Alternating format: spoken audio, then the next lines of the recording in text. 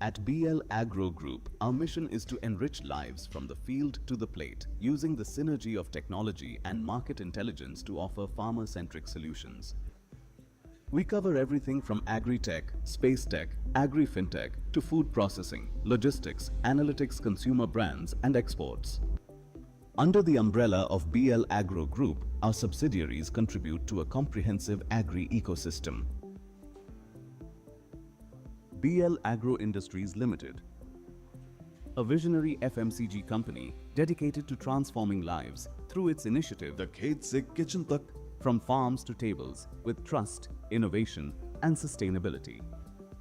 At BL Agro, our mission extends beyond delivering premium food products.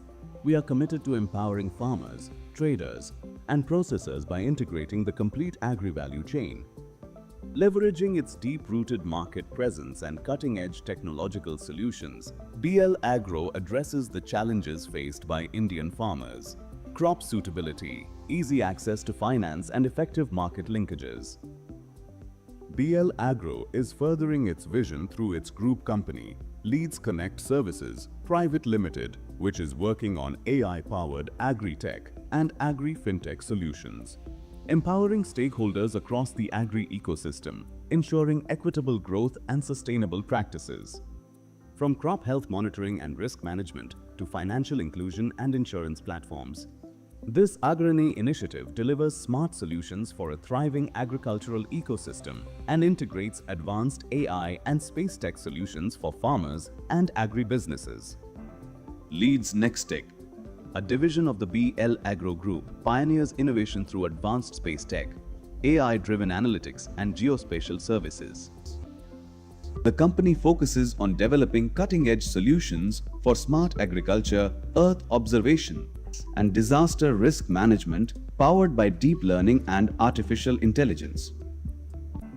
Leads Next Tech also streamlines the import, export, distribution, deployment of third-party software and web-based applications, enhancing efficiency across sectors.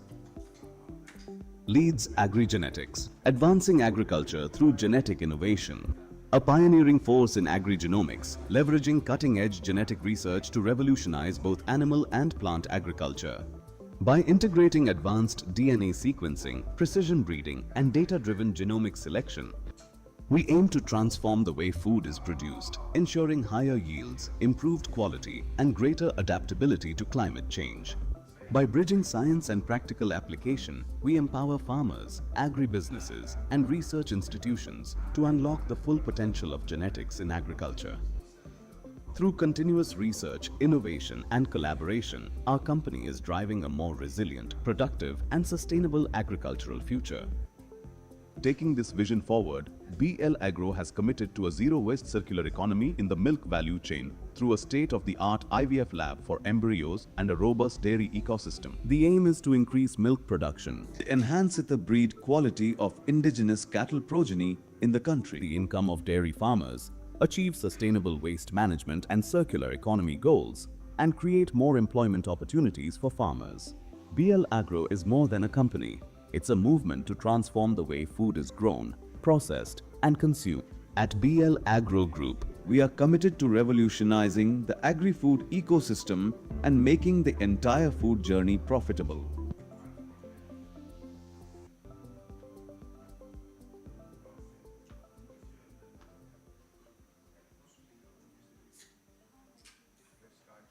At BL Agro Group, our mission is to enrich lives from the field to the plate, using the synergy of technology and market intelligence to offer farmer-centric solutions.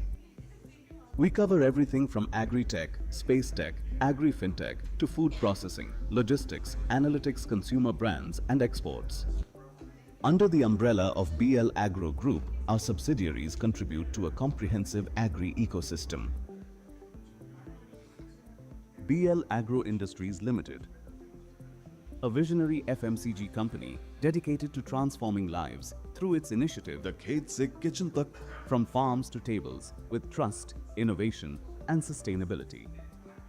At BL Agro, our mission extends beyond delivering premium food products. We are committed to empowering farmers, traders and processors by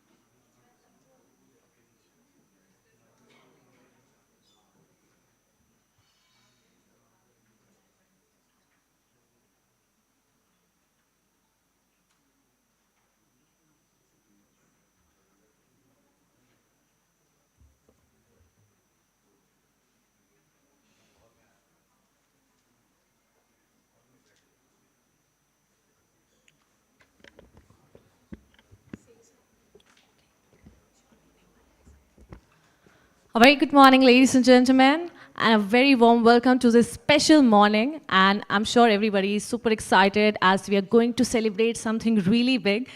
And this is a very special day for not about our nation, but about India as well as Brazil. And we are going to begin with the session very, very soon. So I request everyone, especially people at the back, to please take your respective seats. Please be comfortable so that we can start this session very, very soon and see the beautiful collaboration between two nations. And a lot more is going to happen in this session today. So everyone get ready for this amazing and a beautiful morning to get started with. And we will now get started in next 2 minutes. So we request you to please take your respective seats. Thank you.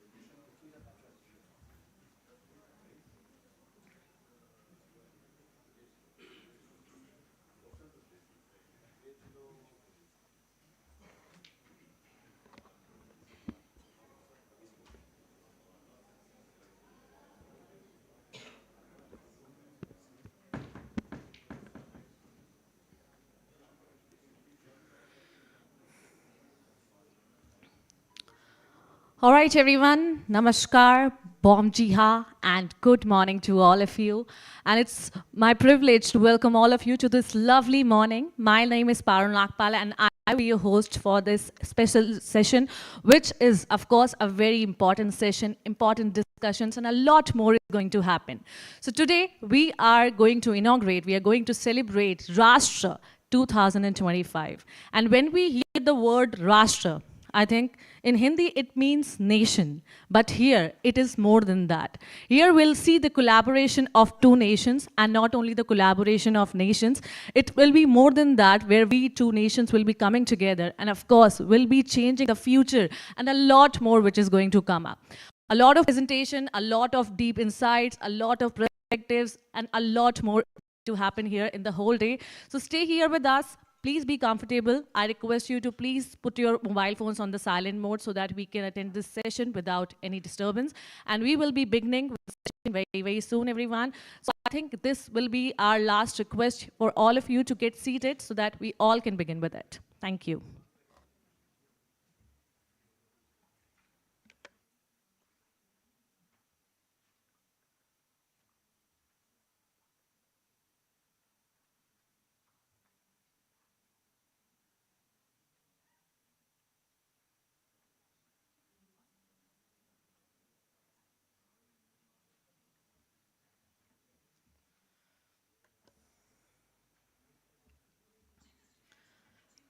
So we were discussing about Rashtra and the collaboration between India and Brazil.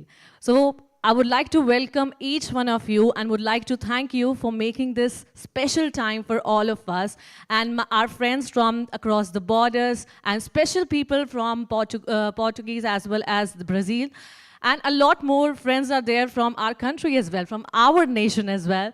So yes, this is going to be a beautiful collaboration, and we are so, so happy to announce that after this, I think after this launch, this day will be now called as the Friendship Day between India and Brazil. And that becomes a very prestigious and special occasion for our country as well.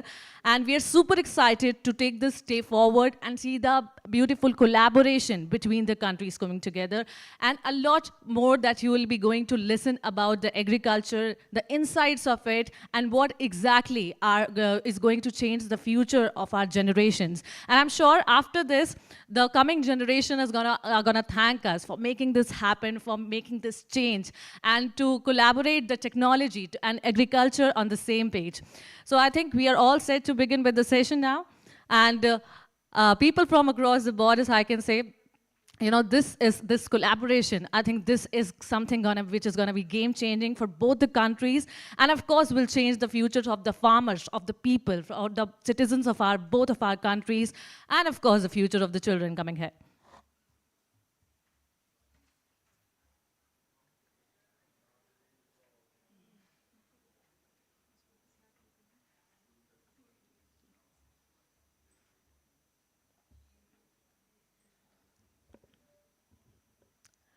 And I have almost welcomed everyone, but of course, we cannot forget the most important people, the most important, that part of our country who always helps, who works so, so hard all over the year, so that people like us, the common people, the citizen of India, can sit comfortably at home and eat those special grains which has been made with a lot of practice and a lot of hard work, of course. So I would like to welcome all the special members that are the farmers of our country, and I would like to thank them for making each and every moment so easy for us, so convenient for us. So I would request all of you to make a huge round of applause for all yourself, and let's start with this beautiful morning. Let's begin with the collaborations and a lot more. Let's make the relationships. Let's make the beautiful bond together so that, of course, we can change our tomorrow. Okay, we are here at the Rashtra 2025, which is Risk Analytics Seminar heralding the transformation of agriculture here at the iconic Bharat Mandapam. Rashtra here is more than just a name. In Hindi, it means, as I said, nation, but to me, I would say it also means the collective strength. And if we listen it carefully, the very name of this seminar tells its own story. So it is about the risk analytics that turns challenges into opportunities, about a seminar where ideas grow like seeds, and about heralding transformation, because agriculture, the oldest form of the human practice, must now become the most forward-looking of the human missions. And ladies and gentlemen, I would like to welcome our chief guest here. Can we have a huge round of applause for our chief guest, Shri Ravindra, IAS, Principal Secretary, Department of Agriculture, Government of Uttar Pradesh. We would like to thank you, sir, for making out this time, and we would like to welcome you to this auspicious occasion of Rashtra 2025.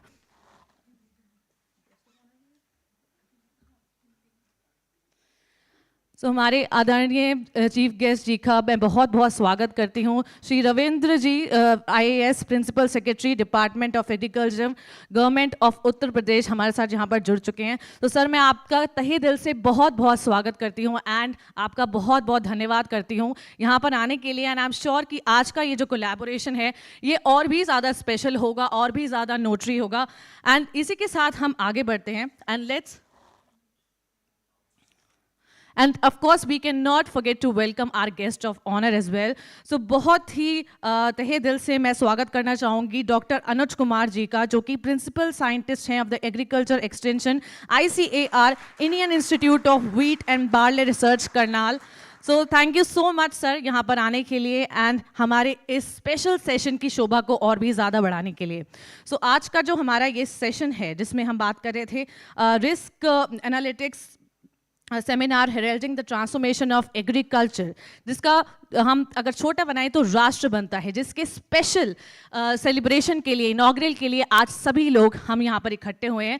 And आज का जो ये mission है ये shape करेगा through inspiring sessions, जिसमें sessions होने वाले हैं इन सारे सेशंस के जो नाम है ये भी बहुत ही स्ट्रॉन्ग वर्ड्स हैं. अगर मैं देखूँ तो शक्ति, जिसको हिंदी में हम बोलते हैं पावर, दोस्ती जिसको हम बोलते हैं फ्रेंडशिप, जो कि आज हम एक बहुत ही खूबसूरत कोलैबोरेशन की तरह देखने वाले हैं, और देवी जो कि सिंबलाइज करता है गॉडेस को. हमारी ऑफ कोर्स देवी जिनकी हम नवरात्रे चल रही हैं तो उनके दिन भी चल रहे हैं. सो शक्ति यहाँ पर which is that celebration of holistic analytics and knowledge sharing. दोस्ती जो कि रिमाइंडर है दैट फ्रेंडशिप ड्राइव्स इनोवेशन. देवी जो कि सिंबलाइज करता है creative power that nurtures and sustains life. And यहाँ पे हर एक नाम जो कि साइंस एंड सोल दोनों को रिप्रेजेंट करता है, बिकॉज ट्रू चेंज, एक असली चेंज तभी आता है only when it is human. जबकि हम ह्यूमन लेवल पर एक सोचते हैं उसके बाद जो हम चेंज लेकर आते हैं, तो मुझे लगता है कि तब जो कि है हम असली चेंज हमारे देश में भी ला सकते हैं. And this landmark international hybrid seminar is dedicated to exploring the role of technology, innovation, and space tech AI, ladies and gentlemen, in advancing solutions for food security, climate smart agriculture, nutrition, value chain complexities, dairy and the cattle genetics across the border. The global food and agriculture sector is navigated unprecedented challenges: rising population growth, climate change, induced disasters, land degradation, and mounting complexities in productivity and nutrition. Against this backdrop, Rashtra 2025 is conceived as an international hybrid seminar to engage academia, industry, policymakers, innovators, and global delegates in charting solutions for resilient agriculture and sustainable food systems. And as we celebrate the Indo-Brazil Friendship Day today as well, we honor two vibrant nations coming together. And जैसे कि हमने बात की कि आज दो nations का, दो राष्ट्रों का मिलन होने जा रहे हैं. And ये जो मिलन है वो बहुत ही ज़्यादा special होगा, because this is to protect our planet, our food, our people, and to grow in harmony. And as the Brazilian writer Paulo Coelho, he says, when we love, we always strive to become better than what we are. So our collaboration is an act of love for the earth, our farmers, and of course for our future generations as well. And Leads Connect की मैं बात करूँ, so Leads Connect जो है embodies this spirit. Its flagship solution, Agrani, a pioneer in value chain analytics and risk advisory, is now being adopted by the partners in Brazil and Portugal, and supported by pioneering research collaboration with IIT Kharagpur, ZALF in Germany, and Fino Inspect under the Indo-German Science and Technology Center. Agriculture here is not just about crops, ladies and gentlemen, it's about the courage. It is about standing up to climate change, building resilience, and feeding billion with hope as well as the great.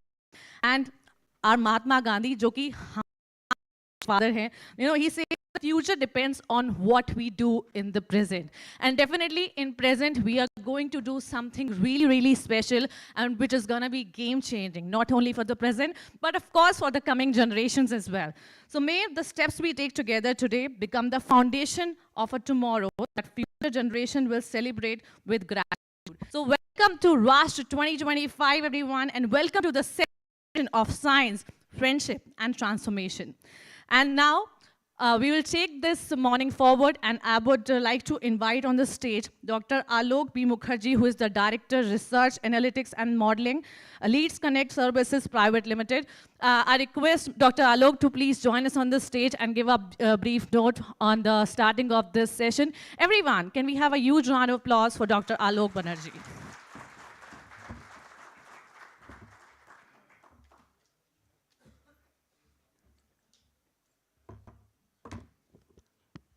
Firstly, good morning, respected dignitaries and all the guests.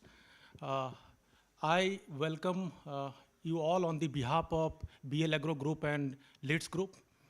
As you just heard, that today we are going to celebrate the Rashtra event, which is a scientific seminar, and many sessions will be a part of this, the entire scientific seminar, like as she mentioned, we're starting with Shakti, which is seminar on holistic analytics, knowledge and transfer intelligence, and then Dosti, that is developing opportunity and strengthening the technological innovations, followed by Devi, that is developing India, research and innovation for India.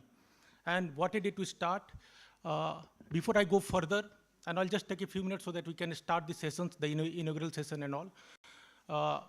I wish all of you very happy and blessed Navaratri, and what a day. Today is the 5th day of Navaratri, and this day we celebrate for Mother Mata, and which actually watches over the Visuddhi Chakra. That means she takes care of the power of communication and expression. And today we are celebrating, and today we are trying to show that what we as a group tried, built for the society, are trying and will be trying in this our journey. The entire session has only one message, that everything that we have tried in past or are trying and will be trying, it has only sole focus, it has only one goal, that what kind of impact we can create on the ground. So in the technical sessions, we'll go into the details. So for now, I would like to put into this opening remark. I would like to welcome you all, and I would like to request you that please stay with us till the last moment of this seminar. You will see that the things that we developed, not just solution in the context of some models or something, full-fledged end-to-end solutions for this society, and the things that we have deployed. So we'll show that actually what kind of impact we have created. There are many farmers and many practitioners for whom we have developed the solutions and created impact. They are with us. So very soon in the technical sessions, we will go into the details. Thank you so much. I again, on the behalf of BL Agro Group and Leads Group, welcome you all. Thank you so much.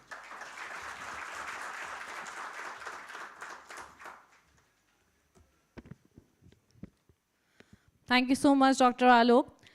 And now, ladies and gentlemen, it's time for a very special occasion already, because we are going to inaugurate the Rashtra 2025. And for this special moment to celebrate with, मैं चाहूँगी कि हमारे आदरणीय chief guest ji Shri Ravindra IS ji, principal secretary department of agriculture government of Uttar Pradesh, हमें stage पर join करें.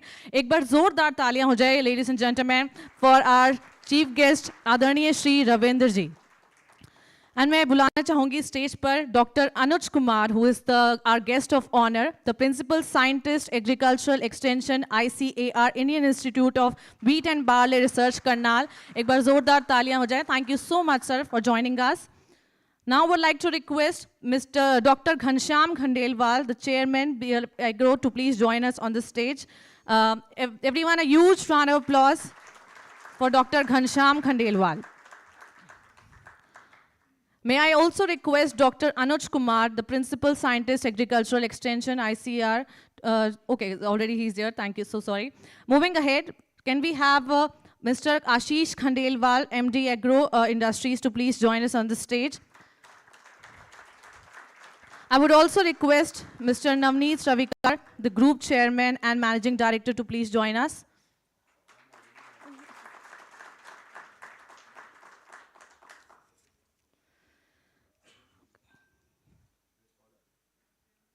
And of course, we cannot forget to call Dr. Alok B. Mukherjee, the Director, Research, Analytics and Modeling, Leads Connect Services Private Limited. Everyone, once again, can we have a huge round of applause for Dr. Alok B. Mukherjee?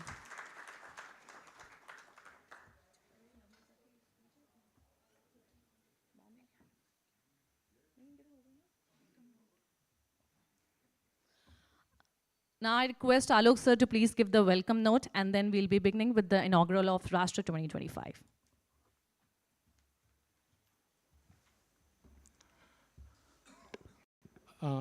Again, I would like to welcome the respected dignitaries on and off the dais. And today, we are going to celebrate Rashtra, an effort to create true impact on the ground. When we started this journey, so we have only one aim, that in what way actually we can touch the lives of farmers, in what way we can touch the every aspects of the agro ecosystem, and what kind of solutions that we develop in one place can be upscaled to entire India and then at the global level, and to make the India a very, very strong India, and not just because we believe in the philosophy of Vasudhaiva Kutumbakam. So the world is one family, so any solution that can be upscaled to every part of this world.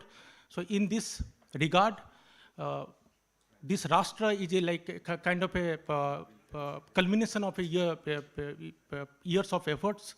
And today we are standing here with so many solutions, with so many products. And we'd like to go into the details, as I mentioned, in the technical sessions. So from here on, I would like to request our respected MD, sir, Navneet sir, to carry forward and guide us for the following day. Thank you. Thank you so much.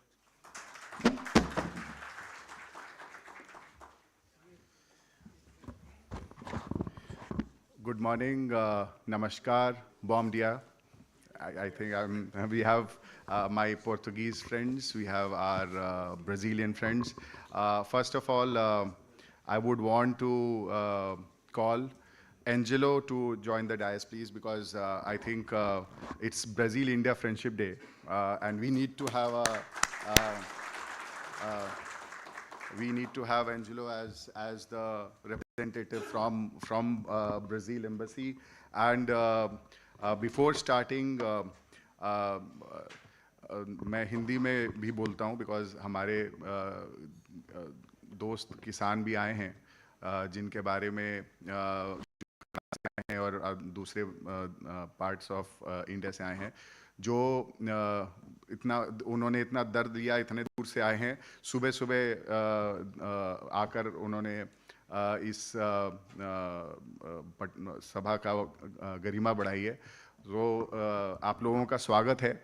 और मुझे ऐसा लगता है कि किसानों के बिना ये हमारा जो सेमिनार है और ब्राज़ील इंडिया फ्रेंडशिप डे है उसका सही तरीके से उद्घाटन और सही तरीके से उसका एंडिंग नहीं हो सकता है। आप लोग और हमारे जो किसान हैं उनका इस संदर्भ में अंडरस्टैंडिंग होना और उनका हमारा टेक्नोलॉजी समझना बहुत ज़रूरी है। और ये समझना कि इस टेक्नोलॉजी से हम किस तरीके से अपने किसानों को सही तकनीक बताएं जिससे कि हमारा जो पैदावार है और हमारा जो इनकम है, हमारे किसानों का जो इनकम है वो बढ़े और वो सशक्त बने और उन्नत बने। इसके लिए ये ज़रूरी है कि हम एक दूसरे से और बातें करें। हमारी बाहर बात हो रही थी मीडिया से, तो उन्होंने हमसे पूछा कि हमें क्या करना चाहिए अगर ब्राज़ील इंडिया इंटरेक्शन हो रहा है तो क्या होना चाहिए और क्यों होना चाहिए। तो हमने यही बताया कि ब्राज़ील इंडिया फ्रेंडशिप का मतलब ये है कि ब्राज़ील इंडिया की तकनीक है ब्राज़ील की और इंडिया की, वो एक दूसरे में कैसे समन्वय हो, एक साथ काम करें और एक दूसरे के देश को और उन्नत बनाए, किसानों को उन्नत बनाए, और वहाँ से हम किस तरीके से तकनीक को इंडिया में लेकर आएँ, भारत में लेकर आएँ, जहाँ से हम अपने किसानों को ये तकनीक दे पाएँ जिससे कि वो ना केवल खेत में बट ऑल्सो अपने अपने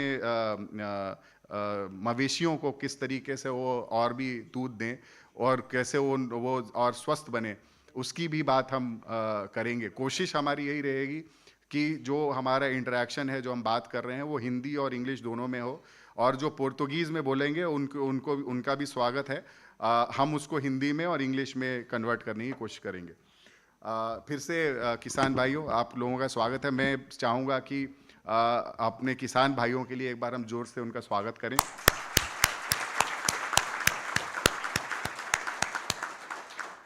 My friends from Brazil, my friends from Portugal, my friends from Africa who have come from Togo, from Tanzania, we welcome you.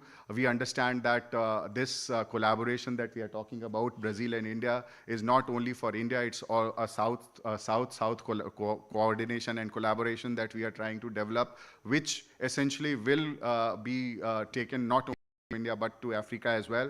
We understand that India and Africa together can create a kind of an ecosystem with Brazil in between to give the fillip of technological collaboration and understanding together so that we can create a good agri ecosystem and specifically food security that we require for the development of both all of our countries, be it India, Brazil, or the Africa continent and the countries in Africa. So we also welcome you, sir. And what we understand is that the way we move forward, I now open Rashtra, the seminar that is going to start. And this juncture, I would want to say that we have, as in Leads Connect has been working with farmers, have been working with technology for last 4 years. We have been working below the radar, under the radar for a long time, and we have been able to develop the technology that we think is now ready to be taken worldwide. We have already done an MOU with Alpana, and we respect and understand that we would definitely be taking this technology to Europe and then to Africa as well. Secondly, the Brazil-India collaboration does not only mean technology. We are basically working with our Brazilian friends to bring germplasm or indigenous ghee, desi ghee को India लाने की का जो हमारा कवायद है, पिछले 2 साल से हम जिस पे काम कर रहे थे, हम अल्टीमेटली उस पे सक्सेसफुल हो गए हैं। और मुझे लगता है कि हम उस टेक्नोलॉजी को, we can take this technology to the people now, and we can now collaborate with the government and state governments together to bring this technology to the common farmers, and we can give a fillip to White Revolution 2.0, and we can essentially help Uttar Pradesh become the Uttam Pradesh that we want to make it basically. And with that, I would want to now felicitate our chief guest, and we can start with the sir. Yeah.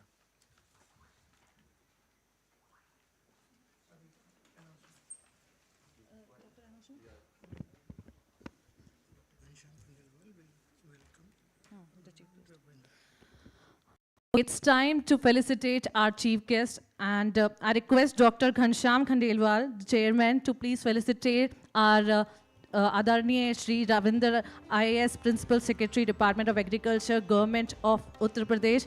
Everyone, एक बार जोरदार तालियां हो जाएं हमारे आदरणीय chief guest के लिए जो यहाँ पर आए एंड इन्होंने हमारी इस स्पेशल सेशन की शोभा को और भी ज़्यादा बनाया।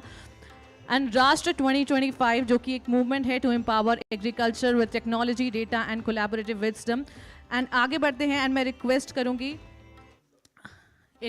मुझे लगता है कि अब थोड़ी तालियां कम हो रही है। Everyone, can we have a huge round of applause.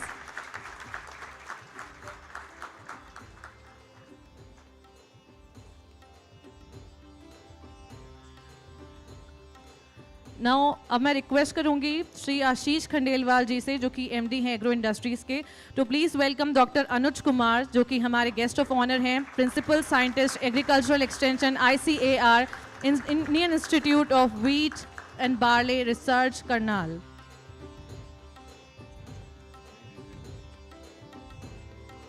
And now I request Mr. Navneet Ravikar to felicitate Mr. Angelo from Embassy of Brazil.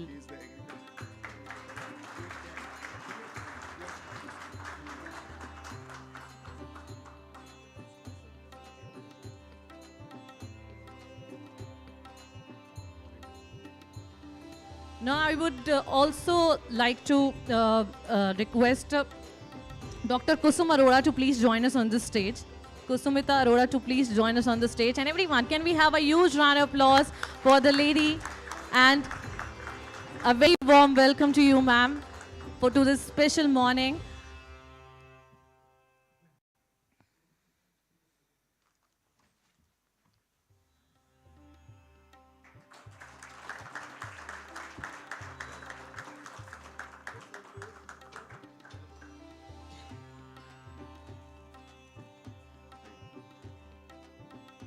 Thank you so much.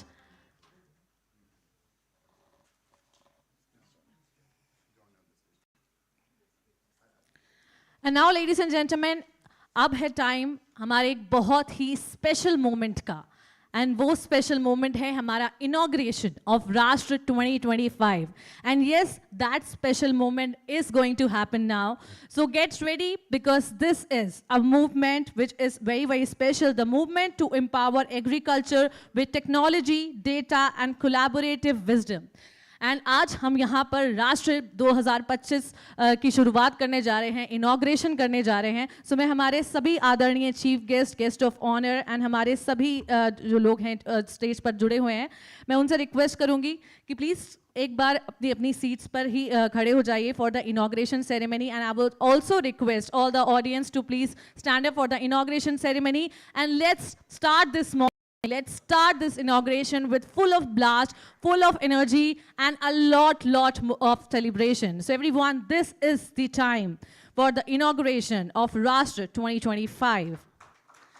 And we have for our Rashtra 2025. So this is Risk Analytics Seminar heralding the transformation of agriculture, which we call Rashtra 2025.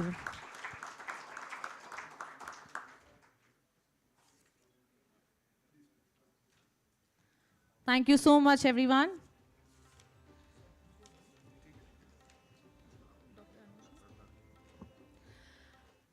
And now I would request Dr. Anuj Kumar, the Principal Scientist, Agricultural Extension, ICAR, Indian Institute of Wheat and Barley Research, Karnal, कि वो यहाँ पर आएँ and हमारे राष्ट्र 2025 के बारे में एक brief note दें. Everyone, can we have a huge round of applause for Dr. Anuj, please?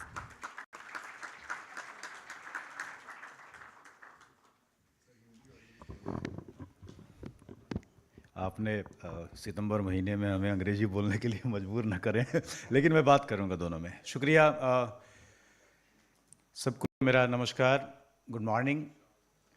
मैं 2 लाइनों से शुरुआत हमेशा करता हूं कुछ ना कुछ, और हम जहाँ भी जाते हैं, चाहे वो आप मंदिर का ले सकते हैं दृश्य या कहीं भी आप सोच सकते हैं, कहते हैं कि तेरे दर पे आने से पहले मैं बड़ा कमज़ोर होता हूं और तेरी दहलीज के बाद कुछ और होता हूँ. So this is an opportunity for me to interact with so many people. I have seen many of the presentation by Alok ji, and one of my one or two FPOs from Karnal, they are interacting with this venture, and there are so many success story I can say. But if you see in agriculture, we have 3 basic domains, sir. One is technology itself. If it has got enough power to drive the farmers. We are always talking about technology pull and technology push. If it is technology push, we are not going to get anything, because we are pushing the technology to the ultimate stakeholder or client. But if it is a technology pull, means technology is pulling everything, then it is going to be very successful. So first, One is technology itself, whether it is foolproof, half-proof, it is going to give any relative advantage to the farmers, whether it in terms of production, productivity, income, whatever you take, any advantage. Nowadays, we are talking about climate change and other things also. So maybe carbon sequestration or carbon credit or other things also. But if you take the second component of the same thing, that is the resources of the farmers. We are always talking, we are a country where 86% of the farmers are in marginal, small, medium category. So any technology, whether it is going to match the resources of the farmers or not, it is really a challenge for all of us, because the holding size is hardly 2.5 acres or 2.5 hectares. So for any technology to make it viable on any small farm, it is a very, very big challenge for all of us. So how we are going to address with these, because the time has come where we have a competitive world, agriculture commodity which we are going to produce, it has to be competitive. Otherwise, you are not going to sustain in the market. And that is what happening with all FPO revolutions. हमारे देश में बहुत सारे FPO बने, more than 10,000 FPOs we have, farmer producers companies and organizations. But the scale of production is required to compete in the market. You need to be very competitive in any global market. So that aspect we are taking care. And any technology which is very cost effective, it will definitely go. On commercial farms, definitely, if it is very costly, I can say, there it will succeed. But if you take larger perspective of 86% of the farmers, so definitely it has to be very, very cost effective. And the third component is that government policies. How Ravindra sir or UP government or central government or any government where we are working is going to partner in any technology venture. Because in Indian conditions, we have so many technologies where we are going for technology push sort of system. We are subsidizing machines, we are subsidizing fertilizers, we are subsidizing even irrigation water also, electricity also. So if government is coming for such good technologies, having digital advantages or digital background, definitely they are going to perform better. So I request whenever we have collaborations, whether it is with Brazil or Portuguese or any country, no problem, it hardly matters. But the problem is when we bring all the sectors, all the stakeholders together, then only the result will be more beneficial and it will automatically go to the farmers. So if technology is costly, then we will go with FPO mode. We will collaborate with government agencies, state government agencies, central government, and this way it will flourish. So the change which is going to be in agriculture and which is going to revolutionize the agriculture, I think, now it is digital agriculture. And everybody is talking about digital agriculture, but still the farmers, their knowledge resources, their time resources, and their other resources, whether they are going to match with us, whether our digital divide or digital gaps are there, how we are going to fulfill it. It is a matter of really concern for all of us, but we are all working, because I am working with farmers, I am an extension scientist, so I have all the domains, science domain as well as social science domain. So understanding the behavior of the farmer when you are going in any of the rural setup, first you have to understand the behavior of the farmer, his knowledge, his attitude, how he behaves. And because of that, in any innovation, we have to look for only 2.5% of the farmers, those who are innovators. First, we have to demonstrate through innovators, then only we can go for early adopter or late adopter or any category of the farmers. We have classified farmers in so many groups. So always we look for innovation and we look for innovators. That's why we can get so many good results also. And because of that, I think Alok ji and his team went to Karnal and we have good friends like Malik Sahab, Tomar Sahab, Sardar Singh ji, and they have given full support to test, test, assess, validate everything, all aspects you can take. And now this technology is foolproof. One day I also requested Alok ji, please come to our office also. We are in a government system, and my institute take care of wheat and barley production across the country. Whatever varieties we release, whatever technology we have, we are demonstrating to the farmers. So how we can save inputs, how we can save seed, how we can save fertilizer, water, whatever resources we have, how we can save with the use of minimum inputs, how we can get maximum output. That is the criteria for any success of any technology. So मैं इतना ही कहना चाहता हूँ, मैं ज़्यादा नहीं बात करूँगा, एक सेशन रिप्रेजेंटेशन भी है, लेकिन मैं इतना ही कहना चाहता हूँ कि कोई भी चीज़ नई आती है तो उसकी सबसे पहले समझ बनानी पड़ती है, और हम कभी भी फार्मर्स के नॉलेज रिसोर्स को ध्यान में नहीं देते हैं। मेरा ये मानना है कि हमने सोच लिया, लेकिन जब हम टेस्ट करने जाते हैं कोई चीज़ उसके सिचुएशंस में, तब हमें पता चलता है कि उसका नॉलेज रिसोर्स बहुत आवश्यक है। हमने कभी भी उसके टाइम रिसोर्स का ध्यान ही नहीं दिया। कभी भी हमने रिसोर्सेज का मतलब सिर्फ यही समझ लिया कि उसके पास पैसे कितने हैं और उसके पास ज़मीन कितना है, बहुत हो सकता है इरिगेशन फैसिलिटीज़ है या नहीं है, but it is a complete package of resources जो हैंडल करता है, कब फार्मर से मिलना है, कब नहीं मिलना है। These are all aspects we must take care when we are working with any technology. Or technology, sometimes it makes changes, sometimes transformation. जब ट्रांसफॉर्मेशन की हम बात करते हैं, जो आज डिजिटल एग्रीकल्चर में हम बात कर रहे हैं, तो समझाना बहुत ज़रूरी है। और जब तक किसान कन्विंस नहीं होता है, क्योंकि 86% की अगर हम बात करते हैं तो इस देश में 14 करोड़ फार्म फैमिलीज हैं, तो निश्चित तौर पे मुझे लगता है कि इसको ध्यान देने की बहुत बहुत आवश्यकता है। चलते चलते 2 लाइनों के साथ समाप्त करूंगा। कहते हैं कि जमी पे घर बनाया है मगर जन्नत में रहते हैं, ये हमारी खुश नसीबी है कि हम भारत में रहते हैं। धन्यवाद।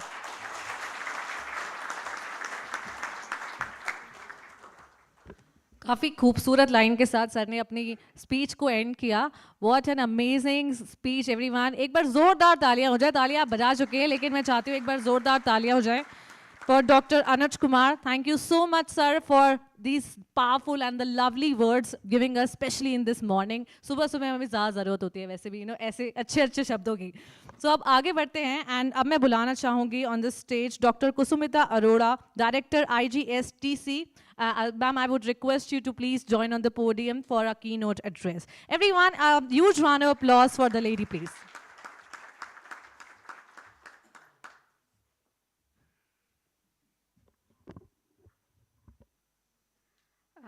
गुड मॉर्निंग, नमस्कार। मैं इस पोडियम में बात करने लायक नहीं हूँ, क्योंकि मैं I am not from the background of agriculture और the background of working long time with farmers, पर मैं personally I am from geoscience background, so that gives me some idea of the intersections where geoscience and society, primarily the mining sector and agricultural sector, work.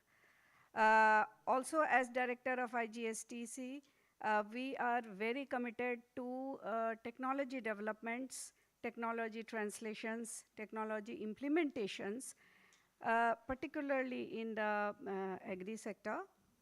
And there are ongoing projects with BL Agro and other partners to test and develop and test these technologies. The one thing which we do all the time in different sectors is risk analytics. This is the main, I understand, the main theme of the seminar today, and risk analytics is an extremely important topic in every aspect of activity today, and particularly in activities where human beings are constantly working with the forces of nature, with the forces of nature on the one hand, and with the forces of human activities on the other. This is something we do all the time. And risk analytics, yes, it depends on the scale. It depends on the spatial scale. It depends on the temporal scale, and how quickly and how fast our basic data, our understanding of the data, our processing of the data is going to help us to do risk analytics better and translate them into mitigational efforts is what is, I believe, the crux of the whole seminar today, and it is an extremely important topic to which I believe we are all committed to within India and abroad, and we have programs where we are specifically collaborating with German counterparts who also face very similar problems. Perhaps the scale is different, the technology level is different, the way farmers are actually working in the farms are different, but the basic risk analytics remain the same. And that is what we see in the projects that we are pursuing these days, and finding the common platforms to have common tools with which risk analytics in the agri area can be addressed. Thank you so much.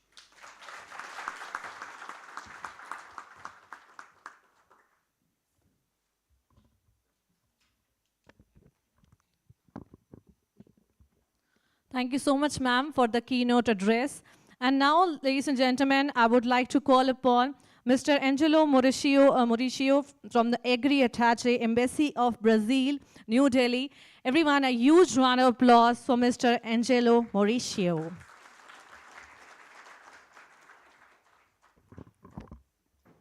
Namaskar, good morning, everyone. My distinguished colleagues here at the dais, Dr. Navneet, thank you very much for this invitation. Before anything, I'd like to congratulate on behalf of the Embassy of Brazil in New Delhi, I'd like to congratulate Leads Connect and BL Agro for putting together such a distinguished audience and to organize this marvelous event that we are having here today. So on behalf of the Ministry of Agriculture of Brazil and the Embassy of Brazil, I thank you very much and congratulate you all for this marvelous opportunity. It's an honor for me to be here and represent the Embassy and the government of Brazil. Today, in fact, is a very happy day for all of us. It's a very auspicious and happy day because today is a day that we acknowledge and we celebrate the importance of agriculture in our lives. Agriculture is a major part of the lives of everyone that lives in this world. And we are celebrating the importance of agriculture and animal husbandry in the lives of all of us, all the families and all of the living beings. Today is also a day that we acknowledge and celebrate the importance of technology in agriculture, because in the face of the challenges that we are seeing these days, there is no way of assuring food security and food for everyone without a great deal of technology and research. So today is a day that we celebrate the importance and the role of technology and research and development in innovation in agriculture as a key tool for us to face the challenges the new challenges that arise. So we are through technology and through research and innovation, we are able to come up with new solutions for old problems and to come up with new solutions for new problems that we are facing right now. Today is also a day for us to acknowledge and to celebrate the brilliant minds and the hard work of all the farmers and all the scientists and all the entrepreneurs that are in India and in Brazil and in fellow countries. So today is also a day for us to acknowledge and to celebrate this hard work and this creative minds that are behind and ahead of all the developments that we are testimonying today. And today, above all, it's a very happy day, and we are also acknowledging and celebrating, as Mr. Navneet said, India-Brazil friendship. So this is, we are in the middle of a program also called Maitri, which is friendship. And today is a day for us to celebrate the friendship that unites us all. And Mr. Navneet and Mr. Rajiv, they are very good friends, personal friends of mine. And we are celebrating this friendship, but above all, the friendship between our two nations, which are coming closer and closer. And we have a lot to do and a lot to work together, and we have many opportunities to explore. We have many things that we can do together, not only these two nations, but the Global South, as you mentioned. So we want to acknowledge this, and we want to celebrate this friendship that unites us historically. Thank you very much.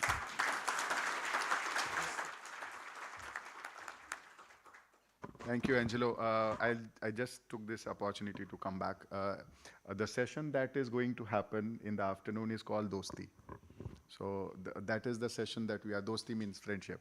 So, and there is an acronym to it. So when we discuss about that, we will definitely be discussing about a lot of things. And essentially today is also important for many things because of, we all have excited friends coming from Brazil whom we would want to, just come out into open as to what we have been doing for the last 1.5 years. And this is essentially a momentous day for us. And in this momentous day and this occasion, Ravinder Singh sir is there to give us, the strength and his blessings and give us his good words about what we have been doing and about what Uttar Pradesh is all about, the agriculture in Uttar Pradesh and how we are going to make Uttar Pradesh into an Uttar Pradesh. Thank you, sir. Please.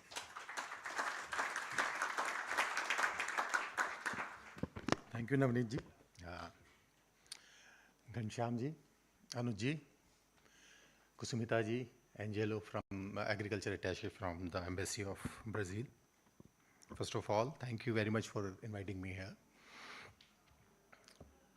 Kusumita ji ne jo shuru kiya tha, you started with saying that you are not supposed to be on this dais because you have very small connection with the agriculture. From that perspective, if you look at it, except for the last 1 year when I am attached with this department, I am working with this department, I have hardly any relationship with the agriculture. So from that perspective, maybe I'm one of the most novices here for the agriculture sector. But those who know Indian administrative structure, our main purpose is to manage the men, manage the organizations, and that is what we consider as our forte. जो हमारे उत्तर प्रदेश के लोग आए होंगे, जो आला उदल को जानते हैं, वो जानते हैं कि शब्दों से आप आदमी को अपनी जान देने तक के लिए भी प्रेरित कर सकते हैं. That you can make a man sacrifice his life by just moving him from his words. So that is something which is the most important thing, because if you see from the time of when we were hunter-gatherers, the first profession that we took after that was agriculture. And that is what made human beings settle down and become a society, become a social animal. And from that time we have been working in agriculture. इतना पुराना समय है जब से हम खेती के बारे में कर रहे हैं. And when we say about science, हम जो हिंदुस्तान है, हमारी जो 4 सबसे प्रमुख धर्म ग्रंथ हैं, the most important religious books that we have, 4 religious books, उनको हम वेद कहते हैं, which literally means to know. And when we look at the root of word science, it means to know. You are trying to know what is around you. So science has been with us for such a long time. We have been trying to understand what we can take better from the nature. The domestication of most of the crops happened because we looked at the crop, we found what is more suitable to us, and then we selected those crops and domesticated them. That's what we have been doing right now also when we are bringing out new varieties. We develop crops, identify which is good for us, and then we use it. So science is an important factor for the development moving forward. I come from a time when vinyl records were gone. They were not a current thing, but we used to use music cassettes. Then came CD players. Then came one technology called Blu-ray technology, and now we are using online music. All technologies which are coming up. As Anuj said, the technology can be of a lot of use, but we have to make it relevant. हमको ये सुनिश्चित करना पड़ेगा कि जिस व्यक्ति के लिए हम टेक्नोलॉजी ला रहे हैं वो उसको समझ आनी चाहिए, उसके काम की होनी चाहिए. If we look at technology around us, maybe this is the most important technology for us today.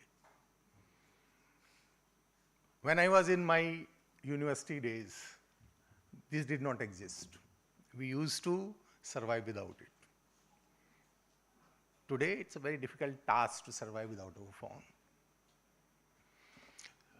So why I gave example of those music technologies, because one of them, Blu-ray technology, was considered to be a very good technology at its time, but it did not survive for long. It was a very small period for which it came.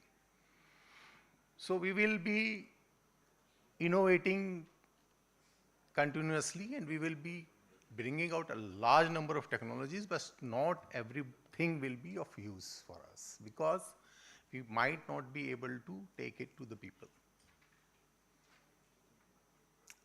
Whenever I go, there are different kind of perspectives in we go and speak.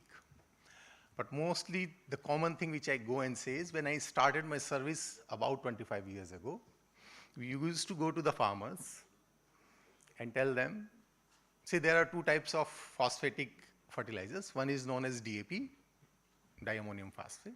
The other one is known as NPK, nitrogen, potash, and phosphate. And the more balanced fertilizer is NPK. Please use it. Don't insist for diammonium phosphate, DAP. 25 years, now I am on the topmost post that a person can have in agriculture. And today when I go in field, speak to the farmers, I tell them, please try to use the most balanced fertilizer, NPK. Don't insist for DAP. 25 years, I am still pushing the same technology, which we believe is a better technology for the farmers.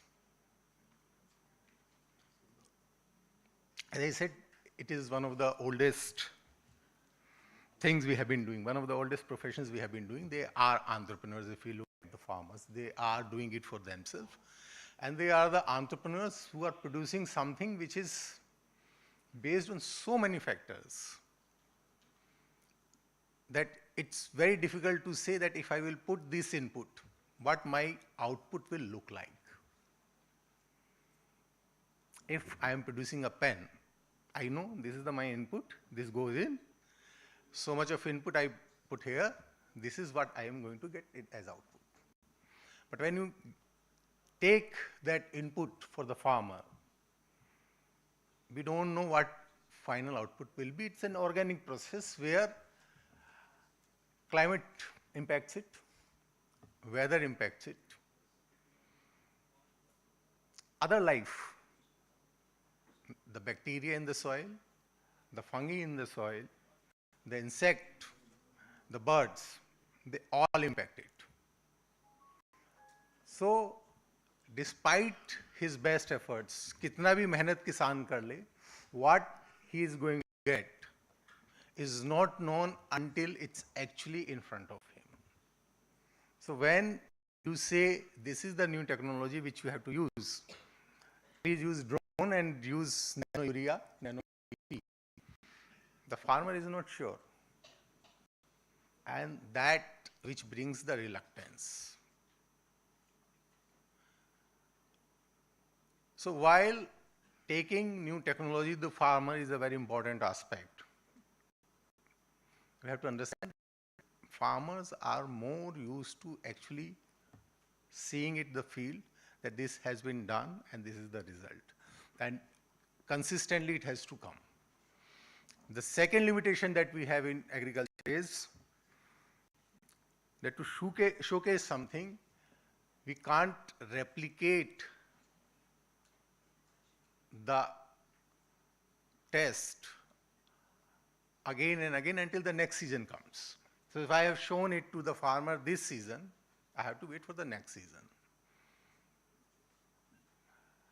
Especially in UP, where Uttar Pradesh, where our seasons are very significantly different from what happens in south of India, where climate and weather remains to a large extent similar.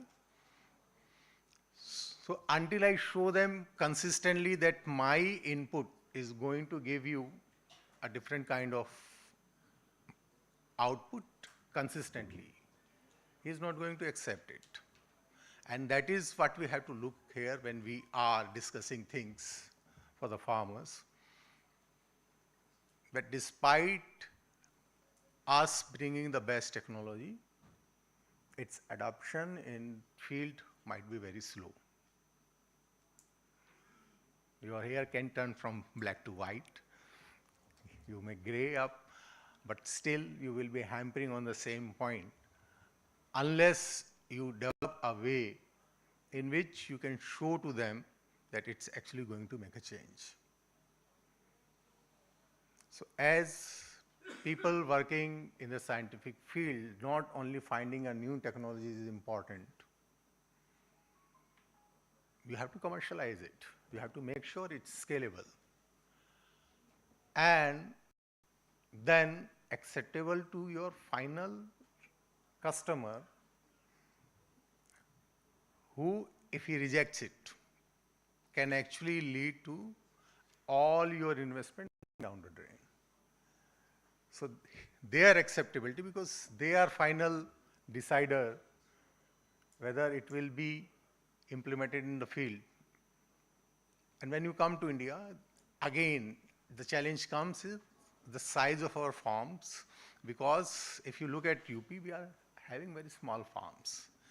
We know that we can use very advanced machinery and increase the production. Our productivity is not best in the world. Maybe somewhere half mark we are producing. So we know if we use certain machineries, do a large scale farming, it will be achieved. But again, as people who understand game theory will know, sometimes the best solution needs the hand of God. We say that the invisible hand of market actually helps us doing that, but sometimes that invisible hand of market is the reason why things are not happening in the most optimal way. So when you have such a large number of farmers working together, a simple solution could be if they can be combined into a cooperative and they can be made to work together, use best technology. But it's most easy said than done, because that is the kind of challenges that we face in agriculture. So our technology should also keep the cultural, the practical, and the social factors in mind, because bringing a technology, like I remember we were interacting with Japanese team and they had a driverless tractor.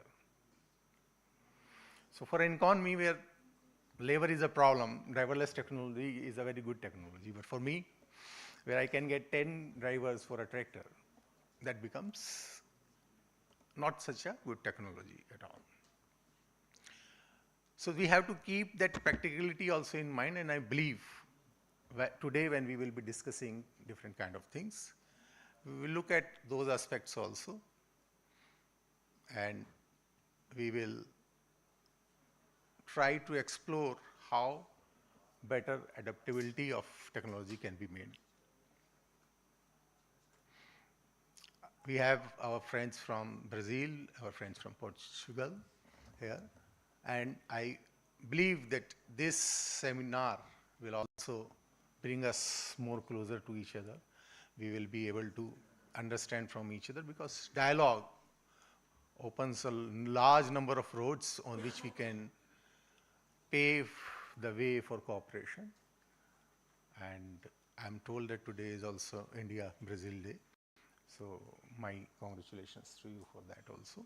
And I believe that from this seminar, we will be able to find a pathway on which we will be able to develop agriculture in India in a much better way. And the most important challenge that we are facing, to increase our productivity in different crops, we will be able to do that. Indeed, horticulture and animal husbandry, and Devenji is here, he is my colleague from the animal husbandry days, are the areas where actually we can unlock the value addition for the farmers, and those are the areas which will be discussed in more detail, and we will be able to contribute significantly from this seminar in the field of agriculture. Thank you very much.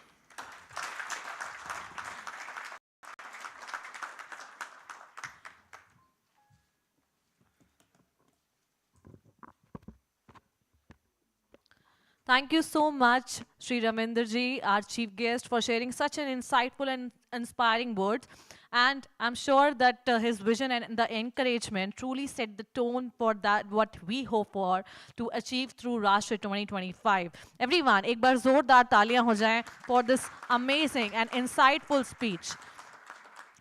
And almost अब हम हमारे पहले session के and पर हैं, पर उसे close करने से पहले मैं बुलाना चाहूँगी doctor Ghanshyam Khandelwal, chairman BL agro group private limited, on the stage for the word of thanks, and we will be then proceeding towards the next session. So everyone, can we have a huge round of applause for Dr. Ghanshyam?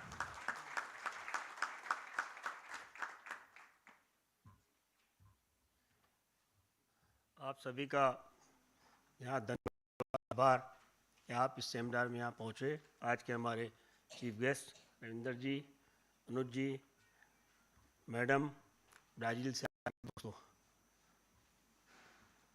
As a BL agro हम पिछले 50 साल से इस agree के business में ही हैं। बहुत विभिन्न चीज़ों से शुरू किया, मैं आपके रेफरेंस के लिए सिर्फ देना चाहता हूँ। तेल के बिजनेस से शुरू किया, बिसात खाने के बिजनेस शुरू किया, तेल के बिजनेस तक पहुँचे। कैसे अवेलेबिलिटी तेल की बढ़े, फूड की बात कर रहा हूँ, कैसे बढ़े, कैसे प्योर तेल मिले, कैसे उसे उच्च गुणवत्ता का तेल मिले, उसके लिए प्रयास किया और एक बेहतर कार्य किया। जैसे जैसे आगे बढ़े, इस हिंदुस्तान में जो तेल की कमी थी, उस तेल चूँकि 60% 70% इम्पोर्टेड आता है, और जो इम्पोर्टेड तेल आता है वो एज इट इज़ खाने योग्य नहीं होता, तो उसके लिए प्रोसेसिंग यूनिट हमने 900 टन की रिफाइनरी यूनिट्स भी लगाई, जिससे तेल प्रोसेस करके अंडर क्वालिटी प्रोडक्ट, अंडर मतलब टू इंश्योरिंग द क्वालिटी, वो हमने मार्केट में दिया। उसके अगले चरण में लगातार पिछले 10 वर्षों से अगर बात करें तो माननीय मोदी जी के आने के बाद ये बात होती रही कि कैसे वो किसान की आय को दुगना करे। हमें भी लगा कि संभवतः जो प्रधानमंत्री महोदय कह रहे हैं उसमें कुछ योगदान हमारा भी हो सकता है। तो how to double the income of farmers. और ये जो अभी आपने प्रॉब्लम बताई कि छोटे छोटे खेत हैं, बहुत सारी हम टेक्नोलॉजी ला रहे हैं, उन टेक्नोलॉजी को हम पुश कर रहे हैं, और पुल नहीं है, ये अपने आप में एक सत्यता है। और इस वजह से वो हमारे यहाँ हर चीज़ तो बढ़ी, हमारे यहाँ इंडस्ट्री बढ़ी, हमारे यहाँ टेक्नोलॉजी बढ़ी, हमारी IT बढ़ी, और बहुत सारे क्षेत्रों में हम कामयाब हुए। लेकिन जो किसान था वो जहाँ था संभवतः वहीं रह गया। इसलिए एज ए BL एग्रो हमने सोचा कि क्यों ना अब अब हम ऐसा कुछ कार्य करें जिससे कि किसानों का जो आय है उसमें कुछ वृद्धि हो। उसके लिए हमने लैब्स बनाई, ऑयल टेस्टिंग की बात की, बाकी जो टेक्नोलॉजी उनको चाहिए वो हमने डिस्ट्रिक्ट स्तर पर उनको बरेली स्तर पर देने की चेष्टा की। बहुत ज़्यादा कामयाब नहीं हुए, बहुत ज़्यादा हमें लगा नहीं कि किसान उत्सुक हैं। हमारे नवनीत ने इंश्योरेंस कंपनी ऐसी इंश्योरेंस की पैकेज बनाए जिससे किसानों को हम इंश्योरेंस दे सकें, किसानों को हम उनकी ज़रूरत का जो फंडिंग कर सकें, किसानों को हम जो ज़रूरत की बीज है या जो ज़रूरत के उनको फर्टिलाइजर्स हैं वो दे सकें। हमने उस पर भी काम किया। तो इस प्रकार से हम किसानों के बीच में गए, तब ये पाया कि किसान सिर्फ किसानी करके ही बहुत कुछ पा सकेगा या उसका जीवन स्तर बढ़ जाएगा, ऐसा है नहीं।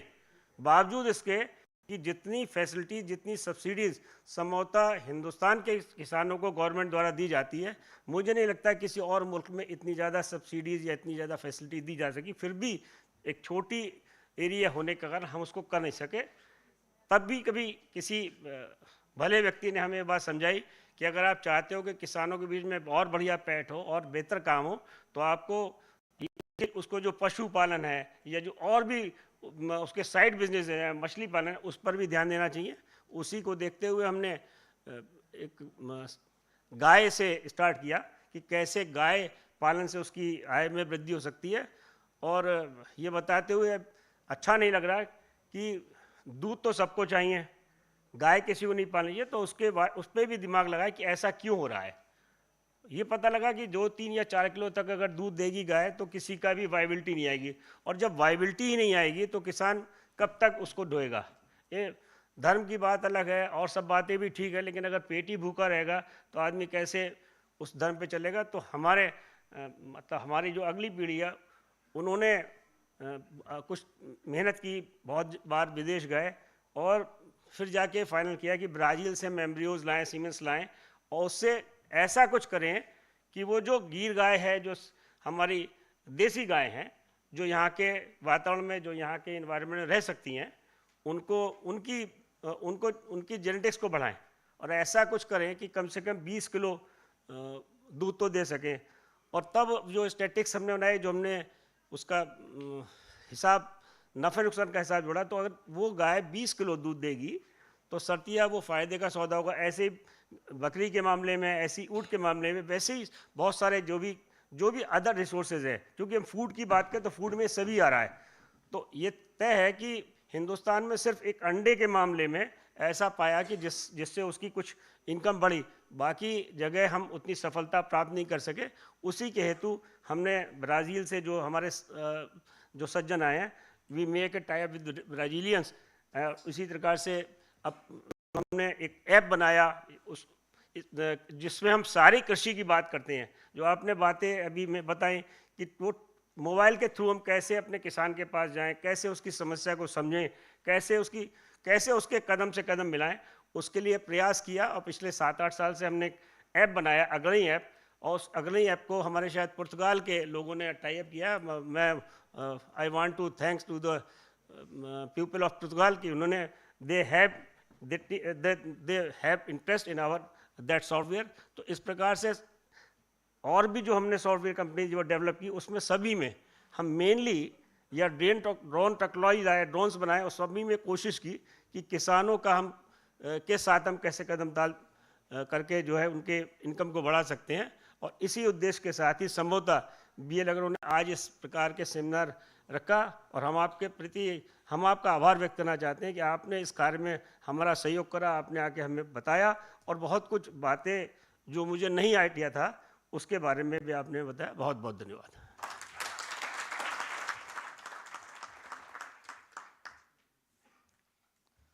I would like to thank Dr. Ghanshyam Khandelwal for these amazing words. And now, ladies and gentlemen, we are at the end of this session. And before we end the session, it's time to felicitate our esteemed guest, our honorable chief guest and guest of honor. And for the same, I would request Dr. Ghanshyam to please felicitate, first of all, our honorable chief guest, Sri Ravindra IAS, Principal Secretary, Department of Agriculture, Government of Uttar Pradesh. We are representing the memento of Kam Dhenu to all our chief guests and the esteemed guests. Everyone, a huge round of applause.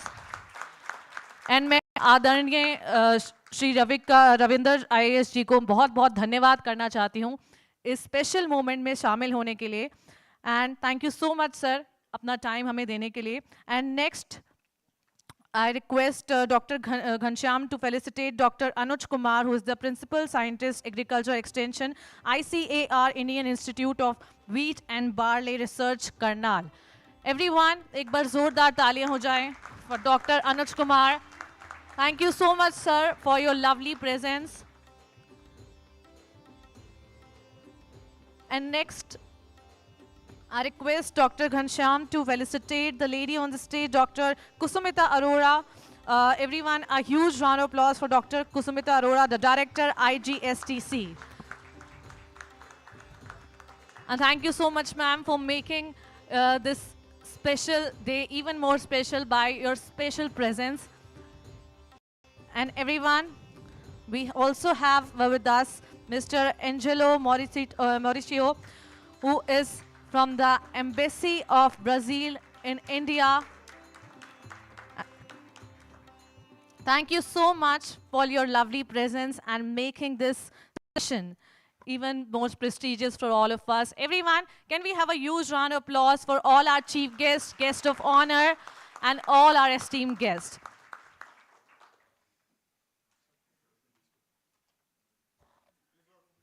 We request a group photograph for all our guests.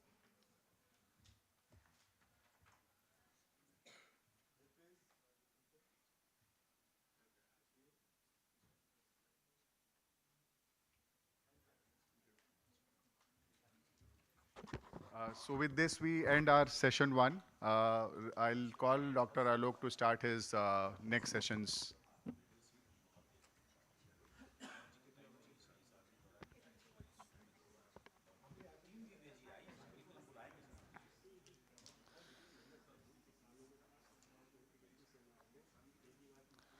Okay, ladies and gentlemen, it's time to begin with our next session of this day. And this session is named as Shakti. I would like to thank all our guests, all our chief guests for marking the presence. And everyone, that was a beautiful session 1. And now is the time to finally begin with another session of this day.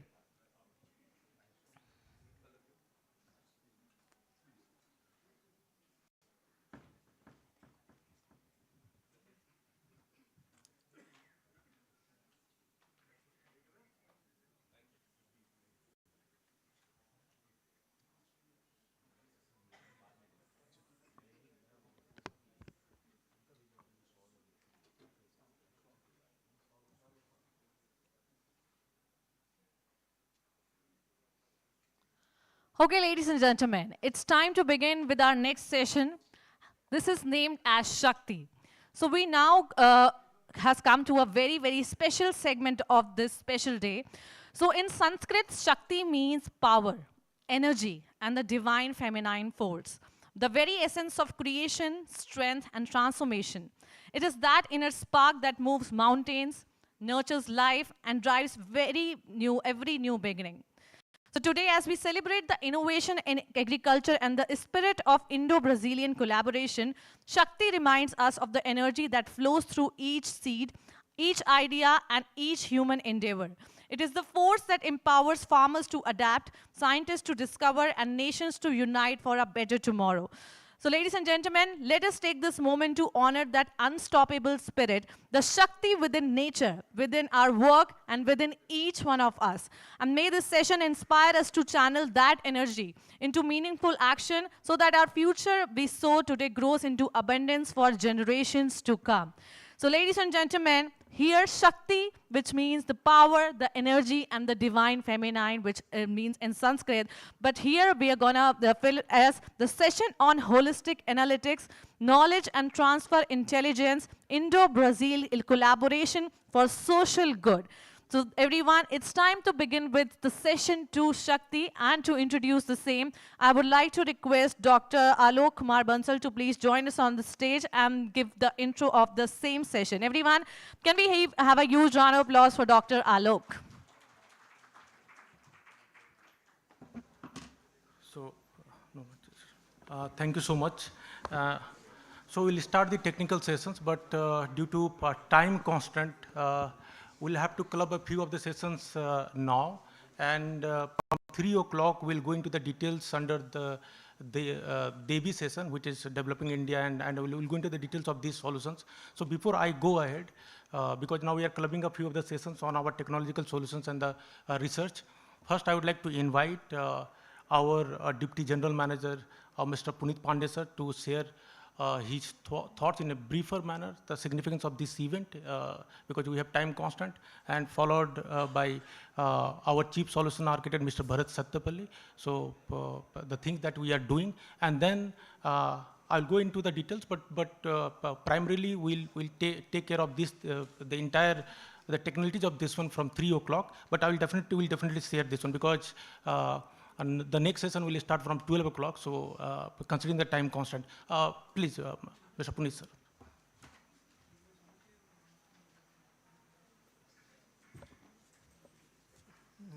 Thank you, Dr. Alok.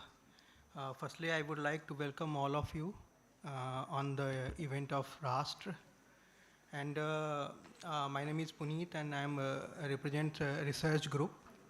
So, firstly राष्ट्र जो है for me मेरे लिए it's a part of a journey. जैसे कि अभी सभी कुछ डेलीगेट्स ने कहा कि हमें ग्राउंड को कॉन्सेप्ट के साथ और टेक्नोलॉजी के साथ कनेक्ट करना एक बड़ा ही मेजर प्रॉब्लम रहा है. तो मैंने ये देखा है कि ये जो जर्नी रही है हमारी टीम की, कि जो शुरुआत हुई 2018-19 से लेके, तो उसमें सबसे बड़ा मेजर चैलेंज हमारे लिए था कि सबसे पहले डिसाइड करना कॉन्सेप्ट्स, और फिर कॉन्सेप्ट्स को प्रोसेस में कन्वर्ट करना, और उस प्रोसेसेस को फिर ज़मीन तक ले जाना और किसान तक ले जाना. और इस पूरे इकोसिस्टम को बड़ी ही अच्छे से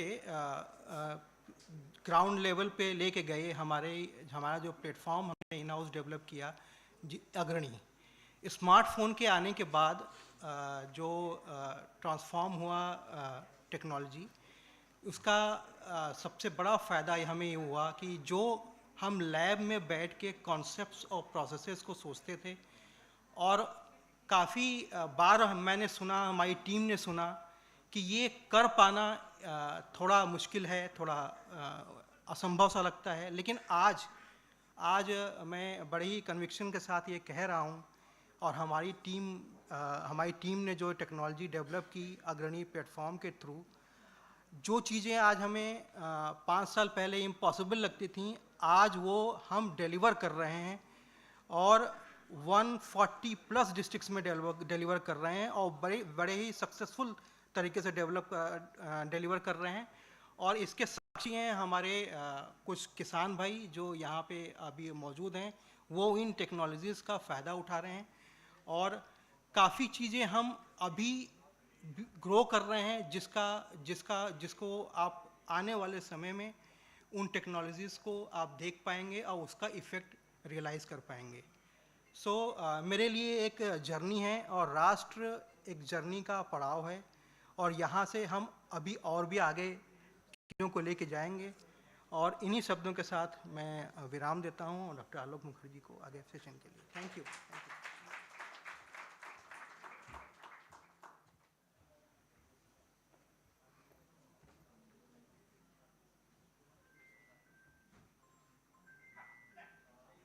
So, good morning, everyone.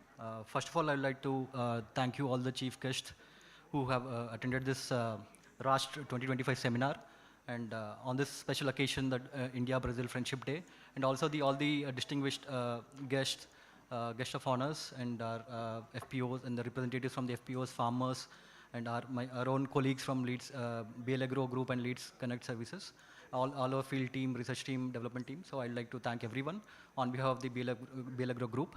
And before getting into the technical details, I just wanted to give a brief about the journey. Leads Connect, so as a subsidiary of BL Agro Group, as Sir Ganesham sir mentioned and Navneet sir mentioned. So we were working in agriculture and agri-business domain, and then we were dealing with farmers, all the agri stakeholders, manufacturers, being a leading oil manufacturer in the country. So understood that creating impact on the ground, addressing the challenges of the farmers and all the stakeholders is very much important to create the impact, and also enhance the livelihoods of the farmers and create a very sustainable and profitable agri ecosystem. So that's when the research started through the company Leads Connect Services as a group company. So we started engaging with all the stakeholders, right from farmers, financial institutions, understanding the fintech interventions, the role of fintech interventions in the agriculture and agribusiness. The research started. Also, the core research in terms of the systems approach, everyone is facing globally the climate change, the impact of extreme weather events on the agriculture and the environment. So keeping these things in focus, we came up with this product, Agrani. So it's agriculture and disaster risk analytics using Next Intelligence platform. So the main 3 challenges which we are addressing with this Agrani is, first, ensuring food security and nutritional security across the country, in fact, the global scale.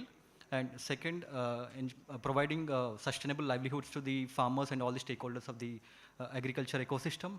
And third, maintaining the environmental sustainability through addressing the disaster and climate extreme weather events, the problems. That's why the name Agriculture and Disaster Risk Analytics using Next Intelligence platform.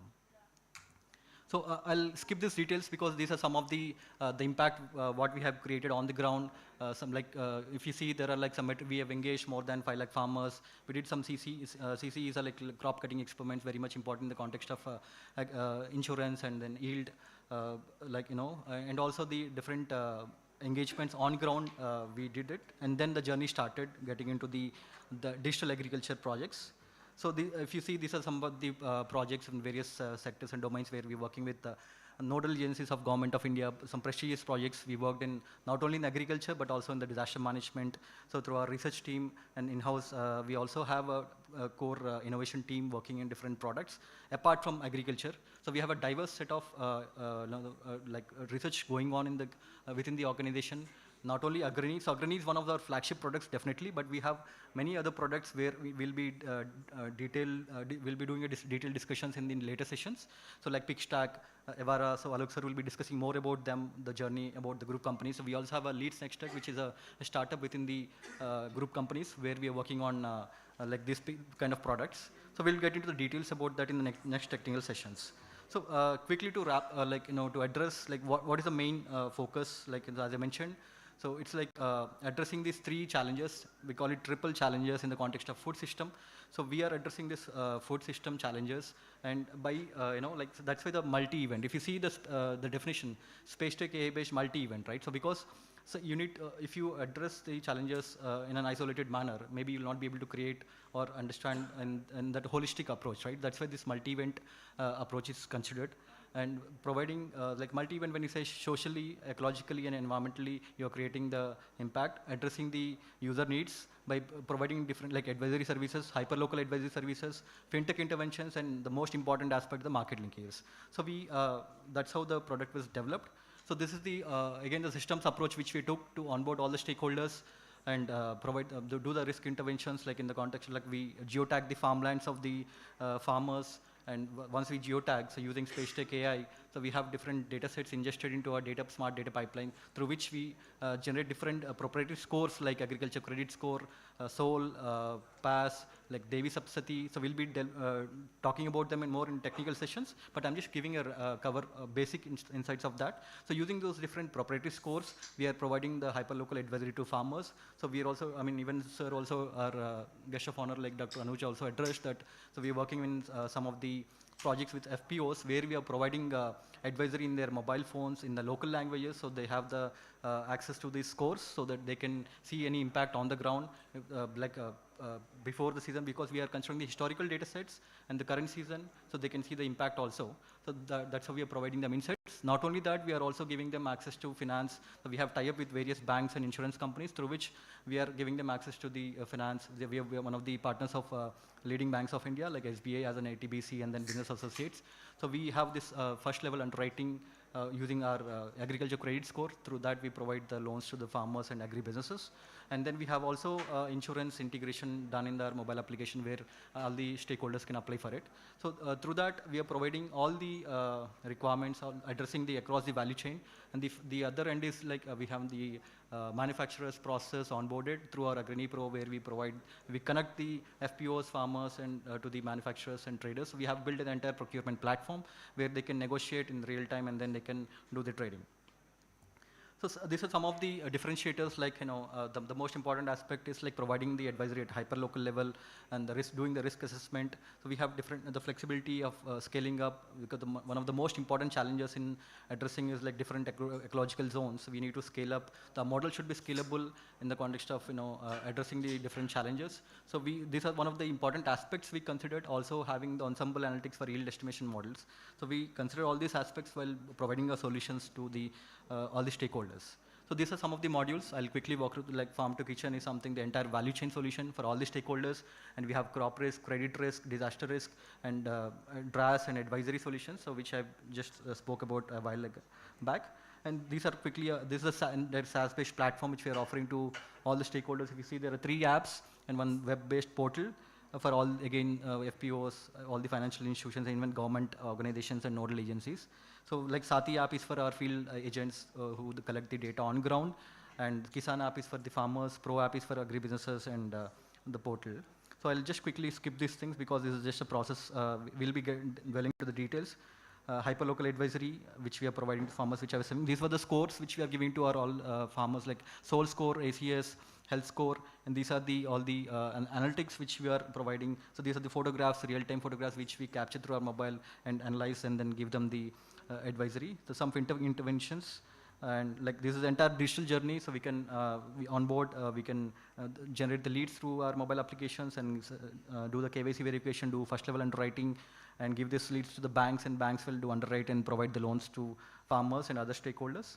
And so this is like, again, for not only for farmers, but also the agri-businesses who wanted to set up the processing units, who wanted to take agri-business loans, or like harvester loans or post-harvest loans. That is also possible. And this is the insurance, like we have all the insurance, like cattle insurance, livestock insurance, and like health insurance. Not only just the crop related, but also the entire livelihood of the farmers can be addressed with through this insurance module.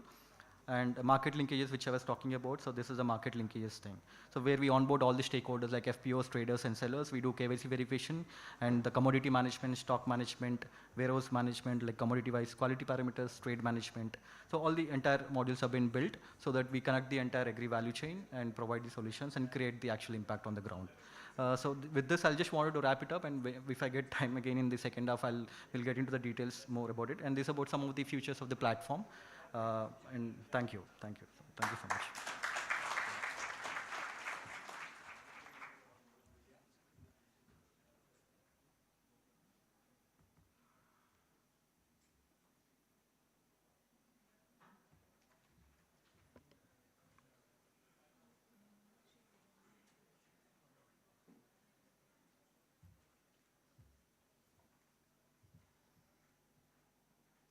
Everyone, can we have a huge round of applause for Mr. Bharat Sethupathi, please?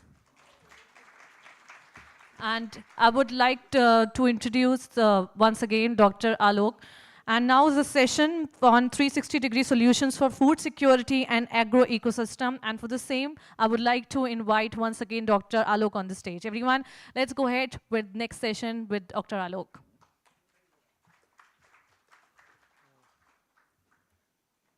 So I will not take much time, but I will try to provide the entire story of this journey of Leads Group, and what were the regions of technological interventions, what kind of research and development we did and implemented on ground. So because there is time constraint, so I'd like to keep it very, very brief. Actually, what happened, we started our journey through kind of isolated areas in the agricultural value chain. this country has around 130 agrometeorological zones and around 20-25 agroecological zones. It means the thing that we develop for this region may not be effective for other regions if we don't take care of the local complexity and all. So that forced us to adopt the system science approach because without that it's not possible. So as I mentioned that I'll go into the details from in the Devi season. So just I would like to explain that what kind of interventions we actually did. Now what happened when we understood that one of the most important roadblock to implement effective solution on ground is to connect all the dots in the agri value chain. This means I'm saying from the perspective of technology also, from the policy making purpose also, and from the implementation purposes also. It means to onboard all the stakeholders on the platform first. It means from the input side to the output side, analytics at the farm level, risk management at the hyperlocal level. These things should be there. 360-degree understanding has to be there to all stakeholders, not just confined to farmers, from the input side also, from the output side also. Next, what happened? When we started going into the details of this one, we understood that if we try to address agriculture in a very isolated manner, so I just want to give one example and then I'll move forward. So if there is a farm and there is stress because of the water or maybe some kinds of ecological or natural hazards in and around of that region, and if we don't consider this, generally we do when we go for the productivity analysis, we go for the alerts and advisory, we take care of the floods, drought, and the water station analysis. So what does it mean? It means farm is an event, and then to take care of that event, we have to take care of the other aligned events. It means this is related to the entire ecosystem approach. So here, before I go further, with all humility, I would like to say that Dr. Kusmita ma'am said that she is from geology and all. So actually, then we went into NatCat also, the climate side and all. So we also try to understand ecosystem dynamics because without considering that one, right now we are talking about NBS, nature-based solution analytics and all, in the context of agriculture also.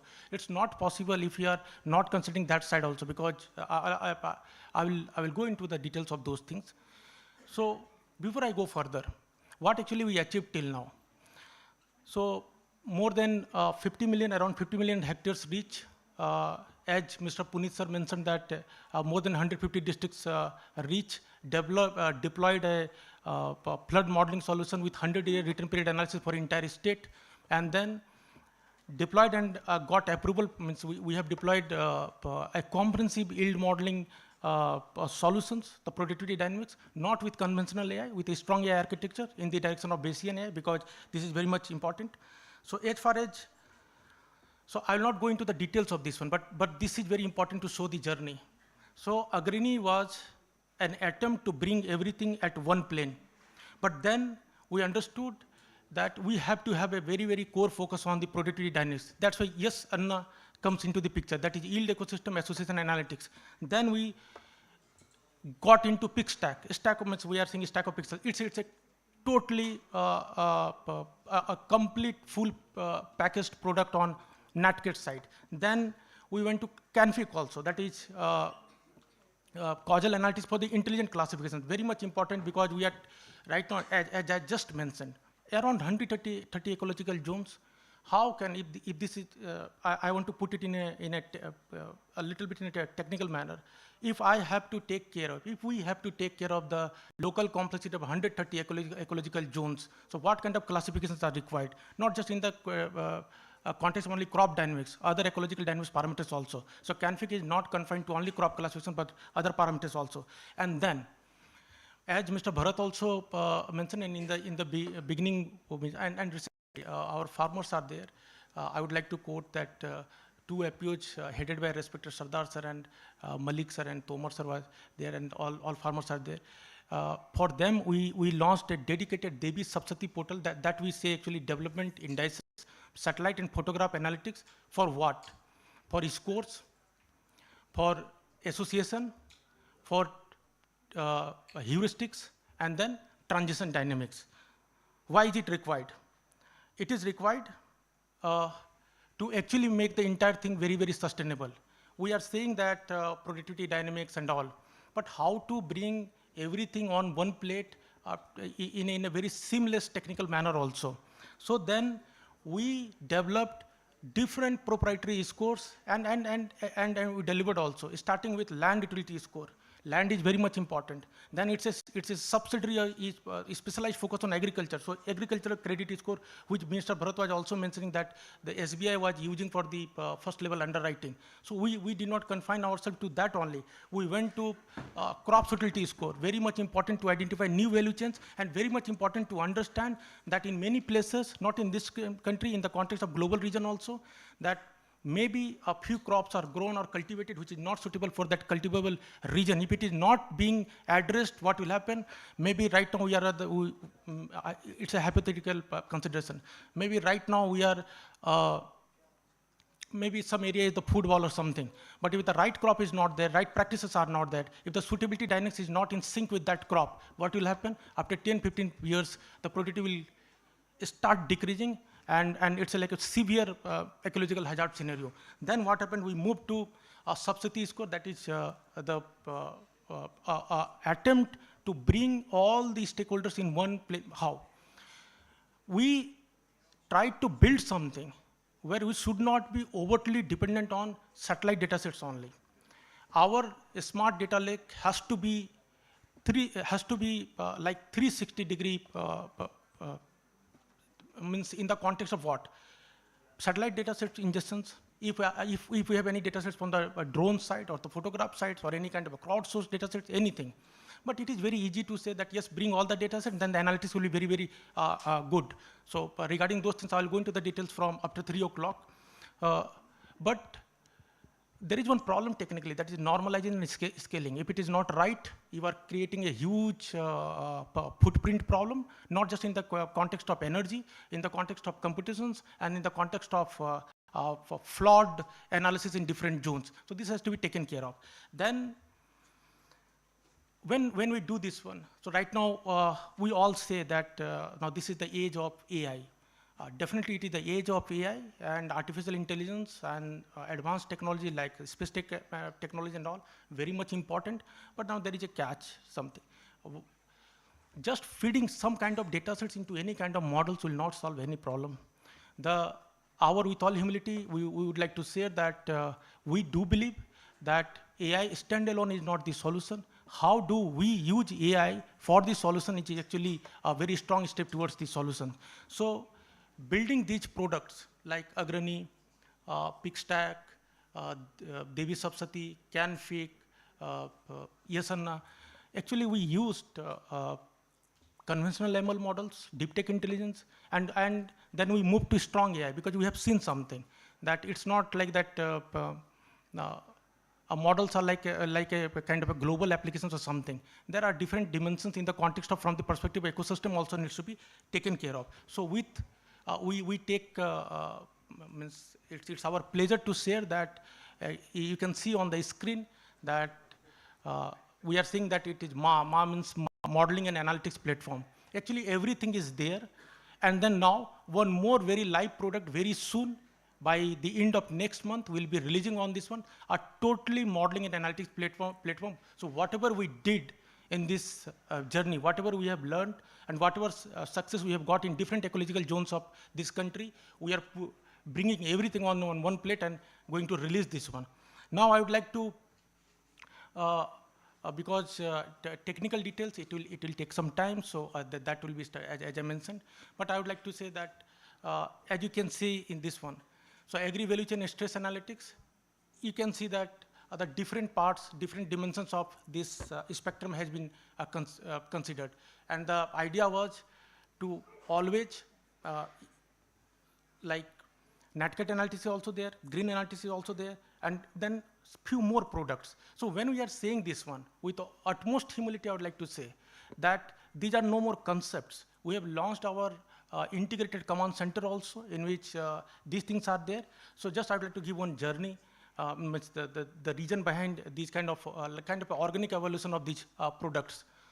We understood that we need ecosystem approach, and ecosystem approach requires dedicated focus on different dimensions. So different products came into the picture, and then you must have seen that just we are saying that green analytics or something. For this also we have taken a different initiative. We are calling it Ganga, that is green and generative analytics. So why actually are we doing this one? A very simple thing. As I was hearing the very, very pertinent points by one of our eminent speakers, that technology push may not be effective. Yes, it means we need to understand that we are pushing to what actually? Is it right now accommodative for our technologies and the solutions? So to understand that, which zone requires what kind of solutions, what kind of combinations, what kind of models, what mathematical architectures, what kind of 360-degree connect. So whenever we say 360-degree connect, it can't be generalized. It has to be very relevant in the context of factors. So one thing I would like to say, again with utmost humility, that we right now here across world, on the research fraternity and the data-driven intelligence, I would like to say that with a little bit of risk, that data-driven intelligence will not be enough to solve the problem of humanity, this human race. We need to move from data-driven intelligence to context-driven intelligence. Then only we can actually implement localized solutions and this one. So LEADS group, under the guidance of BL Agro group, we have taken a huge leaps in this direction. So right now, as you can see, that if 5 or 6 products are live, in functional, and we deployed in different places. Right now, Dr. Anu sir was also saying that we had a very, very successful, means we still working with, in Karnal with two FPOs and farmers. We'll keep doing this one. I would like to skip a few of the slides because few of the things were explained by Mr. Bharat also. But I would like to show a few things, and then I will come back, the team will come back, and I will come back after in the Devi session to go into the details of this one, because it will take some time. So when we did this one, so after that, we understood, as I was saying, that actually what we need, a standalone product, it will not solve. We need a stack of products interrelated with each other with a core focus that how to handle that event. Now, entire scientific study should not be discussing in this manner that I am focusing this event, agriculture event, because this event is dependent on n number of events. So what about those events? It's a function of subsidiary variables. So we need to take care of that one also. That's why very, very dedicated and a comprehensive package. That's why we named it EVARA, Ecosystem Value Added Risk Analytics. And then we did not, and we have done n number of use cases. Not just use cases, we have deployed our solution to government agencies, to different corporates. We're now working with the FPOs also. In the background, I would like to give a little detail, and then I will wrap it up for now, so that we can discuss it later on. I also would like to say, and in different forums, I have mentioned about these initiatives, and I kept on mentioning, because this is very much important. Because whenever we say that we are developing some advanced technology, AI models and all, in the background, what kind of things we need to take care of? So dedicated initiative on the numerical modeling under Namaste, dedicated, as you can see, the name of the session of is also, of this current session is also like Shakti, because we said, we believe in this one, that session on holistic analytics, knowledge and transfer intelligence. It's mean 360-degree things need to be considered, but how to do this one? So for this one, we have taken this initiative. Green analytics is very much important. Right now, people are talking about carbon footprint, sequestration and all. I would like to give one example. Right now, you drop an email, there is energy footprint. Right now, it's very cool to say that we are running very, very huge models, but let me tell you one thing. We generally talk about space-time complexity and all. Suppose we can solve I'm just giving a hypothetical example. If I can solve a problem using multiplication. And if I'm running a very advanced model, what about the energy footprint of that one? If we don't take care of these things in this one, it means we are not making things sustainable. So now the discussion has to be at the core also, that even BL Agro and Leads group has also been working in the direction which we are saying, that sustainable AI. And the first thing which actually need to be taken care of is energy footprint when we're talking about the models also. So under this, we take care of this one also. As I mentioned in the earlier kind of a brief statement, that we deployed a very comprehensive flood models for government of West Bengal. Why? And how it happened. I would like to tell you that in that committee, we have given new thresholds for government of West Bengal. Government of West Bengal means there were set thresholds for triggering of flood and all for the NatCat analytics. And there are 3 nodal agencies in this technical committee who got approval with 97-98% success rate. Then there is one state, Assam in Northeast. We are planning to implement the dedicated study on Assam for the sustainability under the resilience study, which we named Radha. And then for the Bengal, Kali. And these are not just initiatives. As I was mentioning about Devi's Sapsati. Devi's Sapsati is the product of this initiative, Devi, that is development indices. Very soon, we are going to release a list of development indices for India. And very soon, we are going to release a list of indices beginning with outside India for the South Asian countries. So these are the some screenshots of this one. So the technicality, that how actually we handle thresholds, how actually we travel the journey of context-driven intelligence. So I'll go into the details of this one in the second half. Right now we have some time constraints. So thank you so much. I hope that in the Devi session, and before I wrap up, I would like to say one more thing, that in that session also, because right now I'll just take 1 minute and then I'll wrap it up. When we talk about agriculture and all, we cannot ignore soil, we cannot ignore rivers, we cannot ignore the mountains, we cannot ignore the landscape. And if we are ignoring and we are focusing on the farms and some historical data sets or some kind of generated data sets, and then we think that we are making it sustainable, no. I'm really sorry to say that it will not work. So we need ecosystem approach. So in that scenario, what actually we need?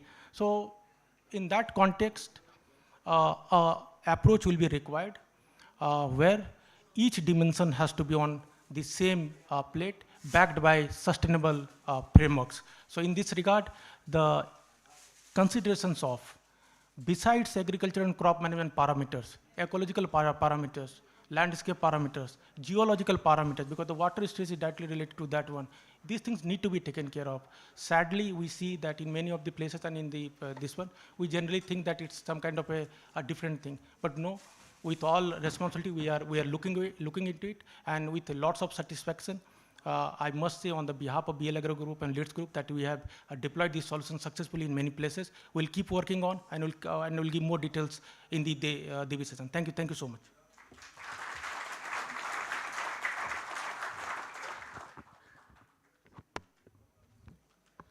And with that, we have just ended an insightful session on 360-degree solutions for food security and agro ecosystem by Dr. Alok B. Mukherjee. Everyone, a huge round of applause for Dr. Alok, please. And now, ladies and gentlemen, before we move towards our next session and I call upon the next speaker on the stage, I would like to acknowledge the presence of Her Excellency, Madam Anisha, the High Commissioner of Tanzania, is here with us. Thank you so much for joining us. And we will now move forward towards our next session, which is the Brazilian FinTech Innovation. Building the global infrastructure for agricultural derivative solutions for fintech from Brazil's perspective by Mr. Luan Anqueiroz Bahal, who is the Chief Compliance Officer, Akintech. We would like to give a huge round of applause to Mr. Luan Queiroz Bahal. Everyone, can we welcome him on the stage?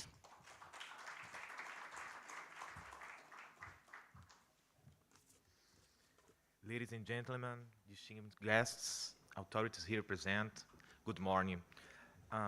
It's an honor as Chief Legal Officer of a fintech to be here representing our CEO, Leandro Dias. I would like to begin by expressing my special thanks for Navneet Ravinkar, the CEO of Leads Connect, that invited us, and for his leadership and commitment to build this space for dialogue, innovation, and cooperation. Talking about the future of agriculture today means talking more than seeds, crops, and soil. It means talking about technology, finance, global value chains, and sustainability, and above all, trust. Rashtra express exactly this spirit, understanding that managing risk means, first and foremost, preparing the future based on data, predictability, and analytical intelligence. Brazil, the country I have the honor to represent here today, is a living example of this transformation. In recent years, it has become a veritable laboratory for financial innovation, with the strategic action of our central bank. A favorable environment for fintechs to flourish has been created. And from this ecosystem, we have our PIX, an instant payment system that enable access to credit, reduced transactions costs, and expanded our financial for millions of Brazilians. PIX shows how the combination of technological innovation, smart regulation, and political will can transform not only the financial system, but the society as a whole. But we all know that no country alone can face the major challenges of the global trade and agriculture. That is why the BRICS context is so important. Brazil, India, and other partners have been advocating for the creation of a more inclusive world. But we need to work not only towards the efficiency, but also financial sovereignty for our countries. And here comes a decisive element, geopolitics. We are living in a time of trade tensions, fragile supply chains, and disputes of strategic resources, and growing volatility in international markets. Conflicts in Middle West, tariff disputes in various regions, all these factors increased the perception of risk, but it's precisely in that scenario that opportunities arise. The Global South, and especially countries such as Brazil and India, now have the chance to establish themselves as reliable suppliers and strategic partners in the agriculture, energy, and technological innovation. We can fill the gaps left by disrupted chains and consolidated exported chains. India, at this point, it is impossible not to highlight the natural synergy between Brazil and India. Brazil is one of the largest agricultural producers with vast territories, cutting-edge technology, and consolidated exported chains. India, in turns, combine population scale, technological dynamism, and ancient agriculture tradition. Together, we have the potential to lead the next phase of the global agriculture, digital, sustainable, and resilient. In this context that I present AgroDairy, the platform created by Archintech. Our mission is to connect Brazilian agrobusiness to global capital through tokenization of agricultural derivatives. In technical terms, tokenizing means converting physical assets into backed digital representations, recorded on a permissioned blockchains, auditable by independent oracles, and interoperable with international custody systems.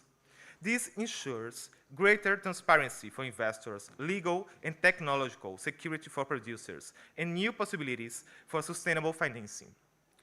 A sugar or soybean future contract, for example, can be represented in digital tokens that allow automatic settlement via smart contracts, linked to quality certificates issued by independent inspections. In addition, flows are reconciliated in accordance with standards such as ICC URC 522 and integrated with SWIFT banking messages, ensuring that financial instruments are recognized globally. This framework reduces counterparty risks, increases liquidity, and ensures complete traceability from the producers to the end investor. And this is where the partnership between Leads Connect and Actintech becomes so strategic. Brazil has large-scale production with exportable, surplus, and financial innovation ecosystem already tested in millions of citizens. And India has a vibrant market with growing demand for food as well as globally recognized digital skills and technology. By joining forces, Actintech and Lead Connects can build technological and institutional bridges that, based on big data, artificial intelligence, machine learning, enable a great predictability in commodity trading. With this, we can predict climate risks, price fluctuations, logistical bottlenecks more accurately, allow investors, producers to anticipate crises rather than just react to them. Our partnership is not just about business. It is about creating a model for trust for the 21st century, a model in which Brazilian farmers can finance their own productions, and with support of Indian investors, Brazilian investors, Russian investors, Chinese investors, investors from all parts of the world. And when we are talking about 21st century agriculture, we cannot limit ourselves to logistics and climate risks, in climate and logistics data. Today, we also talk about exchange rate volatility, increasingly complex regulatory frameworks, compliance requirements, and cyber risks on digital platforms. That is why Actintech developed AgroDairy within the philosophy of compliance by design. Each model of the platform is already compliant with legislation such as LGPD in Brazil, GDPR in Europe, CVM, CIBI standards, as well as international sanctions lists such as OFAC, the UN, the European Union. This means that every transaction carried out on the platform is auditable, transparent, and compatible with the highest international standards. Events as Rashtra play an essential role in this process. They allow us to bring the Brazilian PLIX closer to the Indian digital scale, connect BRICS initiatives to concrete demands of agribusiness, and create an ecosystem in which technology, innovation, and security go hand in hand. Allow me to conclude with a personal conviction. If we want to transform the global agriculture, we must transform the finances that sustain it. And if you want to transform finance, we must invest in innovation, trust, and international cooperation. The geopolitical landscape may be marked by crises, but it is precisely in this crisis that opportunities for leadership arise. Brazil and India has everything they need to take on this leading role. We have production, we have technology, we have entrepreneurial youth, tradition, and above all, we have vision of future. May this Rashtra seminar be another step in that direction. May it strengthen the ties between our countries, reinforcing the role of BRICS as a platform for integration, and ensure that agriculture, an activity as old as humanity itself, also becomes the engine of innovation for the 21st century. Thank you very much.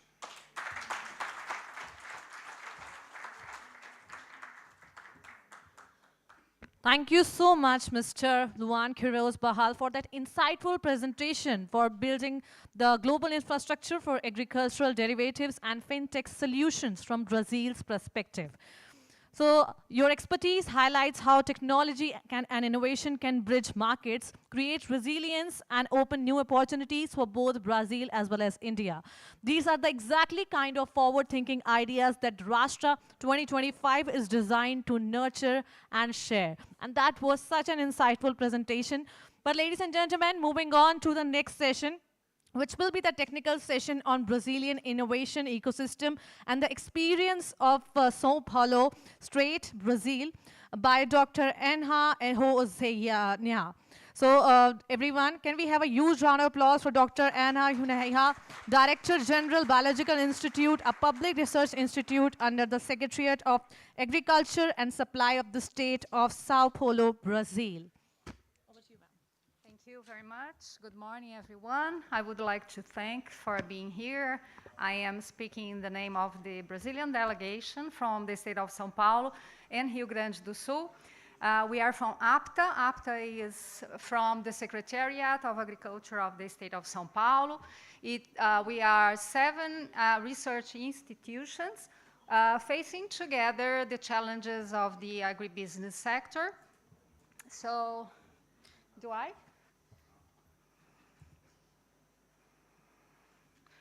Well, here's the population of Brazil that I know that everybody here knows, that we face huge problems. And despite thinking that we have huge areas in all of the states of Brazil, in the state of São Paulo and Rio Grande do Sul, we have a different situation.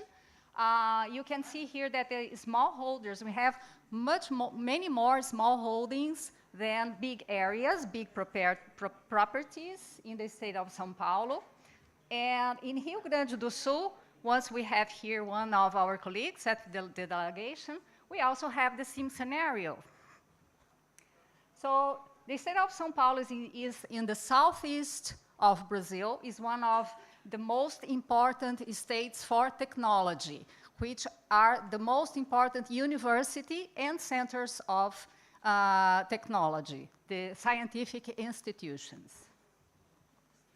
A survey made by our Secretariat of Agriculture and Embrapa, and also SEBRAE, identified the cities with the highest number of agtechs in Brazil. And you can see that we have 5 cities that have the most important ecosystem for innovation in Brazil. Thinking of that, we thought of mapping all those important cities, and we have what we call the agro corridor, or corredor agro, right? You can see that we have 420 kilometers from one city to another. And between Ribeirão Preto and São José dos Campos, here we have the most important university. We have 3 big important state universities in this area, which are the University of São Paulo, University of the State of São Paulo, and University of Campinas. We have most of the technological parks in agriculture or other areas of technology in Brazil in this area. And we also have the research institutions, and APTA is there, where we belong to. After ecosystem numbers, we are showing you what we have been done in the last year. So we contribute for 1.7 million laboratory analyses, 1 ton of basic seeds available to the production sector. We have 500 scientific researchers. We have nowadays around 400 ongoing research projects, 7 innovation environments, once we have our ecosystem, which is called APTA Hub. And we also have 5 graduate programs in our 7 institutes. Our ecosystem, APTA Hub, is a unique selling point. APTA institutes, which are 7, which I already mentioned, we have Instituto Agronômico, Agronomic Institute, which deals with the varieties, with genetic plant varieties. We have Biological Institute, which I am here, I am the general director, and I am speaking in the name of my colleagues. Biological institutes work with plant health, animal health, environmental protection.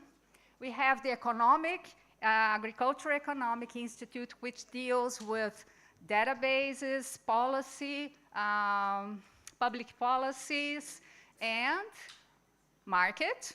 We also have the Fishery Institute, which we have here, Dr. Tutui. We have the, help me? ITAL, which is the Food Technology Project Institute, and also APTA Regional, where we have 18 units regionalizing this technology for the farmers. Our 500 researchers, they are in more than 40 cities, municipalities in the states of São Paulo. So we have a complex of technology working very close from the farmers. And our APTA Hub ecosystem brings or bridge APTA institutes with agtech startups, companies, and investors to co-create solutions that increase competitiveness and productivity in the context of climate change. And the most important, we are public. We are a public institution. Here are our innovation environments. We are in Ribeirão Preto. Remember that slide that I showed you about the agro corridor? So we are physically with our environmentals in most of those cities, Ribeirão Preto, Campinas, São Paulo, and also in Santos, which is an important port city in the state of São Paulo. Well, the fronts of action of our APTA Hub ecosystem is that we make business formation and acceleration, we prospect and connect the stakeholders, and we have innovation community and ecosystems. I will show you the numbers. We also have the APTA programs. We boost our researchers. It's very important to talk about innovation with the researchers, to explain to them how they use it to work in the past, but nowadays, how are the challenges and how we should work nowadays. To achieve and give solutions to the sector. We incubate the startups, and we make these connections and accelerations of the startups. I would like to stress that this is a very new environment. We are only 3 years old now, but we are, in fact, working for 1.5 years, and I will show you the numbers that we already have. Here are the big numbers of our APTA Hub systems. So as I told you, we have 7 innovation environments. We have 5 innovation programs. We also already have had around more than 4,000 visitors in our environments. We have nowadays 131 startups that have been supported by our programs, 325 members. We have held around almost 60 events, and 17 open innovation challenges. These challenges are from the companies. They bring us the challenges that they would like solutions, and then we connect our researchers and also the startups to solve their problems. It has been a great program for us because we are learning a lot with this kind of project. So the APTA ecosystem, now that we have, the major areas are these ones that we are working with: artificial intelligence, information technology and blockchain, robotics and mechatronics, biotechnology and genetics. But we have all those themes. So you can see that the 7 institutions together can deal with a lot of challenges. Now about Rio Grande do Sul. Rio Grande do Sul, we have our friend here, Dr. Luciano. He is from the Federal University of Santa Maria in the south of Brazil. And they also conduct a nice work in innovation. They have their technology part. They are dealing with agri-tech, sustainable technologies, bio-inputs, and food tech. And they also have an extremely interesting living lab there with 200 hectares and projects with teaching, research, extension, innovation, and they are dealing with agriculture machinery, digital platforms and monitoring systems, fertilizers and seeds bioinputs. And they also make partnerships with public and private companies. So I would like to thank, and I will give a special thank to Mr. Ângelo Maurício, that is from the Embassy of Brazil, that brought us here. So we are very happy to be here, to know the Indian problems, because we have been here since last Saturday. We were at ICAR for this week. We could understand what are the interesting, the interesting research that have been conducted, and we see that we can really make a lot of work together. Thank you very much.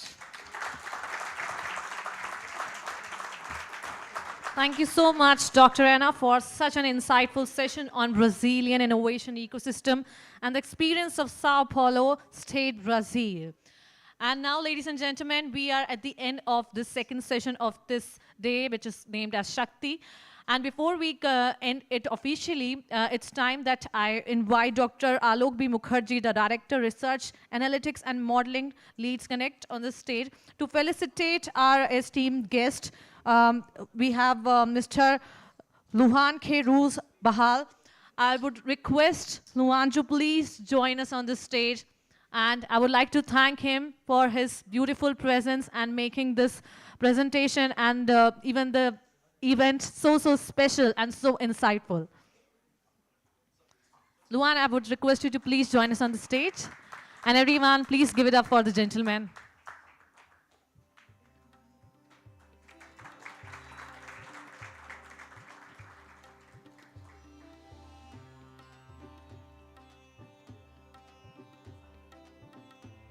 Now I request Mr. Alok to please go ahead with it.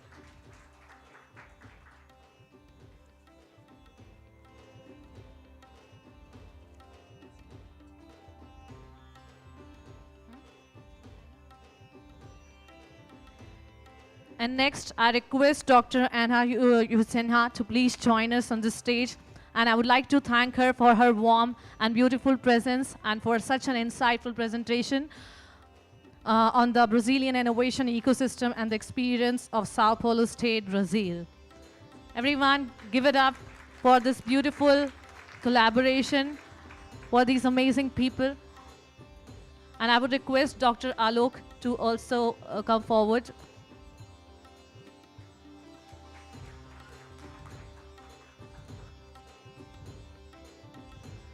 A huge round of applause, everyone. Thank you so much.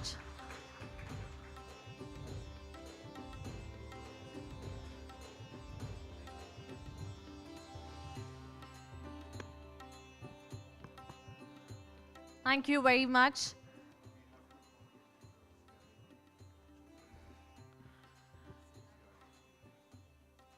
And now, ladies and gentlemen, it's time to begin with the third session of this evening, which is ICFA CRA Committee launch session, which this theme addresses and discuss on the theme of committee launch in the presence of leadership of ICFA, BL Agro, Leads Connect, and committee members on climate resilience, agriculture, and policy cooperation.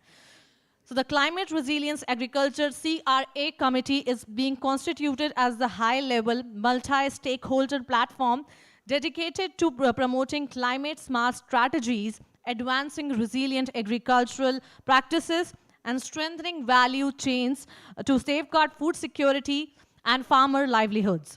The committee will bring together thought leaders, policymakers, industry representatives, and researchers to pioneer innovative solutions for a more sustainable and climate-resilient agricultural system. So in this context, ICFA and BL Agro are jointly launching the Climate Resilience Agriculture CRA Committee with the aim of aligning science, policy, and practice to address the challenges posed by the climate change in agriculture. So for the same, to introduce, I would like to introduce once again on the stage Dr. Alok B. Mukherjee, Director, Research, Analytics and Modeling, Leads Connect, to give a brief note on the CRA committee. Everyone, once again, can we have a huge round of applause for Dr. Alok, please? Good afternoon, everyone. I would like to keep it very brief. Uh, yes, as we have been discussing since morning, the importance of agriculture, considering studying agriculture in the context of ecology and climate change. The most important thing right now this climate change is a reality all across. It's no more confined to any kind of conference room or boardroom discussions.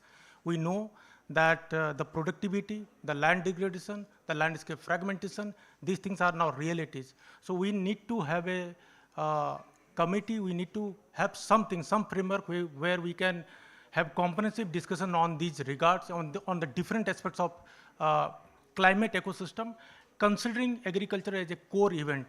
So that's why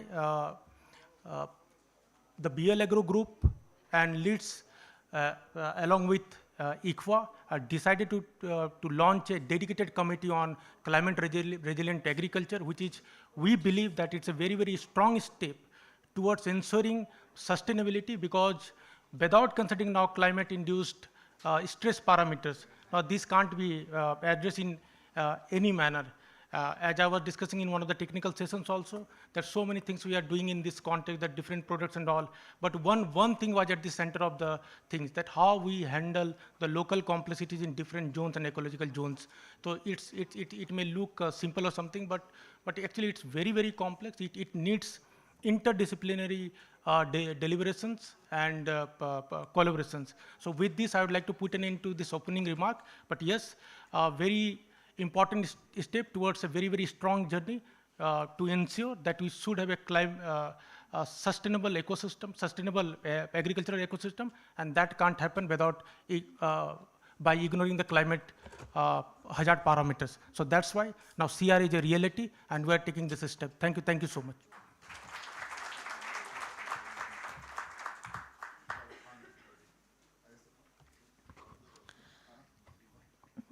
Okay, everyone, it's time to introduce all the dignitaries, all the board members on this stage. So I would like to introduce, we have already the gentleman, Dr. Tarun Sridhar, IASCR, Director General, Indian Chamber of Food and Agriculture. Everyone, can we have a huge round of applause for the gentleman, please, Dr. Tarun. I would also like to invite Dr. H.S. Oberoi, Director, National Institute of Food Technology and Management. Thank you so much, sir, for joining here with us.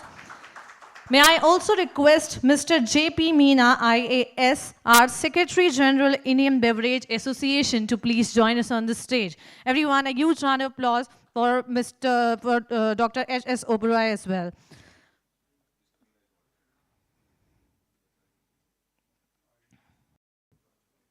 Okay.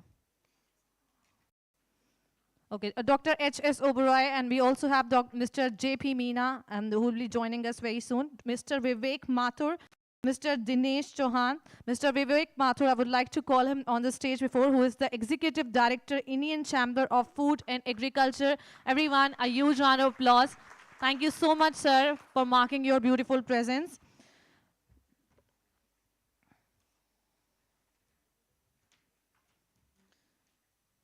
We also have the privilege to join Dr. Dinesh Chauhan, who is the Head Agro-Business and Innovation Platform, ICRI SAT. Everyone, can we have a huge round of applause for Dr. Dinesh Chauhan?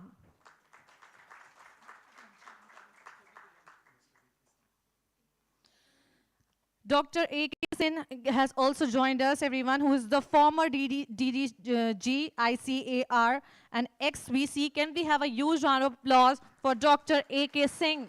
Thank you so much, sir, for your beautiful and lovely presence. And I would also request Dr. Ghanshyam Khandelwal, who is the Chairman, BL Agro Industries Private Limited, to please join us on the stage.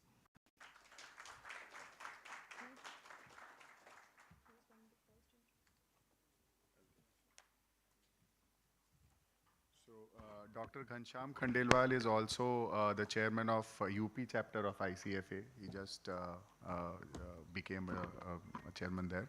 So we welcome all the guests, and we will start the session with our ED Saab, and he will give the initial address, and then we will start with the CRA committee. Please, sir.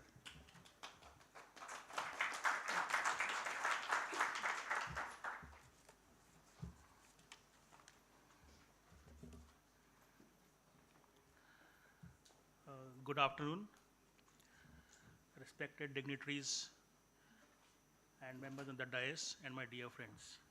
It is indeed a momentous occasion to launch this committee, the ICFA CRA committee. And we had recently, ICFA and BL Agro had recently launched another big committee in the state of Uttar Pradesh, which was launched with much fanfare and with the active participation of government and the industry. This committee is being launched today with a vision to move forward and to ensure that it translates into outcomes that touch the lives of farmers and strengthens our agri-food systems. This initiative is not meant to be a forum for discussions alone, but a platform for collaboration and actions. The intent is to design roadmaps and frameworks that can be implemented, tested, and scaled.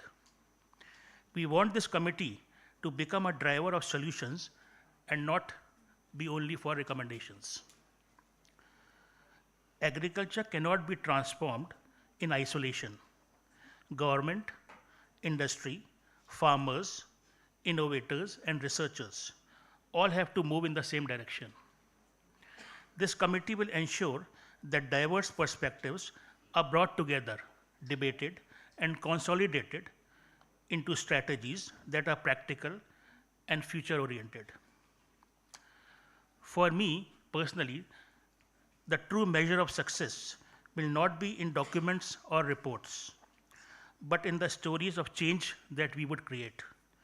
A farmer who gains better access to markets, a startup that thrives in agri-innovation, or a consumer who receives safer and healthier food. Those are the outcomes this committee must aim for. As we launch this initiative today, I see it not just at the beginning of a committee, but at the start of a movement, one that reimagines Indian agriculture, builds bridges between stakeholders, and delivers meaningful change on the ground. Together, I believe we can make that happen. I congratulate all the members and wish this committee a success. Thank you very much. Thank you so much, Mr. Vivek Mathur, for these insightful and beautiful words. And everyone, we are moving forward, and I would like to call upon the next member on the stage. But before we move forward, I request all our delegates that we are running late, a little short of time. So we'll keep all the briefs very quick and clear. And I request, thoda hum jaldi karenge. And next, I would like to invite Dr. Tarun Sridhar, IAS, the Director General, Indian Chamber of Food and Agriculture, on the stage for the brief note. Everyone, a huge round of applause, please. Thank you. As directed by you, I'll try to be very brief. Good afternoon, ladies and gentlemen. Mr. Vivek Mathur, the Executive Director, has given an outline of what this initiative is going to be. Let me very briefly tell you what is Indian Chamber of Food and Agriculture, the acronym being ICFA. ICFA is an apex chamber and apex organization representing the diverse stakeholders of the food and agriculture sector. We are essentially a policy advocacy think tank. We take up diverse subjects which are of relevance to the food and agriculture production systems. And when we talk of agriculture, we include the entire gamut of livestock, poultry, dairy, fisheries also. Along with BL Agro, during certain deliberations and discussions, we were of the view that the vagaries of climate change pose the most serious threat to the agriculture sector and consequently to the food production systems.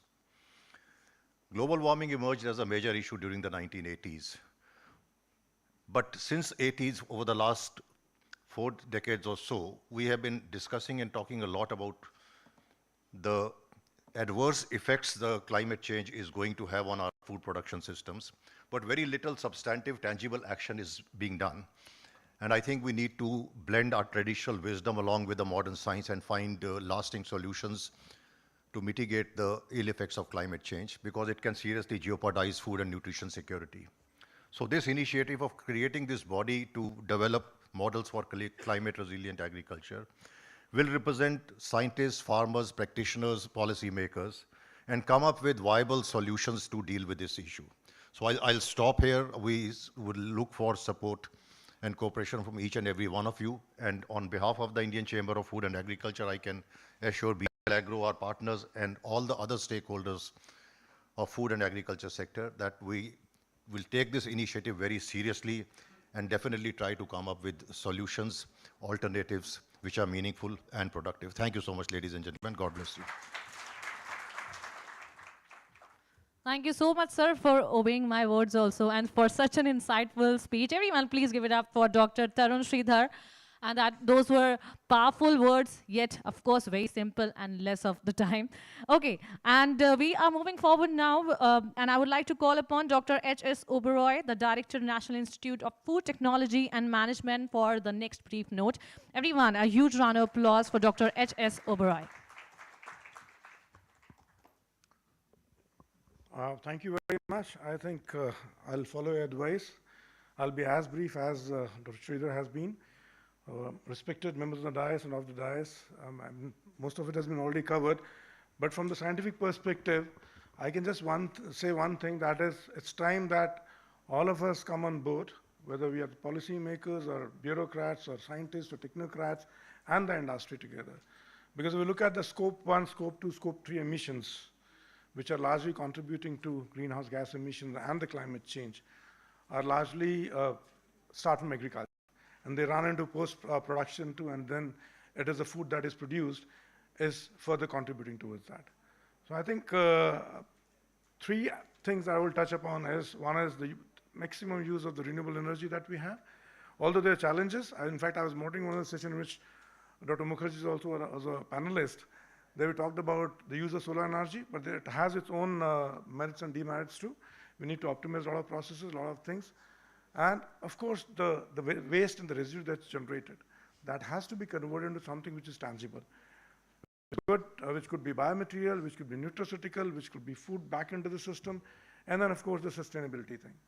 So if you're able to counter all these problems, because this requires not only science, but this requires the policies to be made and also require the support of the industry. And unfortunately in India, we have, we don't have a very strong organized food industry. So largely it's the unorganized sector. So a lot of awareness has to be created. And that is where the role of the startups and many more people come in. So thank you very much for this opportunity. I'm sure that the CRA, which has been constituted, will do a commendable job. We're all part of it, and we look forward to more meetings and more deliberations. Thank you very much. I would like to thank Dr. H.S. Oberoi for his wonderful and beautiful words. And now we are moving forward, and I would like to call upon Mr. J.P. Meena, who is IAS Secretary General, Indian Beverage Association, for the brief note next coming up. Everyone, please give it up for Mr. J.P. Meena.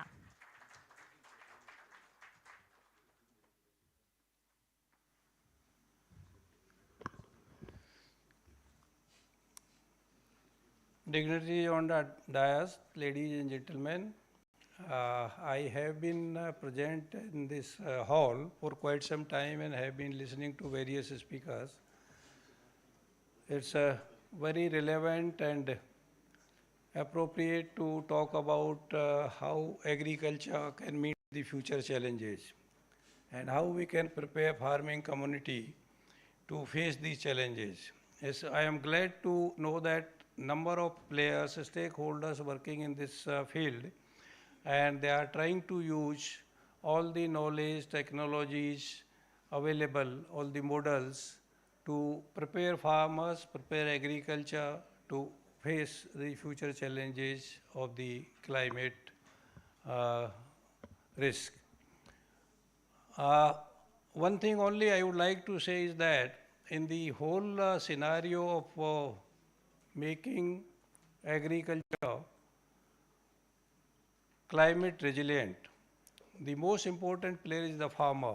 And I think in all the schemes and models and technologies, we'll have to make him active stakeholder. The technologies are developing every day. but the farmers has to be kept ready to adopt those technologies and how those technologies can be used to mitigate risk which agriculture would be facing. So any policy maker, any researcher, anybody who is working in this field has to take care of the importance of the farmers and make them active partner. I think this is the brief intervention I would like to make. Thank you very much.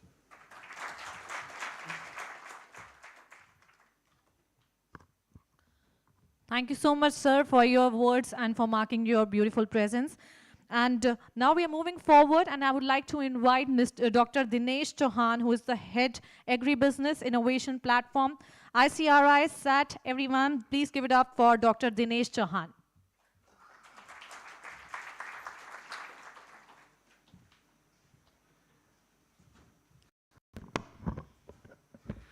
Thank you.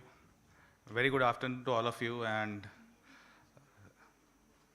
esteemed dignitaries on the dais and the esteemed personalities present in this hall. Very good afternoon to all of you and very warm welcome. I am very highly privileged to be part of this committee, Climate Resilient Committee, which has been launched today during World Food India. I come from international organization ICRI-SAT, which is the only CGI institute headquartered in India. We have been here in existence for almost more than 50 years now, and we have been working around, especially our mandate is to focus around dryland crops. And we focus largely around the crops like climate resilient crops, especially like millets, groundnut, pigeon pea, chickpea, etc. We have been doing a lot of work around climate resilient agriculture, and it is the, and at this moment, it is very critical for entire farming community to find out solutions for coming up with crops and varieties which are more climate resilient. For the benefit of the audience here who are not aware about the work which ICRI-SAT does in this area, we have got one of the largest gene banks situated here in India with more than 132,000 accessions. Since our inception, we have been instrumental in releasing more than 1,300 seed varieties, and which has been provided to almost more than 80 countries across the globe. We don't not only operate in India, but we also focus on Southeast Asia and Africa. We have regional offices in Africa as well. We do a lot of work around climate smart agriculture, around precision farming, regenerative agriculture and all. And probably I would like to contribute on behalf of my organization to see how can I support this mission of forming of this committee, where we can contribute in a manner to help to solve some of these complex problem statements. Also, further, ICRI-SAT has got a lot of facilities in terms of research, genomics, speed breeding, etc. Just to update you all, we recently released a variety in pigeon pea which is heat resistant. That means that it is actually a winter crop which can be grown in summer also now, right? So it can be grown in any season or of an year for the farmer. So this will help in solving a lot of issues, especially addressing the protein requirement of the nations or the countries, etc. This is in brief. We look forward to have more collaboration and partnerships in this. I can see NIFTEM and other organizations also on the dais. We do a lot of work, sir, around nutrient profiling and developing product and recipes around having relevant nutrient protein in the crops, right? So this is kind of the work which we do. Thank you all. Thank you. Thank you so much, Dr. Dinesh Chauhan. And you have made time for us, given us your lovely words. Thank you so much for that. And now we are moving ahead, and I would like to call upon the last but not the least speaker of this session, Dr. A.K. Singh, who is the former DDG, ICAR, and ex-VC. Everyone, please, a huge round of applause for Dr. A.K. Singh. Thank you very much. I would like to thank the organizers for giving this point to me, and dignitaries on the dais and colleagues, ladies and gentlemen. Well, the topic is climate resilient agriculture, and let me just give you a little brief. What we have been doing, of course, a lot has to be done. We initiated a project, national initiative on climate resilient agriculture. It was called climate resilient agriculture way back in 2010 and 11. and then it was renamed after 4 or 5 years as National Innovative Climate Resilient Agriculture. In this, we focused on all the 3, 4 aspects which are important. One is the support of policymakers, the development agencies, the scientists, because they develop the technology, and then the farmers, who are the end users. In case of India, we all know that about 86% of the farmers are small and marginal. Globally, that percentage is around 84%. They are resource poor. They hardly have any access to technology. So one of the main things is that how do we transfer the technology that exists as of today to the farmers? And we need to use modern tools which probably were not accessible to us 10 years back, like AI or MLM or whatever it is required, IoT. Just to give you a few things, because I was associated with the initiation of that project, and we have, as a part of the initiation, we have developed district-wise contingency, extreme weather event contingency plans. Now, when we talk of climate, I always refer to two things. One is the change in temperature. When you say 1.5 degrees or 2 degrees or whatever it is, all those predictions have gone wrong. But it is the variability that happens within a season that is more important. And the farmer has to be provided for a solution to that, either before the crop, or when he's sowing the crop, or when the crop is growing in the field. That is what is very important, and that situation is changing for agriculture. More, I would say, our variability is much larger than what it was happened a few years ago. So we really need to come up with solutions which can be taken to the farmer as fast as possible. Because when a farmer's animal is there or a crop is standing, he wants a solution. So it is the management. And I feel that the private sector can play a much greater role in taking this technology and helping the resource poor farmers in adopting these technologies.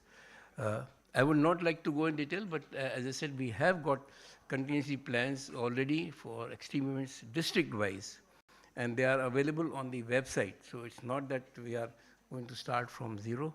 We have done a lot of things. Technologies have been identified. In fact, last year in 2024, the Honorable Prime Minister of India released 109 climate-resilient varieties for both field crops and horticulture. We have been also working on how to reduce the methane emission from livestock through shelter management, diets, and whatever is possible. Again, so all these things are already there. But I think the purpose of this committee is how to take this or whatever we have been doing and what needs to be done to the farmer at the earliest. I think I'd like to stop here. But we have some material on the ground, and the basic fact that India's food production has been able to withstand whatever changes have occurred during the last whatever decade or so is proof that there is something, some resilience has been developed in the Indian agriculture production system. Thank you very much.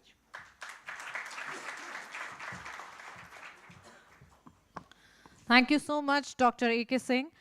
And now, ladies and gentlemen, we are almost at the end of this session. But before that, it's going to be something really special here. That is the launch of our committee. And the launch of the Climate Resilient Culture CRA Committee by Indian Chamber of Food and Agriculture, ICFA, BL Agro, and Leads Connect. Yes, that moment has finally come. But before we go ahead and go towards the launch, I would like to invite on the stage Dr. Ghanshyam Khandelwal, Chairman, BL Agro Industries Limited, and Chairman, ICFA, UP Chapter. So once again, can we have a huge round of applause for Dr. Ghanshyam Khandelwal? And I'd also request Mr. Angelo Mauricio, Agri Attaché from Embassy of Brazil in India, to please join us on the stage for the launch as well.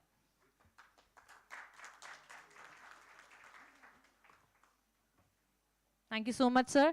And ladies and gentlemen, finally, it is the time for the launch of the special committee. So I request Mr. Angelo to please join us on the stage. I request our esteemed guest and all the people from the audience to please stand up on your seats as we are going to begin with the special time, the launch of Climate Resilient Agriculture CRA Committee by Indian Chamber of Food and Agriculture, ICFA, BL, and Leads Connect.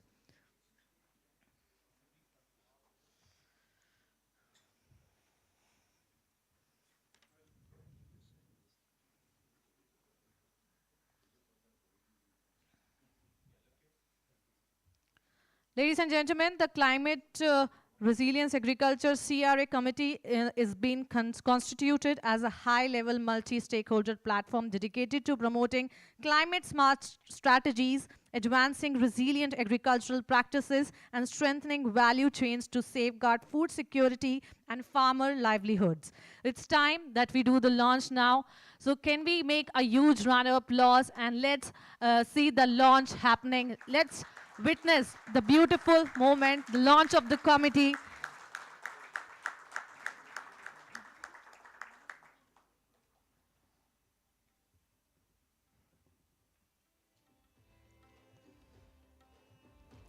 Ladies and gentlemen, this committee will bring together thoughts, leaders, policy makers, industry representatives, and researchers to pioneer innovative solutions for a more sustainable and climate resilient agricultural ecosystem.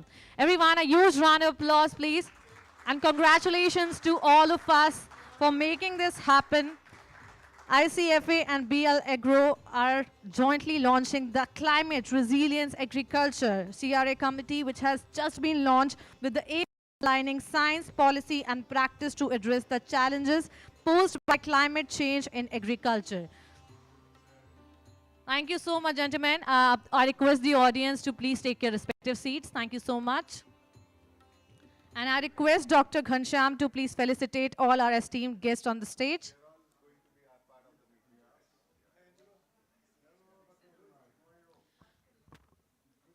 I request everyone to please take your respective seats. And I request Dr. Ghanshyam to please felicitate all our esteemed guests on the stage for this session. I request Dr. Ghanshyam to please felicitate Dr. Tarun Sridhar, who is IAS Director General, Indian Chamber of Food and Agriculture. Everyone, a huge round of applause for Dr. Tarun Sridhar. Thank you so much, sir, for your golden presence, that warm, and for all your precious time. Thank you. Next, I request Dr. Ghanshyam to felicitate Dr. H.S. Oberoi, who is Director, National Institute of Food Technology and Management. Everyone, please give it up for Dr. H.S. Oberoi.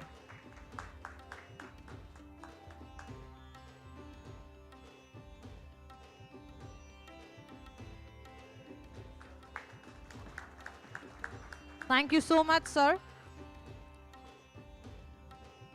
I request Mr. J.P. Meena, who is IAS Secretary General, Indian Beverage Association, to please come forward, and we can see the felicitation happening.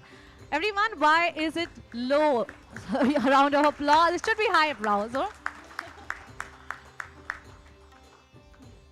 Thank you. Okay, moving ahead. May I also request Mr. Vivek Mathur, is the Executive Director, Indian Chamber of Food and Agriculture, to please step forward, and Dr. Ghanshyam to felicitate the gentleman.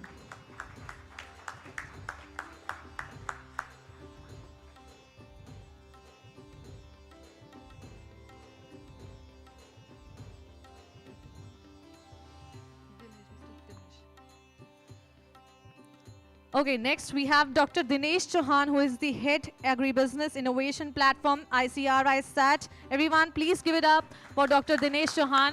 And thank you so much, Doctor, for your lovely presence, for all your time and amazing words here. Thank you. Now my last request from Dr. Ghanshyam to please felicitate Dr. A.K. Singh, former DDG, ICAR and ex-VC.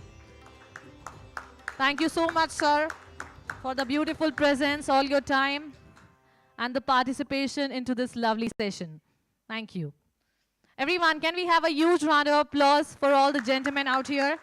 I would like to thank Mr. Angelo Mauricio for his lovely presence on the stage. Thank you so much for joining us.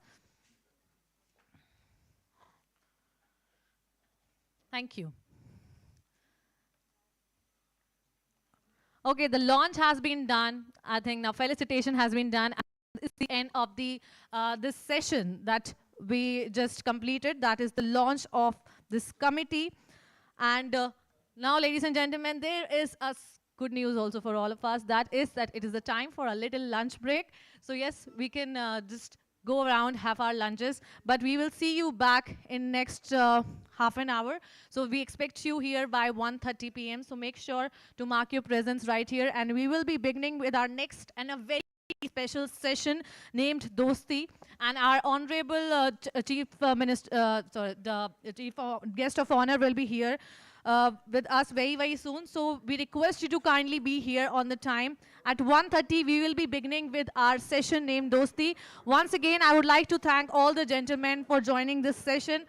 And now we will be taking a quick and a small lunch break. Everyone, please enjoy your lunch, and please make sure that you come back here and mark your presence at 1:30 p.m. where we will be beginning the session Leadership between our nation. It reminds us that true progress happens when we stand side by side, learning from one another and working toward a common purpose. And may this session remind us that friendship is not just a sentiment, it is a powerful force for innovation, collaboration, and hope. So let us celebrate this dosti that unites hearts and minds and carries the promise of a stronger and brighter future. So everyone, it's time to welcome on the stage the chief guest of this session and a very special person that we have over here, His Excellency Mr. Kenneth Felix Hashinskida Nobrika. Everyone, can we have a huge round of applause for the ambassador of Brazil to India and Bhutan? I would thank you so much, sir, for all your lovely presence and making this session even more special. And now I would also like to call upon Sri A.P. Das Joshi, who is the Secretary, Ministry of Food Processing Industry, Government of India. Everyone, a huge round of applause for the gentleman. May I please also invite Mr. Mukesh Kumar Mehshram, who is IAS Principal Secretary, Department of Animal Husbandry, Government of Uttar Pradesh. A huge round of applause for Mr. Mukesh Kumar Mehshram.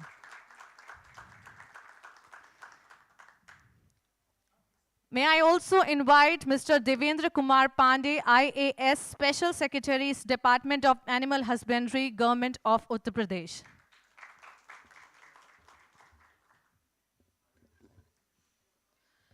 Thank you so much, gentlemen, for joining us over here. So, ladies and gentlemen, today we are going to begin with this session named as Dosti.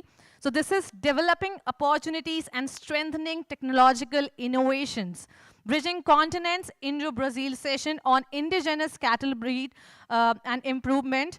And now, ladies and gentlemen, we are going to begin with this session. And to inaugurate and to move forward with this, I would like to request Mr. Navneet Ravikar, the group chairman, and to please take the mic, and we'll start with the inauguration. Namaskar, everybody. Excellency, welcome to this momentous day. Secretary Saab, namaskar and welcome to the program. Secretary Animal Husbandry, Government of Uttar Pradesh, Shri Meshram जी का स्वागत है. Additional Secretary Shri Devendra Pandey जी का भी हम स्वागत करते हैं. To start with, I would want at least Mr. Marcos, Dr. Marcos, to be on the stage, please, because he represents a very important institution called Embrapa. He needs to be there on this day. He has to be part of the August gathering. Along with that, I would want.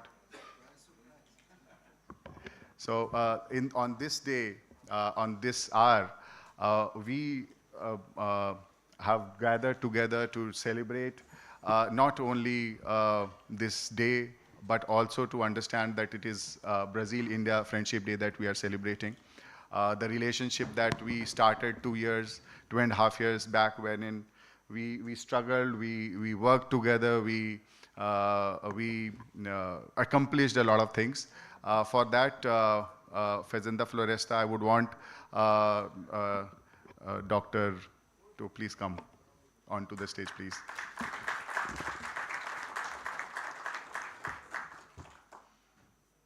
So I welcome all my friends from Brazil to be part of Dr.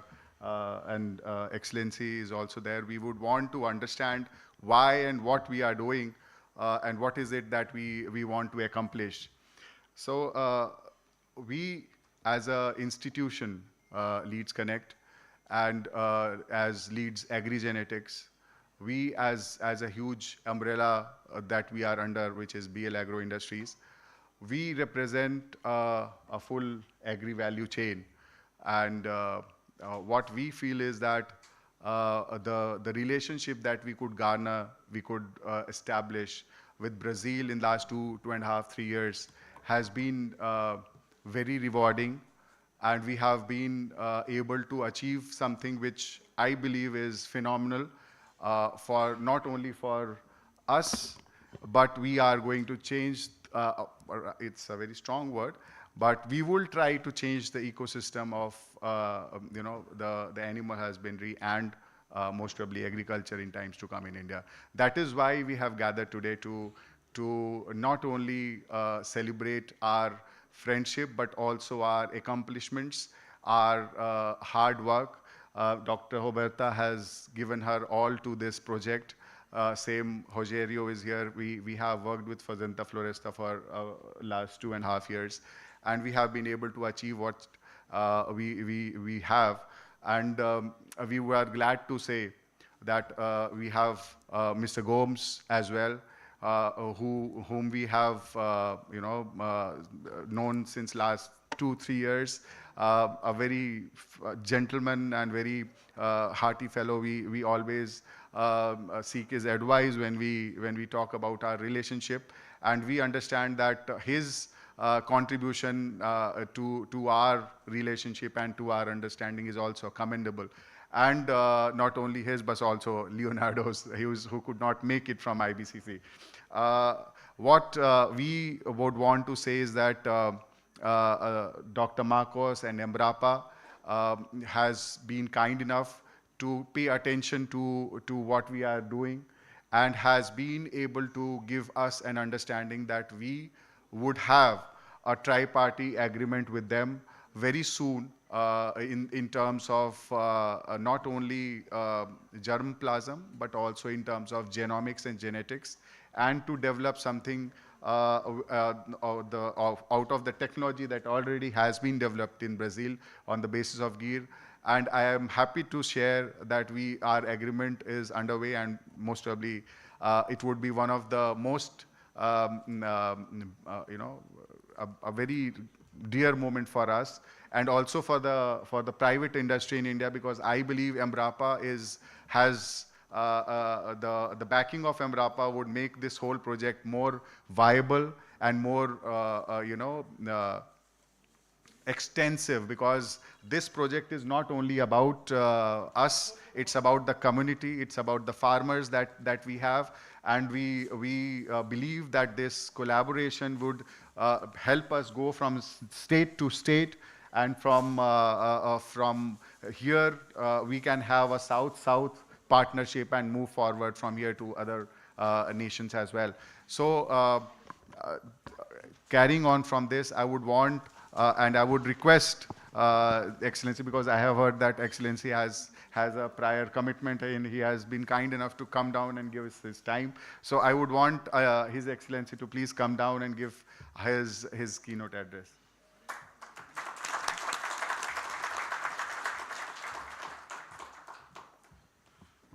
So good afternoon. First, let me greet high authorities with whom I'm sharing this session today. Embrapa representatives, Fazenda Floresta representatives, thank you for coming. Of course, I'm in the presence of eminent specialists from both countries, so I will just make a few comments about the strong political foundations that underlie Brazil and India relations in general, but in the field of agriculture in particular. When I talk about foundations, I would just refer to one very recent fact. I could refer to a number of facts of our long-standing relationship, but I'm just mentioning a very important event, a little bit more than 2 months ago, which was the memorable state visit by Honorable Prime Minister Modi to Brazil. and I was there in the meeting. It was a very substantive meeting where clearly our two leaders re-energized their strategic partnership, which is basically founded in one important bond, in one golden thread, which is trust, mutual trust, which we have developed throughout more than 70 years of relations. So based on this mutual trust, our leaders charted the course for our relations for the next 10 years, and in 5 pillars. I'm not going to go through all the pillars, but I will just mention that agriculture and food security is one of these pillars. And we in the embassy, we have been working as weavers. We have been weaving day after day our relations in the field, in many fields, including in the field of agriculture. Thanks to my team, of course. No boss can concretize results without a good team, a fantastic team like our agriculture attaché, Angelo, Mauricio, the head of our trade promotion department, Councillor Wagner, and the head of our science and technology department, Tassiano Zimmerman.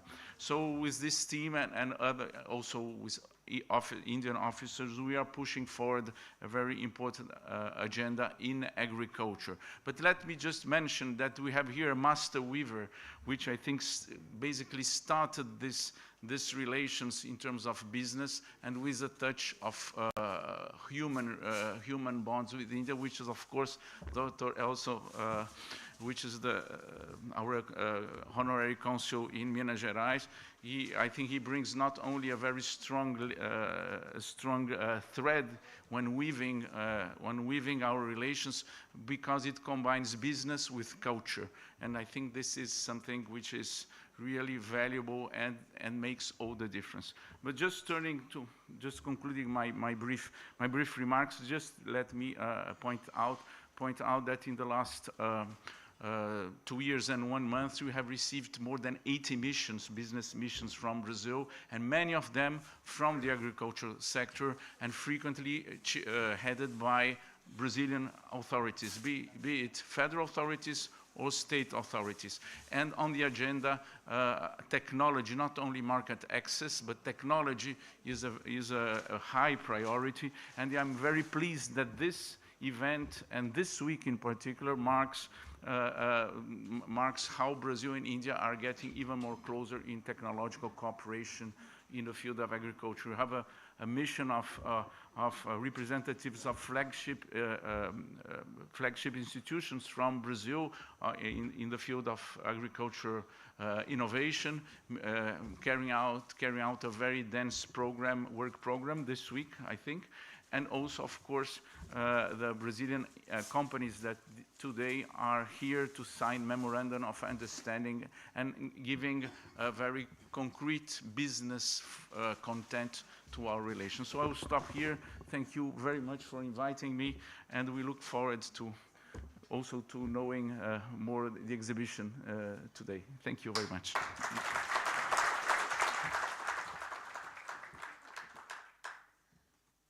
Thank you so much to Mr. Kenefi Laikhachin.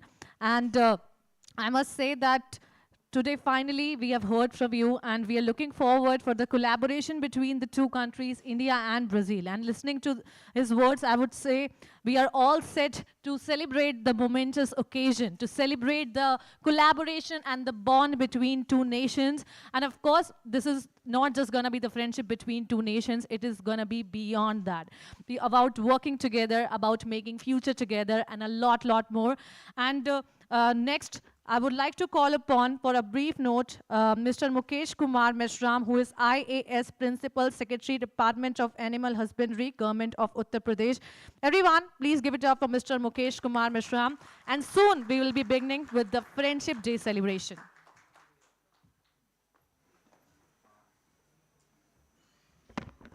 Thank you very much. Chair on the dais and all the distinguished guests present over here. Uttar Pradesh is northern province of India, having the largest population also. We also have largest population of cattle. We are the number one in terms of cattle population in India.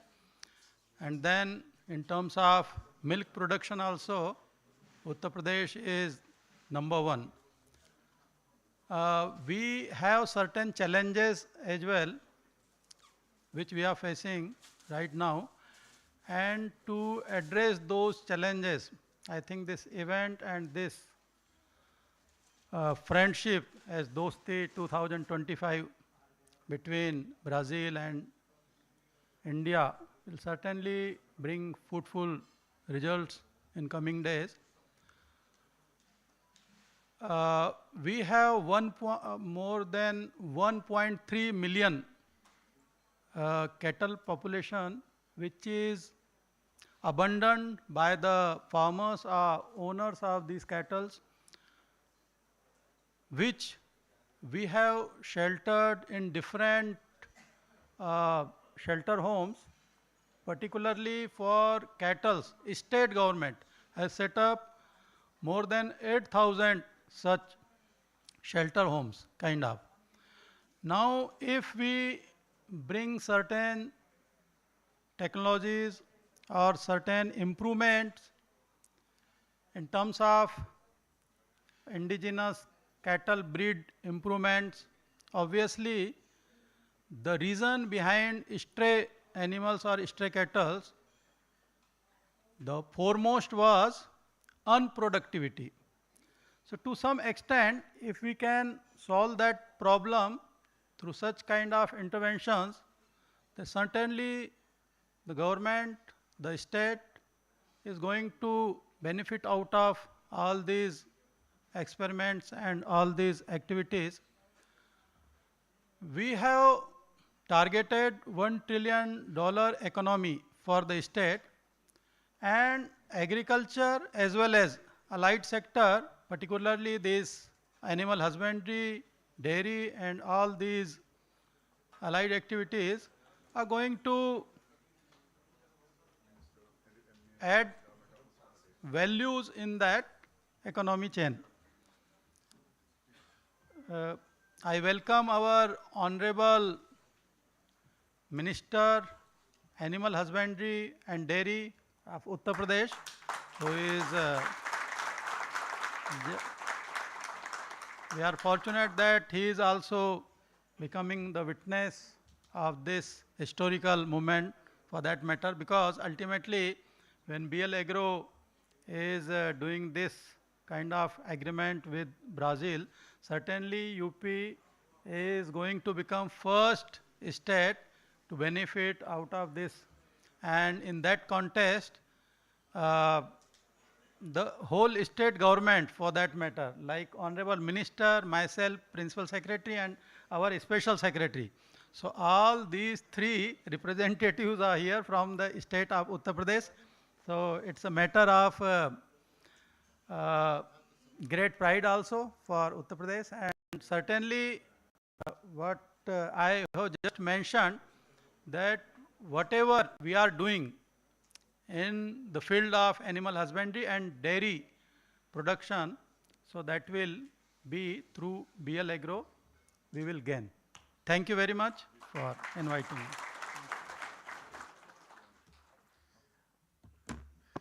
हम माननीय श्री धर्मपाल जी, पशुपालन मंत्री, government of Uttar प्रदेश का तहे दिल से स्वागत करते हैं। उनकी जोर से तालियां पीछे हम सब जो बैठे हैं हम स्वागत करें मंत्री जी का। उन्होंने हमारे पास हमारे कहने से इस सभा की गरिमा बढ़ाने आए हैं, और हम एक बार फिर से इस सारी जो हम लोगों ने बात करी उसको एक I want to have a recap so that sir थोड़ा सा जो लेट आए हम थोड़ी बैकग्राउंड एक दे दें। हम Leads Agri Genetics, BL Kamdhenu और उस बीएल एग्रो इंडस्ट्रीज़ के अम्ब्रेला तले जो हम इनोवेटिव काम कर रहे हैं, उस इनोवेटिव काम का आज सर हमारा कैसे बोलें, बाहर आना है, शुभारंभ है। अभी तक सर हम 2 साल तक अंडर द रडार काम कर रहे थे। हम लोगों ने कोशिश जारी रखी थी हमारे पार्टनर्स के साथ, हमारे जो ब्राज़ीलियन पार्टनर्स थे उन लोगों के साथ, सबके साथ जो डिस्कशन थी वो चल रहा था सर, और हम लोग बहुत ज़्यादा कोशिश कर रहे थे, और हम लोगों के अथक प्रयास और हमारे पार्टनर के अथक प्रयास से, यानी कि जो हम लोगों ने एक दूसरे के साथ कोलैबोरेशन किया, उससे हमें बताते हुए खुशी होती है कि हम भारत में पहले ऐसे कंपनी है, चाहे सरकारी या प्राइवेट, जिसने ब्राज़ील से गिर गाय का जो जर्म प्लाज्म है, गिर गाय का एम्ब्रियो पहली बार इंडिया में लाने वाली पहली कंपनी हुए हैं, जिसके लिए हम चाहेंगे कि हम ये कार्य जो हमने किया है, ये कार्य था, अभी भी बहुत डिफिकल्ट है सर, बट हमारा ये मानना है कि ये बस एक चेन को जोड़ने वाला काम है सर। और अब जो उससे आगे का काम है, जिसमें हम जेनेटिक्स की बात कर रहे हैं, जो हम जेनोमिक्स की बात कर रहे हैं, जिसमें हम जो हमारी गाय का संवर्धन है सर, उस संवर्धन को कैसे बढ़ाया जाए, केवल गिर गाय ही नहीं, बाकी गाय, गंगा तीरी हुई या हमारे उत्तराखंड में और हिमाचल में भी जो गाय हैं, कैसे हम क्लाइमेट रेजिलिएंट कैटल को डेवलप करें, इस चीज़ की बात हम दोस्ती में सर करेंगे। जो दोस्ती हमारा जो development opportunity and strengthening technological innovation जो हमारा सेमिनार और सेशन है सर, उसमें हम उसकी बात करेंगे। साथ में हम लोग सर जो एम्ब्रापा है सर हमारा, अभी के साथ हम टाई अप कर रहे हैं, जो हमारे साथ जो जैसे हमारे यहाँ सर ICR है, वैसे ही ब्राज़ील में सर एम्ब्रापा है, वहाँ की सबसे बड़ी ऑर्गेनाइजेशन है सरकारी, जो हमारे साथ मिलके इस कोलैबोरेशन को सपोर्ट दे रही है सर। ट्राइपार्टाइट एग्रीमेंट हम करेंगे, जिसमें वो हमारे साथ मिलके पशु संवर्धन में पूरे इंडिया में काम करेगी। ये बात बताते हुए मुझे हर्ष होता है कि अभी ब्राज़ील में जब ब्रिक्स हो रहा था, उस वक्त एम्ब्रापा ने ICAR के साथ एक बहुत बड़ा टाई अप किया और MOU साइन हुई थी सर। और उसके बाद अभी तुरंत हम लोगों ने जो अथक प्रयास किया, जो फेजेंदा फ्लोरेस्टा ने और एम्ब्रापा से डॉक्टर मार्कोस ने अथक प्रयास किया, उस कारण से अब जो एम्ब्रापा का जो टेक्नोलॉजिकल बेस है और टेक्नोलॉजिकल हेफ्ट है, वो सर हमारे पीछे खड़ी हो गई है, जिसके कारण जो जेनोमिक्स और जेनेटिक्स में हम जो पशु संवर्धन में काम कर पाएंगे वो अनपैरेलल्ड होगा। इंडिया में कभी भी ऐसा कोई एग्रीमेंट हुआ नहीं, ऐसा टेक्नोलॉजिकल नो हाउ के साथ आया नहीं। इस तरीके की टेक्नोलॉजिकल कोलैबोरेशन जो प्राइवेट और सरकारी संस्था के बीच में हुई है, 2 डिफरेंट कंट्रीज में, which has bot Brazil and India together and brought the 2 continents together with the blessings of His Excellency and with the blessings of a lot of Brazilian friends, are people who have been there in the background, who have been working day and night with the blessings of people in Embrapa and all blessings of our elders. We have been able to achieve, which I believe is quite a big achievement, at least for us, and we believe that we will be blessed with a lot of technology and understanding, which will help our farmers to grow, sir, and our farmers to achieve prosperity and long establishment of food security between the 2 countries, which will help us establish that beyond doubt. So sir, अब इसको ख़त्म करते हुए मैं आग्रह करूँगा कि MOU signing आप लोगों की इजाज़त से, if you allow sir, MOU की साइनिंग का सेरेमनी शुरू करते हैं sir.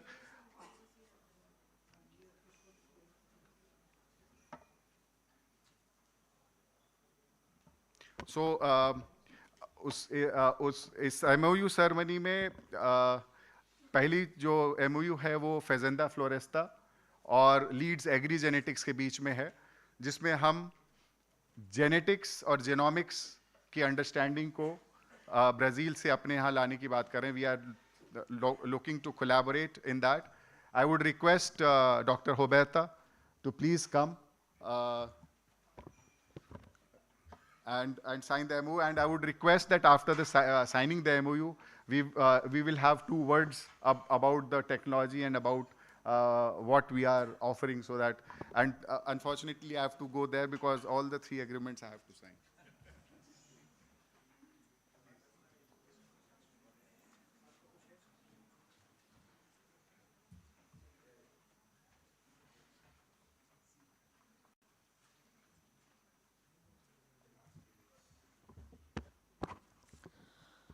Okay, ladies and gentlemen, we are signing MOU between Leeds Agri Genetics and Fazenda Floresta, Brazil's leader in bovine genetics, dairy innovation and breed improvement, in presence of our chief guest, Mr. Shri Dharampal Singh Ji, and Embrapa, which is an apex state-owned research corporation under the Brazilian Ministry of Agriculture.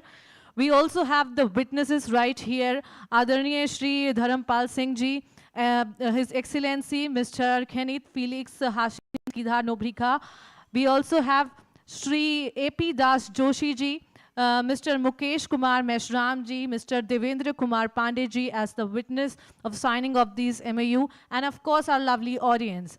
Everyone, we can see the signing of our first MOU has happened between the Leeds Agri Genetics and Fazenda Floresta. Many, many congratulations to all of us for celebrating this and signing this up.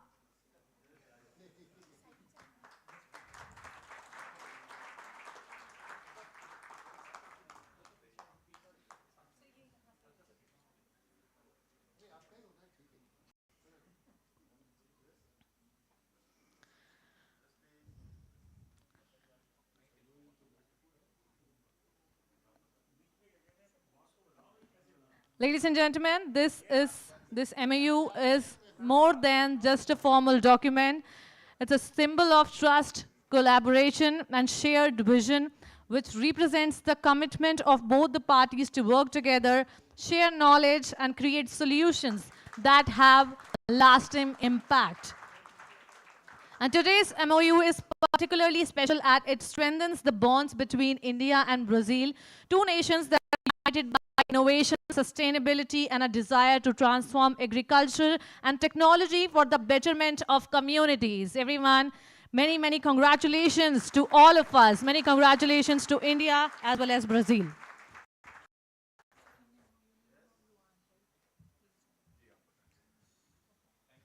आदरणीय मंत्री महोदय, जैसा कि हमारे प्रधानमंत्री नरेंद्र मोदी जी चाहते हैं, जैसा कि योगी जी चाहते हैं, और जो आपने हमें काम दिया, जो इंस्पिरेशन आपने दिया, उस इंस्पिरेशन को हमारी अगली पीढ़ी ने आज जैसा आप चाहते थे, आपके मन में जो किसानों के प्रति प्रेम है, आपके मन में जो एक दया थी, आप ये चाहते थे कि कैसे हिंदुस्तान का किसान, विशेष रूप से आप चाहते थे कैसे उत्तर प्रदेश का किसान ज़्यादा क्या कहते हैं पैसे कमाए, कैसे वो रिच हो, कैसे वो सब रिसोर्सेज को अवेल कर सके। तो उसके लिए पिछले 2-3 साल से लगातार आपका सहयोग और आपका आशीर्वाद हमें मिलता रहा है। उसी के तहत ये सब किया। पहले अब तक जो मैंने बताया था उसमें तो ये बताना चाहता था कि मैंने एक तरीके से डेयरी खोली है, लेकिन अब जैसा नवनीत चाहते थे कि जब आप यहाँ एज ए चीफ गेस्ट आएंगे तभी आपके कर कमलों से ये घोषणा करेंगे कि हमने भारत में एक नई टेक्निक लाने की बात की।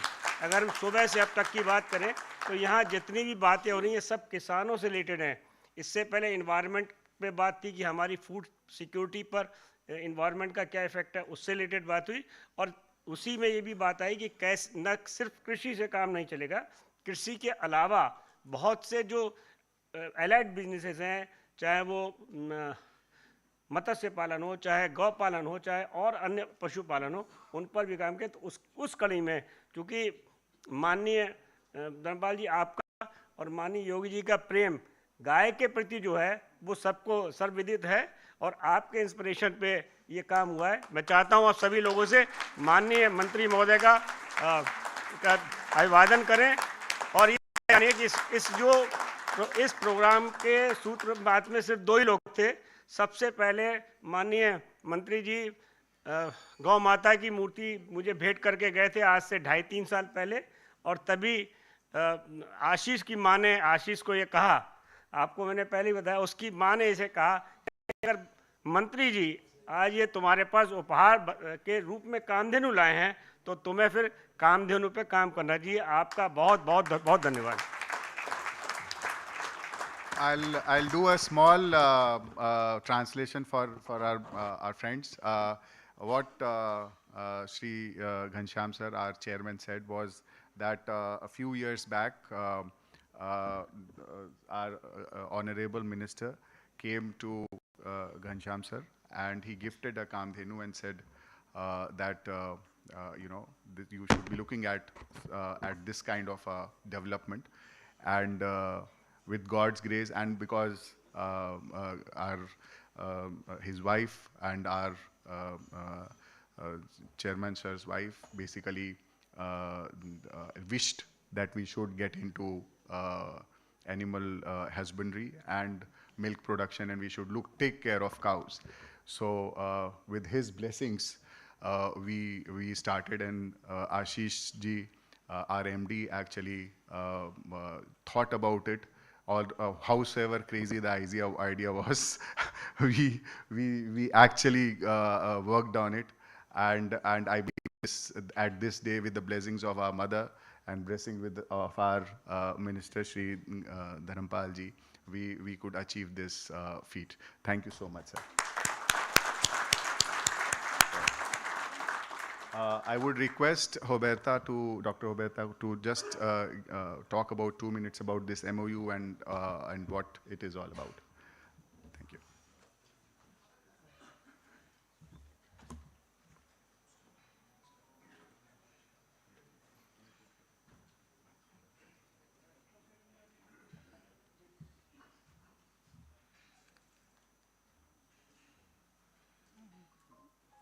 My presentation is here.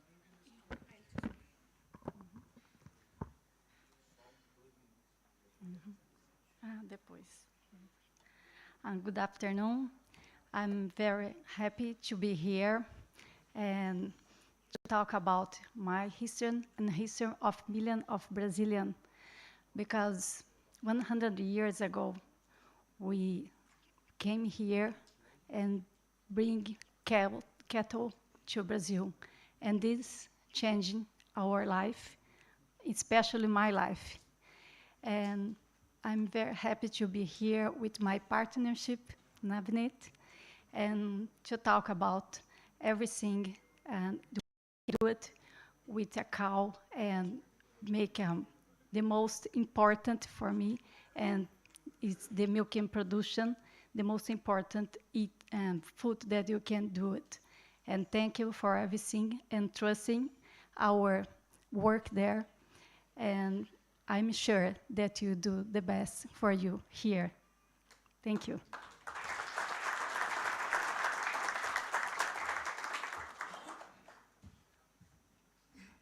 So trust me, she talks much more than this. Rogerio knows. Okay. So I believe we'll have a session with Dr. Roberta after some time, because we have to finish the MOU, and Ambassador sir has to go. He has a commitment somewhere. So we will speed it up, and we will sign another MOU between, I think Ekintech is there. Yeah, Luan, please. So Ekintech, talk about it.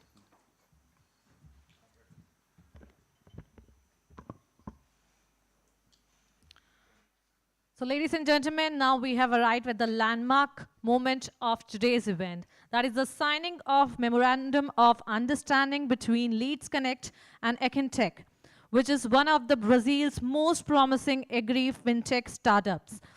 This partnership represents a fusion of innovation, expertise, and global collaboration.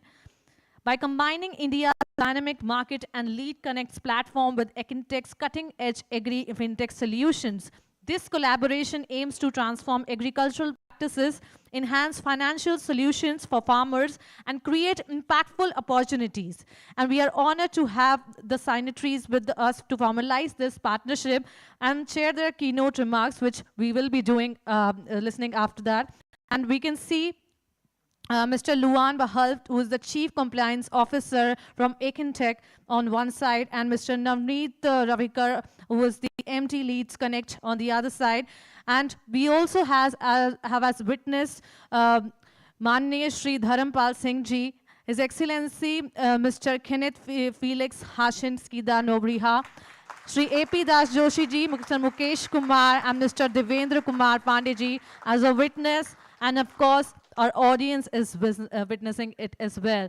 So congratulations to all of us for signing the MOU between Lead Connects and Akintech. Finally, we are or have also done with this. Okay, and I also request Luan to please take over the stage. Good afternoon. I would like to thank again Leads Connect for this work with international cooperation, agribusiness development. I think our partnership is a step towards sustainability, towards building a more inclusive world for farmers, and I think it strengthens our relations between Brazil and India. So thanks again.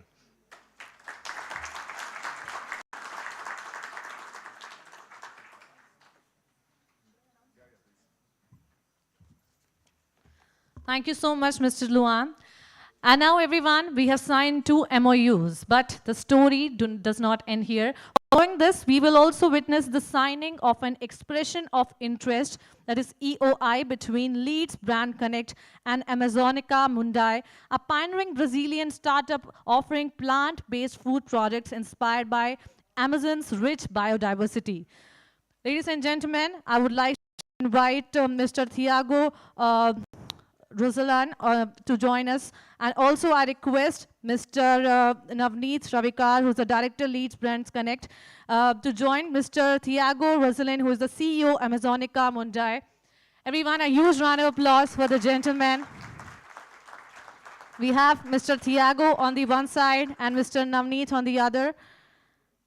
And ladies and gentlemen, this collaboration symbolizes not just a business partnership, but a shared commitment to sustainability, innovation, and global knowledge exchange.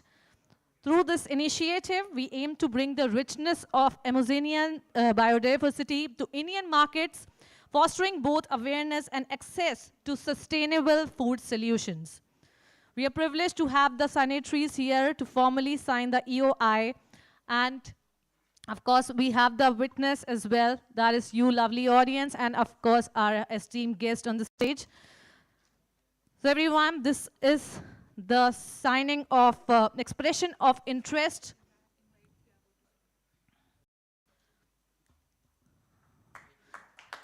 A huge round of applause and congratulations on signing up between the Leads Brand Connect and Amazonica Mundai. And now I would request the CEO of Amazonica Mundai, Mr. Thiago, to please take over the stage and comment on it. Hi, everyone. Thank you, India. Thank you, New Delhi, for the wonderful reception. Thank you, the government of Brazil. Thank you, the government of India. It's been a pleasure for us to be here. Our company is based on using the cashew bagasse and transforming that on plant-based foods. And I think that both countries have good connections. And we hope to do this here in India, developing the cashew agriculture, developing the farmers, and delivering great food and great sustainability for both countries. So this is what we're here for, and you can count on us. So thank you a lot for everyone, and have a nice day. Okay, thank you. So just a small story. Essentially, I met Thiago in Rio during BRICS, and I happened to meet him there, Excellency, and we had his offering the food that he makes, and the story that he has is amazing. And I believe that the whole understanding of Amazonica and its story will resonate with India and Indian tastes. And I believe that this collaboration can help us learn some more about plant-based food, which is essentially up and growing in India. And we believe that this collaboration will bring us closer to create this ecosystem of sustainability in India as well. Yeah. Thank you. So I will take this opportunity to call Shri Devendra Pandey ji to give 2 words about this collaboration, please.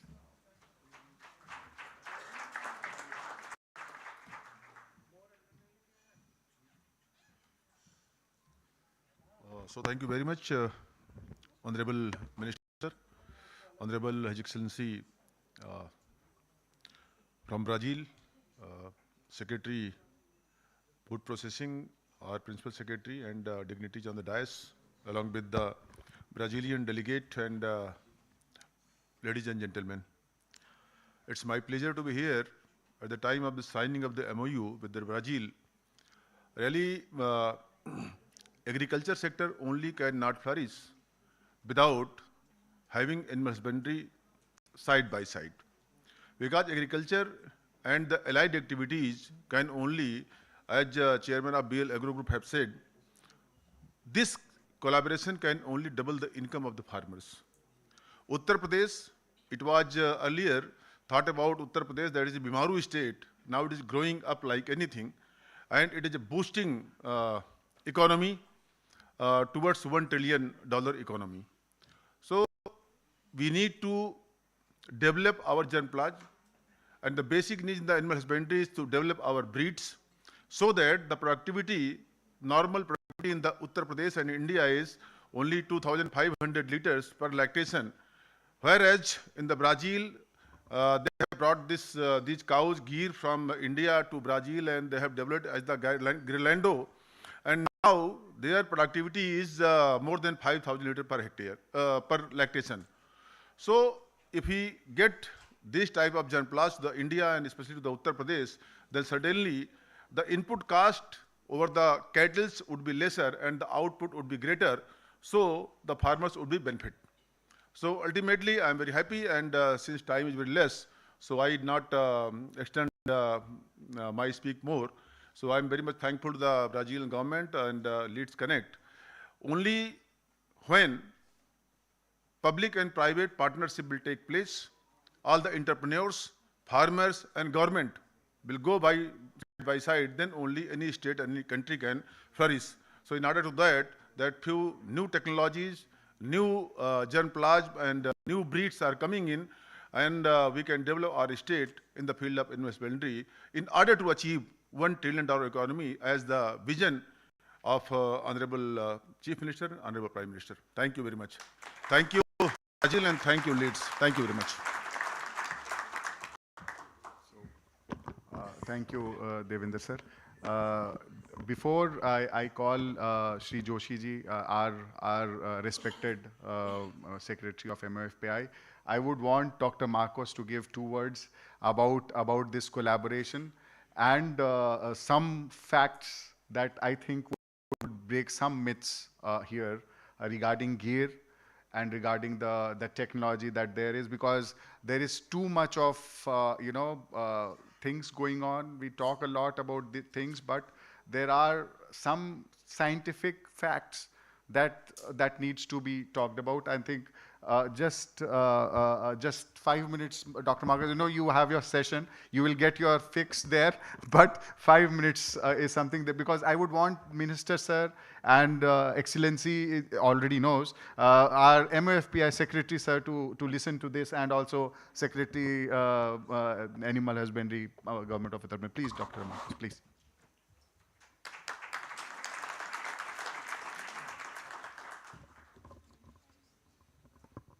Well, thank you. I would like to greet all the authorities here attending this event, and It's important to remember that recently our president, the president of Embrapa, has signed an MOU with the Indian government.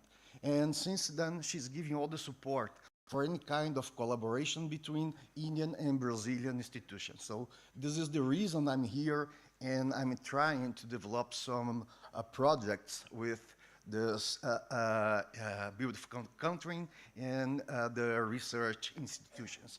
So it's important to remember that Brazil is the third largest milk producers in the world. And we just got there because we have an important breed called Gyr. 80% of the Brazilian milk comes from Gyr Orlando, which is a crossbreed between Gyr and Holstein.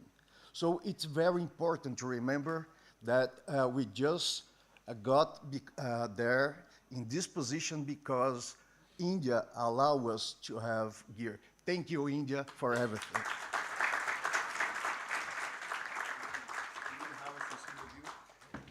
Thank you so much, Dr. Marcos. We will request our Secretary, MOFI Sri Joshi ji, to give his blessings and 2 words about this collaboration. Thank you.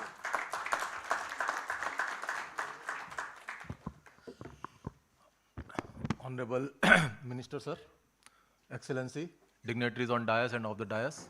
Let me first of all congratulate both BL Agro and Brazilian side for a wonderful work they are doing. In fact, as we all know that India is the largest producer of milk, and we produce almost 24% of world's milk. But with this collaboration, if the productivity as told that from 2,500 liter to 5,000 liter, if it happens, just imagine where we will be. So it's a big opportunity, and food processing, this technology, innovation, and all this opportunity, unless we harness this, I think we'll remain where we are. So I look forward to a very, very intense and deep collaboration between Brazil and India. And we already have, as Excellency was saying, in last around 2 years, 83 delegations coming to India. That's something unprecedented.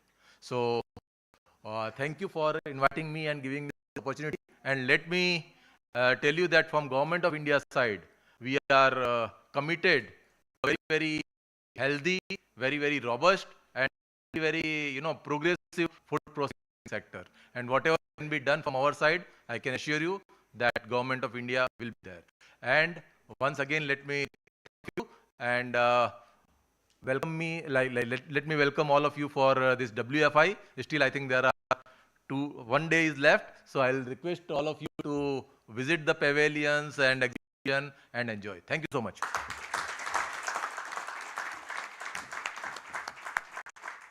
अब समय आ गया कि हम अपने मुख्य अतिथि श्री धर्मपाल जी sir, माननीय Shri Dharmpal sir को स्वागत करते हैं और उनसे आग्रह करते हैं कि वो 2 शब्द कहें.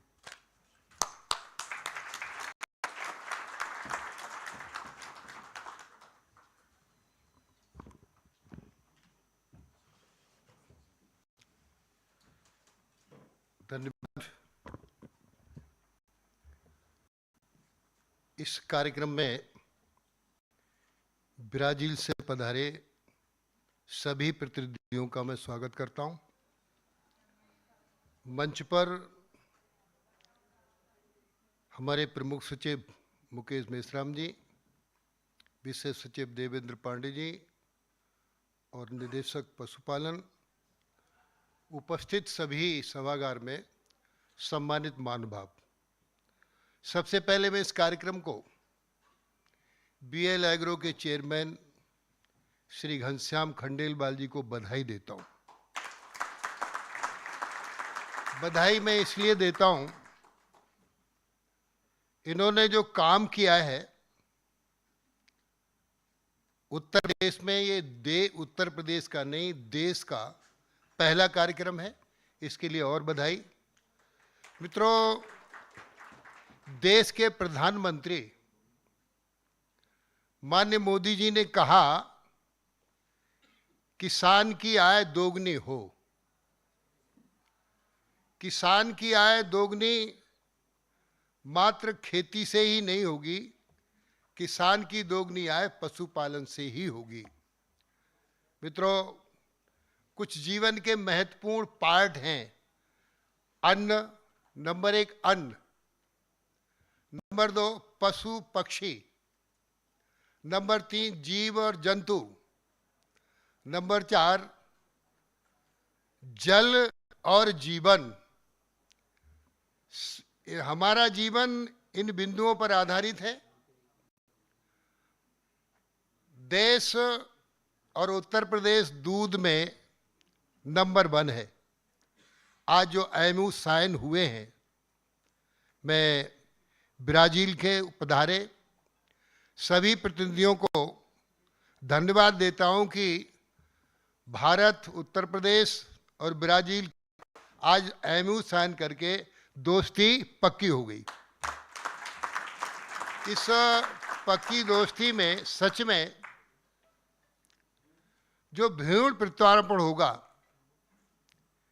इसमें नस्ल सुधार होगी।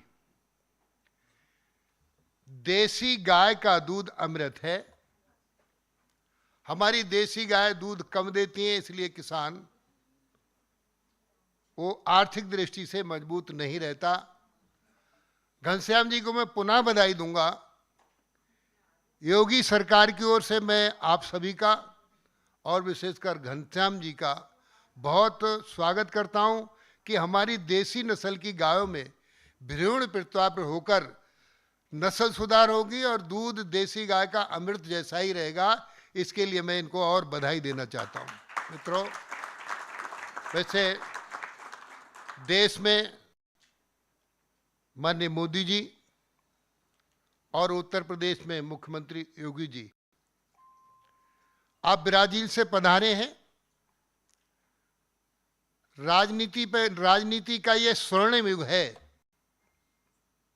देश में और उत्तर प्रदेश में राजनीति का ये स्वर्णिम युग है। देश के प्रधानमंत्री माननीय नरेंद्र मोदी जी कर्मयोगी हैं और उत्तर प्रदेश के मुख्यमंत्री योगी आदित्यनाथ जी जन्मयोगी हैं। एक कर्मयोगी और एक जन्मयोगी निश्चित रूप से देश का और उत्तर प्रदेश का आर्थिक दृष्टि से संपन्नता में आगे बढ़ रहे हैं। हम भारत जल्दी विकसित राष्ट्र की श्रेणी में जा रहा है, जगत गुरु की श्रेणी में जा रहा है। इस अवसर पर मैं आप सबको बधाई देकर हम $1 ट्रिलियन इकोनॉमी उत्तर प्रदेश शीघ्र करने की ओर आकर्षित है। आप सबको बहुत बहुत बधाई। Thank you so much. जोरदार तालियों से कृपया मंत्री जी का स्वागत करें प्लीज।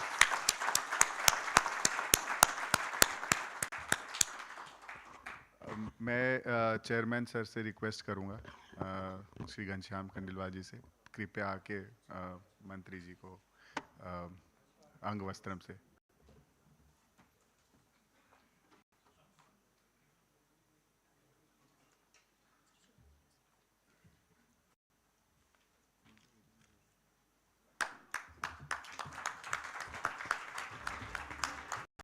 मैं हमारे आदरणीय मंत्री जी श्री धर्मपाल सिंह जी का बहुत बहुत धन्यवाद करती हूँ।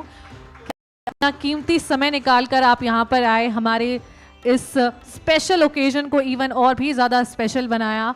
एंड आज इंडिया और ब्राज़ील की दोस्ती की आप बहुत ही बड़े विटनेस बने हैं। एंड वी कैन सी कि यहाँ पर MOU साइन हुए हैं। इंडिया और ब्राज़ील के बीच में एक खूबसूरत सा रिलेशनशिप बना है। एंड आपकी जो यहाँ सहयोग है, बहुत बहुत आभारी हैं हम सब उसी के लिए। तो थैंक यू सो मच आदरणीय श्री धर्मपाल सिंह जी यहाँ पर आने के लिए। एंड नेक्स्ट मैं बोलना चाहूँगी,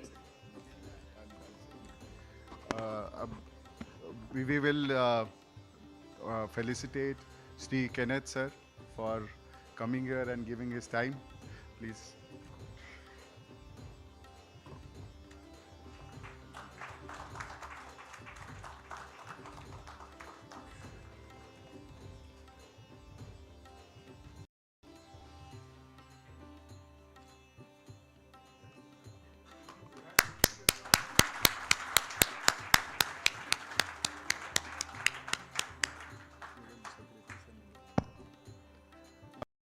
we will now felicitate Shri Joshi sir.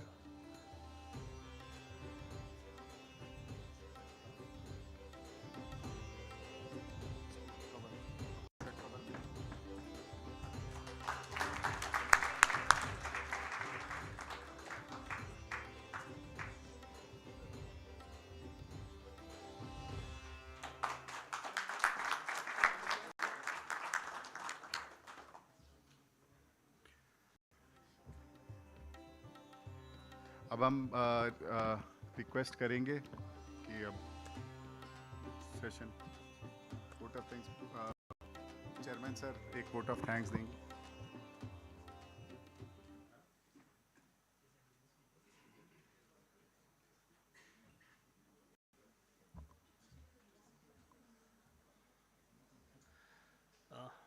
आदरणीय मंत्री महोदय, माननीय धर्मपाल जी, जो हमारे बरेली ज़िले के बहुत ही लोकप्रिय हैं और बहुत सादगी की प्रतिमूर्ति हैं, और हमारे एक ही रिक्वेस्ट पर एक ही बार, बल्कि हमने तो एक गलती भी की कि हम इनाग्रेशन में पहले ही नाम बिना आपसे पूछे हमने इनाग्रेशन पे आप नाम जो दिया, तो हमें आदरणीय ने सही भी करेक्ट भी किया कि पहले पूछ तो लेते, लेकिन फिर भी आपने हमारा मान रखा, सम्मान रखा। आदरणीय, हम कैसे आपका ये उपकार चुका पाएंगे वो हमें उसका पता नहीं। हमारे यहाँ पे पहुँचे हिज एक्सेलेंसी, आपने भी हमें यानी हिंदुस्तान के प्रति इतना प्यार जताया। जो प्रमुख सचिव महोदय, आपने हमें यहाँ आकर जो है जो गवर्नमेंट किया, या जो हमारे अंदर हिम्मत टूट रही थी, ये भी बताना चाहेंगे कि ये बड़ा रिस्की सा प्रोजेक्ट भी कई बार लगता है कि हम इस पर करोड़ों रुपए खर्च कर रहे हैं, कहीं अगर रिज़ल्ट मनमाफिक नहीं आया तो क्या वो, हमें लगा कि आप ऐसी स्थिति में हमें आपका सहयोग भी मिलेगा और आप हमें ढांढस भी बनाते रहेंगे, और बच्चों के अंदर ये फीलिंग रहेगी कि उनके पीछे कोई है। जैसे माननीय धर्मपाल जी हर वक्त कहते हैं कि तुम कोई परेशान मत हो, मैं तुम्हारे पीछे हूँ, हर हाल में हूँ। तो मेरे और जितने भी डॉक्टर साहब आए हैं जो हमें टेक्नोलॉजी दे रहे हैं, माननीय प्रमुख सचिव साहब ने मुझे ये बताया कि भाई हम तुम्हारे साथ हैं, हमने तुम्हारा प्रोजेक्ट पढ़ लिया। विशेष संयुक्त सचिव साहब ने भी जो है अभी हमें आश्वासन दिया कि हर हाल में हम आपके साथ हैं। तो हम BL अग्रो परिवार की ओर से मैं आप सभी का हृदय से धन्यवाद देना चाहता हूँ, हृदय से मैं आपका आभार व्यक्त करना चाहता हूँ कि आपने इतने शॉर्ट पीरियड में मेरे रिक्वेस्ट करने पर और इतनी दूर से, यानी आप 250 किलोमीटर का सफ़र तय करके सिर्फ इस कार्यक्रम के लिए आए।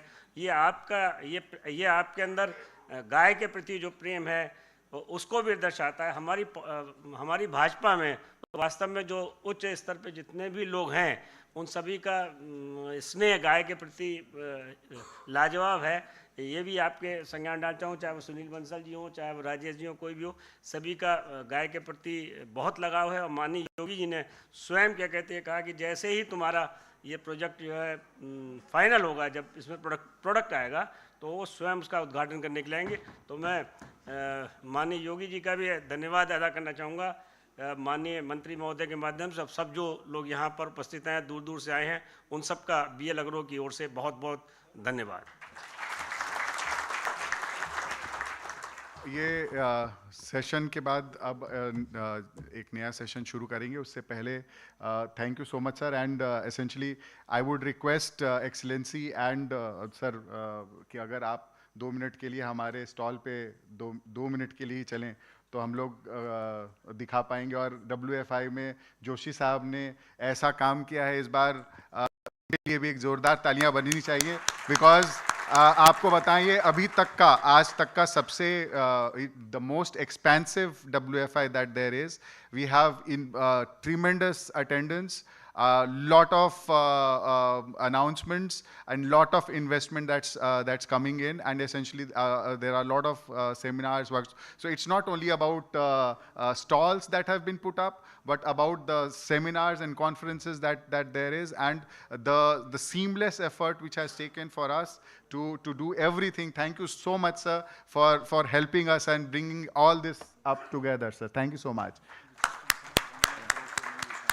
So this is also to inform that we have signed some 1 lakh crore MOU in this WF, as informed by sir.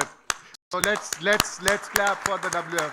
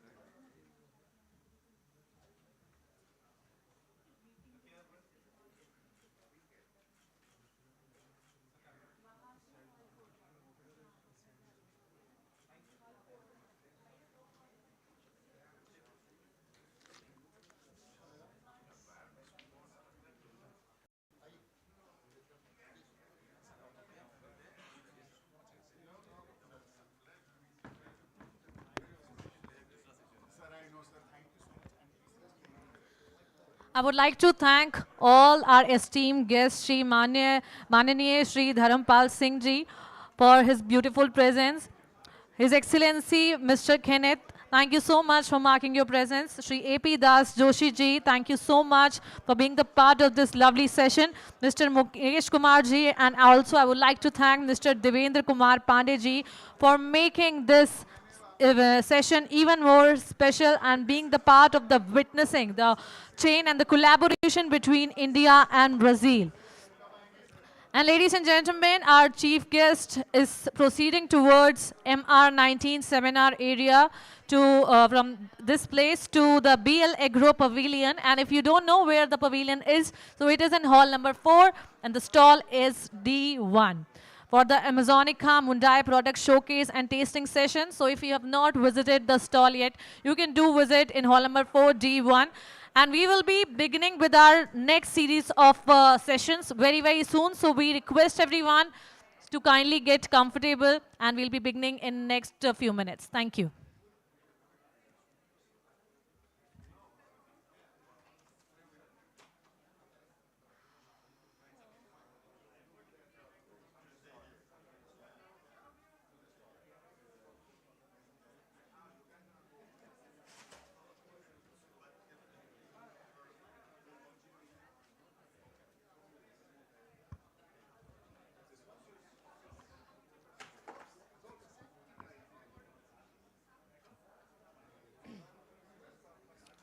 Ladies and gentlemen, our next session coming up is a series of technical addresses on bridging continents Indo-Brazil conclave on indigenous cattle breed improvement program. We are going to begin with this session in next few minutes, so kindly stay back, be comfortable at your places, and we will get started very, very soon. Ecosystem, ensuring equitable growth and sustainable practices. From crop health monitoring and risk management to financial inclusion and insurance platforms. This Agrani initiative delivers smart solutions for a thriving agricultural ecosystem and integrates advanced AI and space tech solutions for farmers and agribusinesses. Leads Nextech, a division of the BL Agro Group, pioneers innovation through advanced space tech, AI-driven analytics and geospatial services. The company focuses on developing cutting-edge solutions for smart agriculture, earth observation, and disaster risk management powered by deep learning and artificial intelligence. Leads Nextech also streamlines the import, export, distribution, deployment of third-party software and web-based applications, enhancing efficiency across sectors. Leads Agri-Genetics, advancing agriculture through genetic innovation. A pioneering force in agri-genomics, leveraging cutting-edge genetic research to revolutionize both animal and plant agriculture. By integrating advanced DNA sequencing, precision breeding, and data-driven genomic selection, we aim to transform the way food is produced, ensuring higher yields, improved quality, and greater adaptability to climate change. By bridging science and practical application, we empower farmers, agribusinesses, and research institutions to unlock the full potential of genetics in agriculture. Through continuous research, innovation, and collaboration, our company is driving a more resilient, productive, and sustainable agricultural future. Taking this vision forward, BL Agro has committed to a zero-waste circular economy in the milk value chain through a state-of-the-art IVF lab for embryos and a robust dairy ecosystem. The aim is to increase milk production, enhance the breed quality of indigenous cattle progeny in the country, the income of dairy farmers, achieve sustainable waste management and circular economy goals, and create more employment opportunities for farmers. BL Agro is more than a company. It's a movement to transform the way food is grown, processed, and consumed. At BL Agro Group, we are committed to revolutionizing the agri-food ecosystem and making the entire food journey profitable.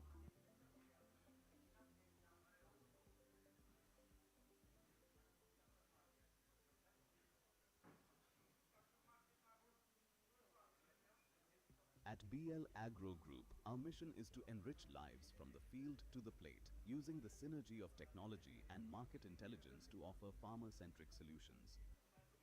We cover everything from agri-tech, space tech, agri-fintech to food processing, logistics, analytics, consumer brands, and exports. Under the umbrella of BL Agro Group, our subsidiaries contribute to a comprehensive agri-ecosystem. BL Agro Industries Limited, a visionary FMCG company dedicated to transforming lives through its initiative that from farms to tables with trust, innovation, and sustainability. At BL Agro, our mission extends beyond delivering premium food products.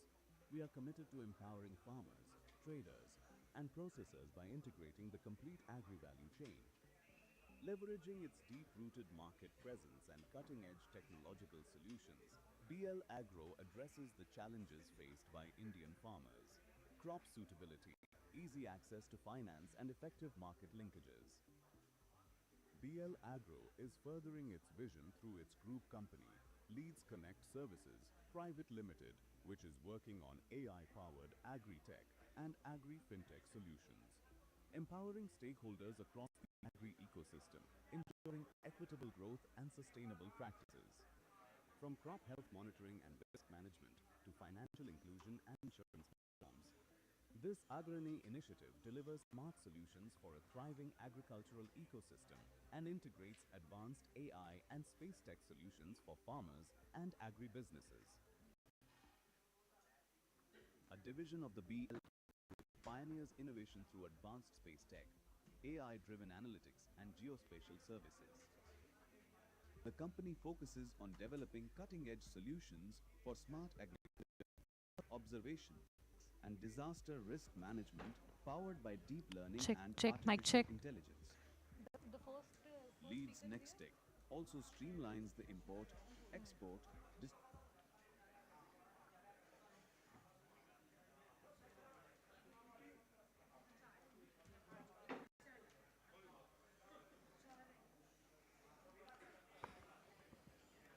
All right, ladies and gentlemen, we are going to begin with our session further ahead. Is done with their lunches, had a good break time, done with some conversations, talked a little bit about the collaboration between India and Brazil. And I'm sure this is a very, very vast and very important topic to talk about. And it is going to be the topic for the day for a lot of people. And I guess people who knows about this room, I think each and everyone. And beyond that, people who are at home and watching us, I am sure they'll be super happy when they see the dosti happening between India and Brazil. So dosti, as we concluded, is the developing opportunities and strengthening technological innovation, bridging continents into the cattle breed improvement. And we just had our esteemed, honored Chief Guest Sri Dharampal Singh Ji here with us, and also His Excellency Mr. Kenneth Felix here with us. And in their presence, we signed the MOU between two nations, and that was also the collaboration between two nations and how we are going to make future better for the people of both of our countries and of course for all of us. And when we, of course, when we were doing the launch, these were very things that created history in the times. What I think it was such an historic launch. And I'm sure that India and Brazil's friendship will serve as a reminder of what we can achieve together through collaboration, shared knowledge, and of course, the mutual respect. We are here to celebrate the spirit of cooperation and friendship that continues to grow stronger year after year. And this launch has honored the partnership, the innovations, and the shared dreams that will guide our nations toward a brighter and, of course, a more sustainable future.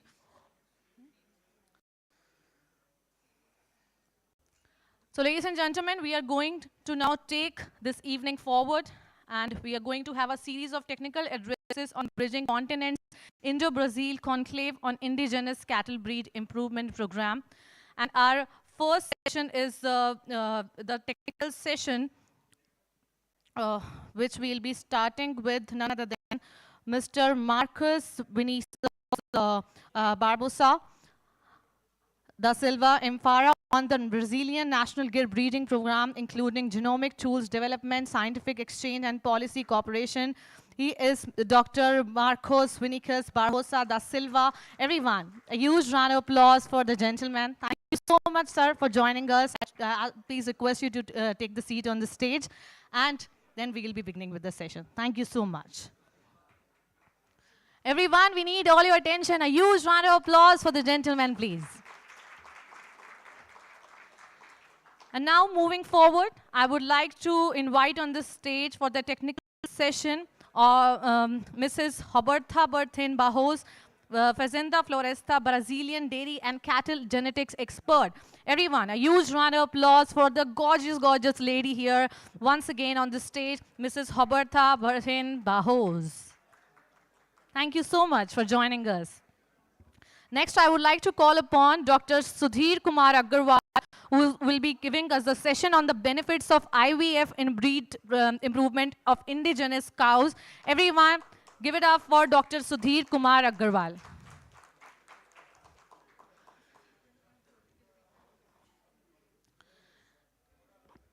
Thank you so much, sir. And we also have a technical session from the conventional breeding to genomic selection, a dive into magic of the genes. And this session, ladies and gentlemen, will be conducted by Dr. Ashish Dubey. So can we have a huge round of applause for Dr. Ashish Dubey?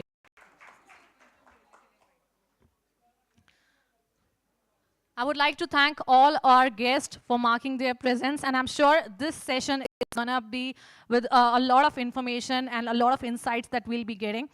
So first of all, ladies and gentlemen, for the first session, I would like to invite Dr. Marcos Vinicius Barbosa da Silva on the stage, who's Embrapa on the Brazilian National Gear Breeding Program, including genomic tools development, scientific exchange, and policy cooperation. Huge round of applause for Dr. Marcos, everyone. Over to you, doctor.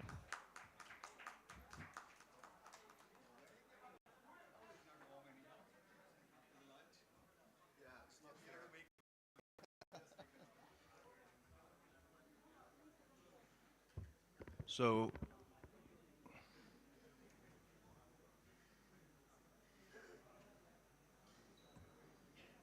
okay. So good afternoon. It's not fair to be the first to speak there after lunch, but I will try to do my best here. So first of all, I would like to thank you for the invitation to be here. It's an honor to be here. This is probably my fifth or sixth time in India, and always a pleasure to be here and to learn a little bit more about this beautiful country and its culture, and of course, as an animal scientist, to learn more about the indigenous cattle. So I will talk a little bit about what we are doing with the gear breed in Brazil. And of course, as you can see, the animals that we have in Brazil are a little bit different from those here in India.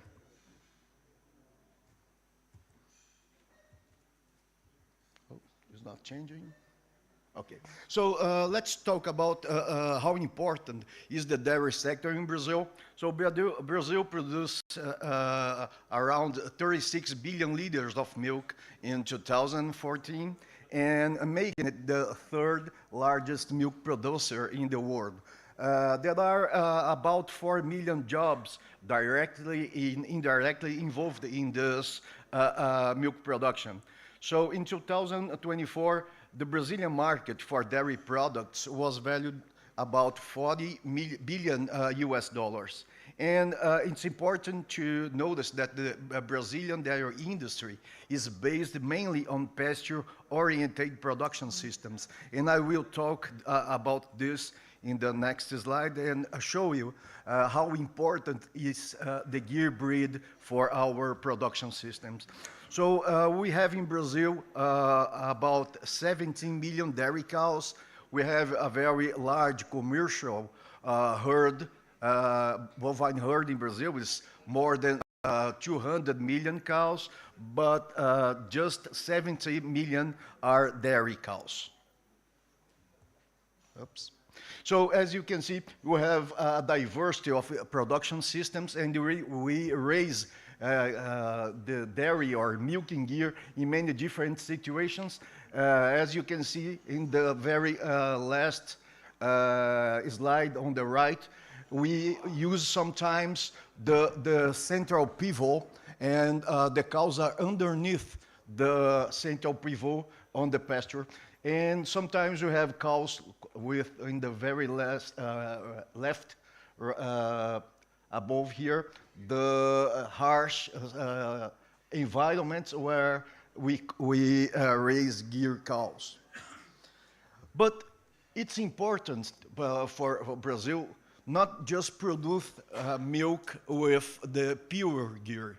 We use the gear breed for getting the gear Orlando. So we have the crossbred between the Holstein and the gear, and then we produce the gear Orlando. So we will have many different breed compositions for gear Orlando, from the F1s up to the 5/8s, and they are very important for us because 80% of the milk production in Brazil comes from the gear Orlando breed.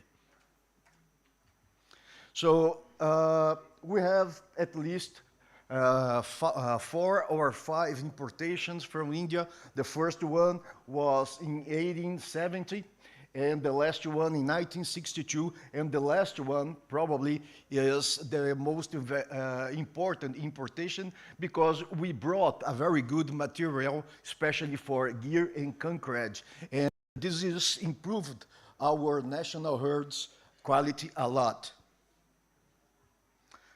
So those are the documents from the importation in 1918, as you can see, and a sire that came from India in 1962. So those were the kind of animals we had back in Brazil a century ago. In 1985, the Embrapa and the Brazilian Milk and Gear Association, ABCGIL, together started development breeding program for the gear breed.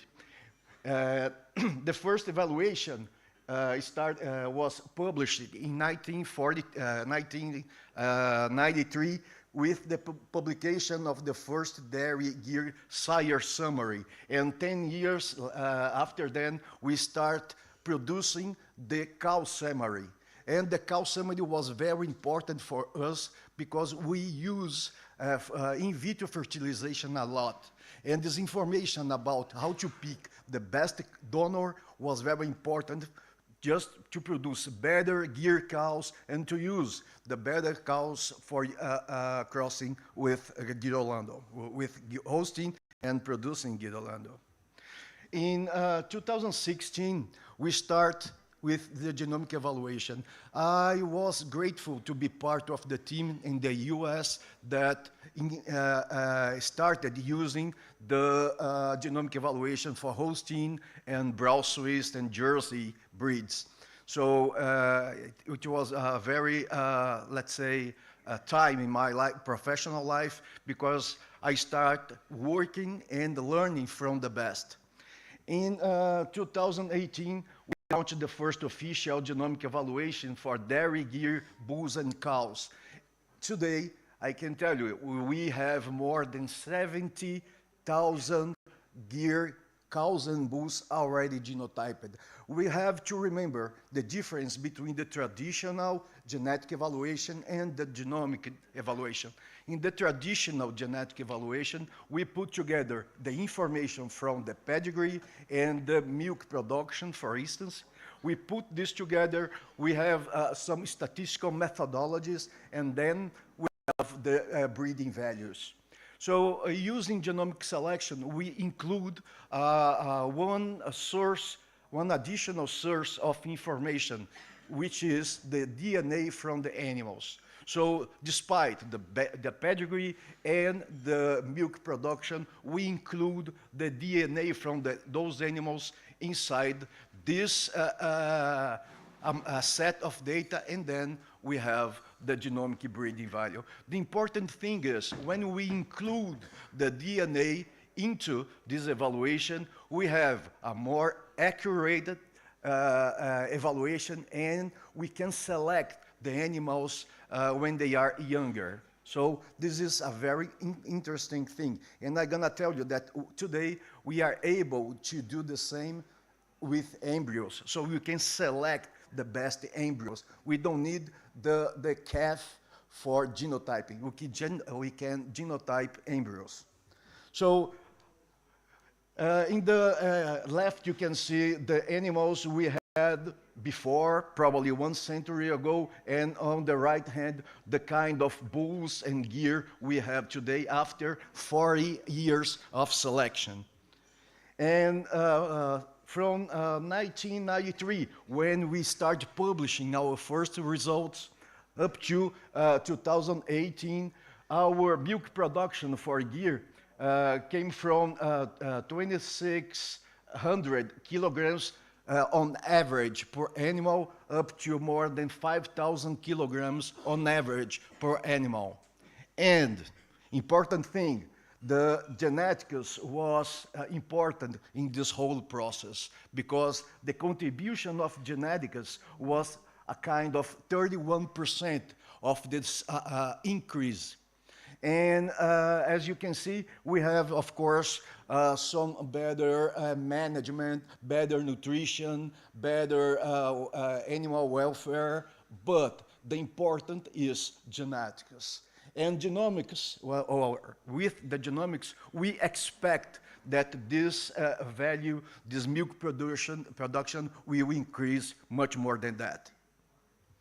So today, we are our team, our genomic team at Embrapa Dairy Cattle export genomic solutions for 12 countries. I'm including already India in there. So we are publishing sire summaries and cow summaries for 12 different countries. Brazil and Embrapa has worked to provide genomic solutions and genomic tools for different countries. And it's impressive how, let's say, how good is our predict equation. So particularly, I got some samples from Indian animals, from gear Indian animals, and I can tell you that we are able and capable of to use our genomic equations for the indigenous cattle here in India. Those are some results we got so far. Not so we have the results about the genomic predictions, but we compared 19 different breeds used in Brazil. And I can tell you that from the genomic side, the gear is the indigenous cattle in Brazil, which is more pure compared to the other ones. So looking at the genomic or the DNA from the gear, it is the most close to the indigenous animals raised here in India. And this slide here shows the methane emission and feed efficiency. We are using the gear and trying to understand the amount of greenhouse gas in the gear breed. And you can see we are turning gear more efficient with a better production in reducing the methane emission. At the same time, we turn this cow better or with a higher milk production. And the very last work, we have years ago the possibility of the Brazilian genotype the embryos. And this genotyping is very accurate. So before you put this embryo in a donor, the selection system. And this is important because you can increase it decreases the interval of generation. So this is very, very important. And thank you for saying what I have. It's important for me to be here. And why is that? Because the first, maybe the first or the second book about Zebukeron was written by my grandfather. And to be here, maybe 80 or 90 years after then is very important. I hope we can collaborate in some sort of genetics and animal breeding and to do more for both countries. Thank you.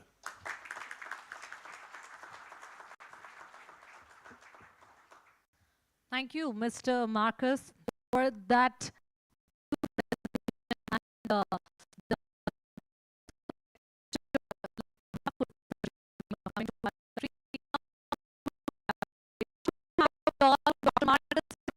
And for the beautiful collaboration between India and Brazil once again. To a technical session by Mrs. Roberta Barthen Barros, who is from Fazenda Floresta, Brazilian dairy and cattle genetics expert. Everyone, a huge round of applause for Mrs. Roberta Barthen Barros.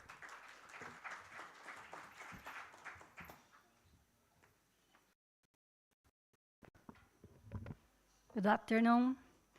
I'll explain how you produce milk in the farm. I'm very happy to be a producer milking with beer and Girolando, and how you select them. Milking production and system Brazil and Fazenda Floresta. Here I want just to show where we are in South America. And the city that I live in, the countryside of the state of São Paulo. It's a very hot place. And this is important because the cows feeling a hot place make a big difference when milking production. So most of the part of Brazil, it's the same weather like here in India, very hot. And the cows, they understand this because these gears, it's very good in Brazil. How was Brazil 50 years ago? It's almost my age. 1975, we imported food. We're explaining what we did with the milk production, and nowadays we are the first largest food exported in the world. How to understand? Here we have 14.5 million cows producing, milking, sorry, 19 million cows producing 14.5 and 1990. And we have a lot of change with the development with Girolando cows. So nowadays, we are producing more than double that time with 35.7 million per year. And you have less cows producing with 15.7 cows. Here, my audio, we are the third largest producer, and very important people are working with this in Brazil. It's a large production in the milk production in Brazil. It's very important for us. Here, production and world. You can see Brazil have always improving and increasing our number about in production compared to the world. And one important thing, and we needed to produce more milking. For 2050, we will be approximately 9.7 billion people. So we need to produce more food. And we know that we need to increase about milking. And it's congratulations for all of them that's improving. And like here today, we are always together to make more milking. What's the reason we have success in Brazil? We are all together. I am a milking production, livestock production. We have a partnership with all of them. Government, we have cattle association, and with Embrapa. And then to explain everything, we have a rural extension, tech in the farms, and everything how to do it. And altogether, a big difference in 50 years. All genetic improvement we can use. We still use natural breedings, but they are better bulls. We have a lot, but we sell a lot bulls. They are improvement in Brazil. Artificial insemination, we start in 1970. Embryo transfer, cloning, and we select gene edicts and genomic selection. We already told you, we have a big difference here when you bring cattle from India. Make us biggest. We have the largest commercial cattle in the world nowadays. So we know that most of the animals in Brazil, they came from zebu and came from India. Here we imported the zebu breeds that pure from India, and we did 3 cross breedings. We select and have breeding association, like here, example of bulls that we make it. And ABCZ, we works to certificate that animals, it's a pure animal. So this is very important to make we give you a number to all of them, and we give a certificate. So this association can check all of 9 breeds. How, like a farmer, how I needed to do it to have a good reproduction cow or bull. When we have to communicate this animal if he is insemination, natural, or in vitro. Then we confirm when this animal will be born. I need to send the association again with DNA test. Then I'll have everything correct. The technical came to my farm and to check these animals. And then we have a mark and to send them that it's a good animal. When this animal is 18 months, the technical from association came again to check if the animals is good, because I'll have 18 months. So if they have another certificate, it's we call like RGD, it's definitive, then can have daughters or son, these animals.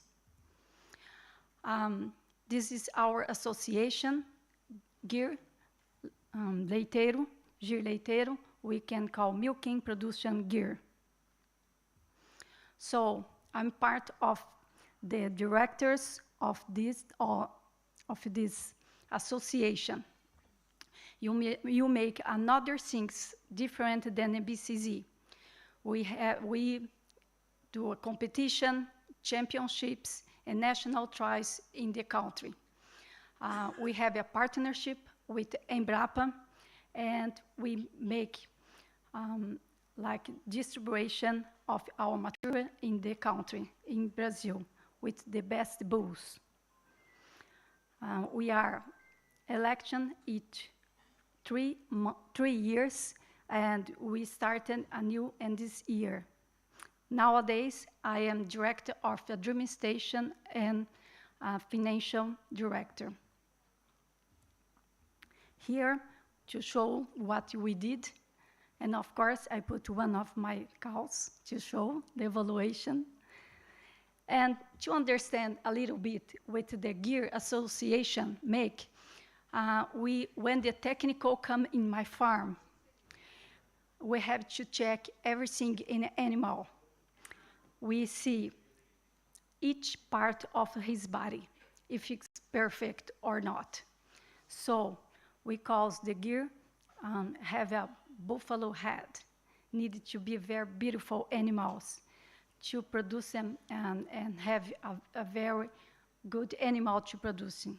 So everything we check in them, and then genomic too, but you need to check if everything correct. So we have many colors in gears in Brazil. You can see you say that gears make a colors in our curral in Brazil, in the farms, because have many colors. Here we have another colors too. And here we give some example. We don't give a certificate to have a good reproduction gear association. Like for example, here, this pigmentation, we not approve them. Needed to be, all the skin needed to be black. The hoods, everything needed to be black to support a tropical country like Brazil. See, in the right side, we don't give certificated. Here, the ear needed to be perfect, like then, for example, usually we have a perfect head too. You can see here, some of them, we don't give them. It needed to be all the same. And here you can have to check the legs, and we needed to walk with animal to show the technical, to see if the animal is walking good. Many of them, we don't give certificate. Like here, the other two, you can compare the big difference when one's big one is not big one. And here, genetic only makes a big difference when the animal is healthy. We have in Brazil National Animal Health Program. We control many diseases, and you need to check them. Both of them, we are like the veterinary and the government check if all of these are in control. It's very important to know, because this year, in 2025, we are free from aftosis. We have a certificate. It's a long time to get, 53 years, because Brazil is a very big country, and all of the countries, close neighborhoods, needed to get certificate too. So this year, we win this disease, aftosis. And here, I explain a little bit the reason of my success in milking produce in Brazil. We need to get a file of 5 things I think is very important: nutrition, genetics, health, handling, training. If I choose one of them, the most important, I think, is training people. To have a good quality of milk production, you have to have a good workers with you and training them. This is the most important. How we produce our girolando. We buy semens from United States. They have the best hosting in the world. And I select the gears. I'm gear selector, and then produce my girolando. The girolando is very important. So we have here 4 kinds of girolandos that we select in Brazil. 50-50, you can have 3-4, 1-4, and 58 for females. For males, just 3-4 and 58 is possible. And we have the same like ABCZ, the another association, and we make it the same. We need to contact them to information our matching what we did.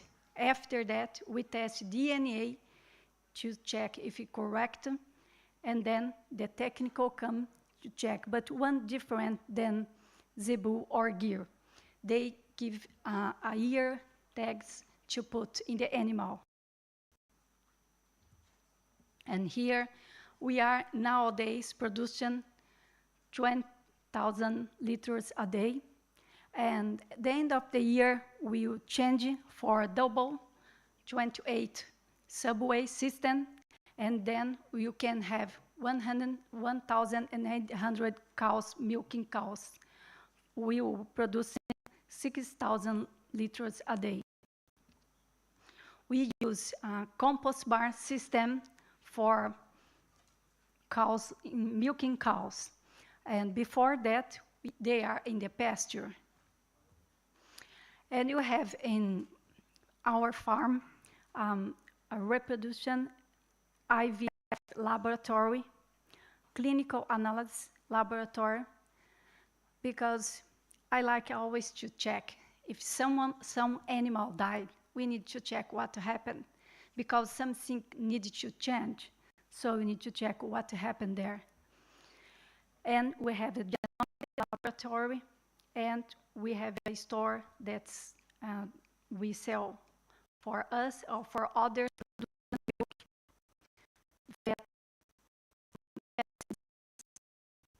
Here, there's many important things when you check in a farm. That's important zootechnical index.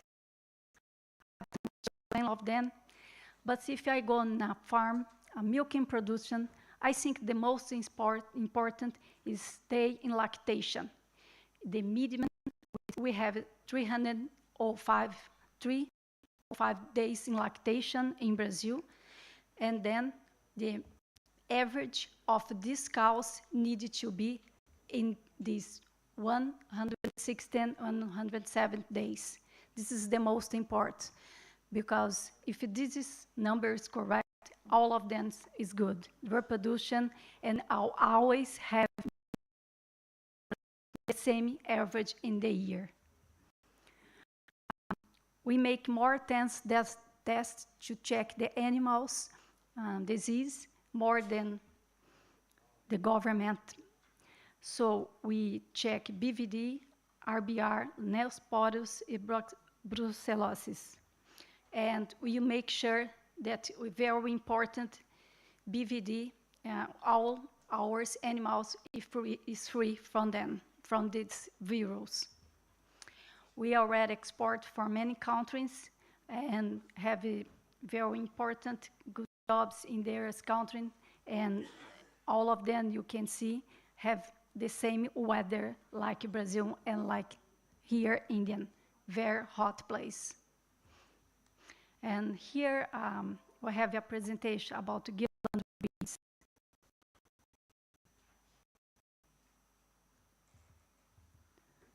Do I have the video? Mm-hmm. Do you have the video here? No? No? Okay. Have a good milk producer is more than numbers. It's about change men's lives. I think here,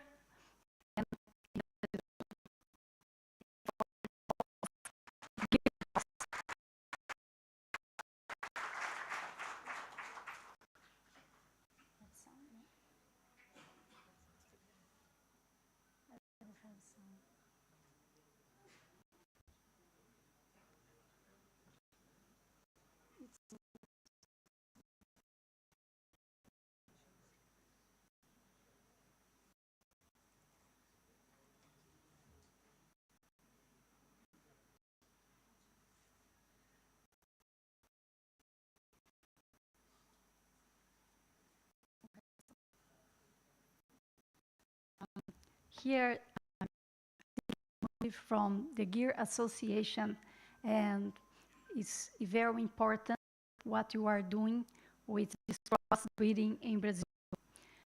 And make all the difference because 80% of milk produced in Brazil, we have crossbreeding with gear, and so make all the difference we can create, and this kind of animals have important the rustic from gear and the productive of Holstein. And most of the farmers in Brazil are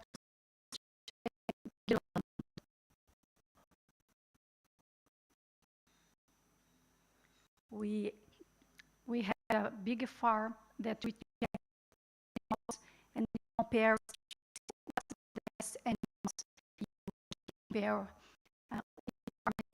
that very important to stay that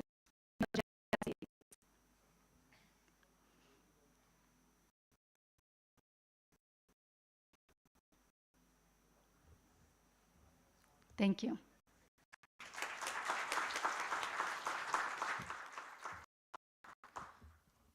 Ladies and gentlemen, that was Mrs. Huberta Bertenbach. It was truly eye-opening. And the way it ended, especially, though there was no sound, but I think she presented it beautifully, and we saw how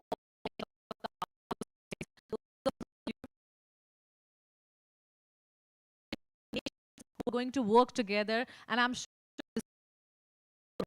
everyone, thank you so much. And once again, can we give it up for And now, moving ahead, and now we are going to have the technical session by none other than Mr. Sudhir Kumar on the benefits of IVF, the in vitro fertilization in breed improvement of indigenous cows. Everyone, please make a huge round of applause for Dr. Sudhir Kumar Agarwal.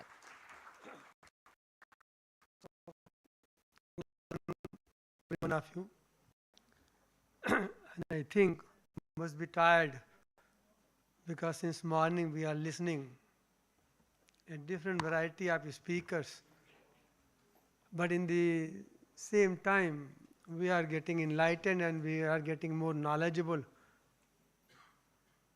about the Indian agriculture, about the Brazilian agriculture, about the animal husbandry, particularly in the Brazil. And since morning we are celebrating friendship between Brazil and India. And very cleverly the theme of the session has been put as a dosti, that is the developmental opportunity and strengthening the innovation. But dosti in terms of friendship that we say in Hindi, and it's a big word than anything. And to my friends who are from my country, they must remember a film came about 35 years back, Sholay, where Amitabh Bachchan and Dharmendra were the friends, and they were riding a motorcycle, and they were singing a song. ये दोस्ती नहीं तोड़ेंगे तोड़ेंगे दम मगर ये साथ नहीं छोड़ेंगे. Let us hope that we will not leave the friendship of Brazil and India. Friends, till now we are talking how to boost the animal production in the country and how to make use of indigenous cattle and do the breed improvement through the latest technology of IVF. तो ये जितना सारा चीज़ें discuss हुई सुबह से, ये सब काम मेरे को दिया गया है और उसको हम मेटेरियलाइज करने के लिए तैयार हैं.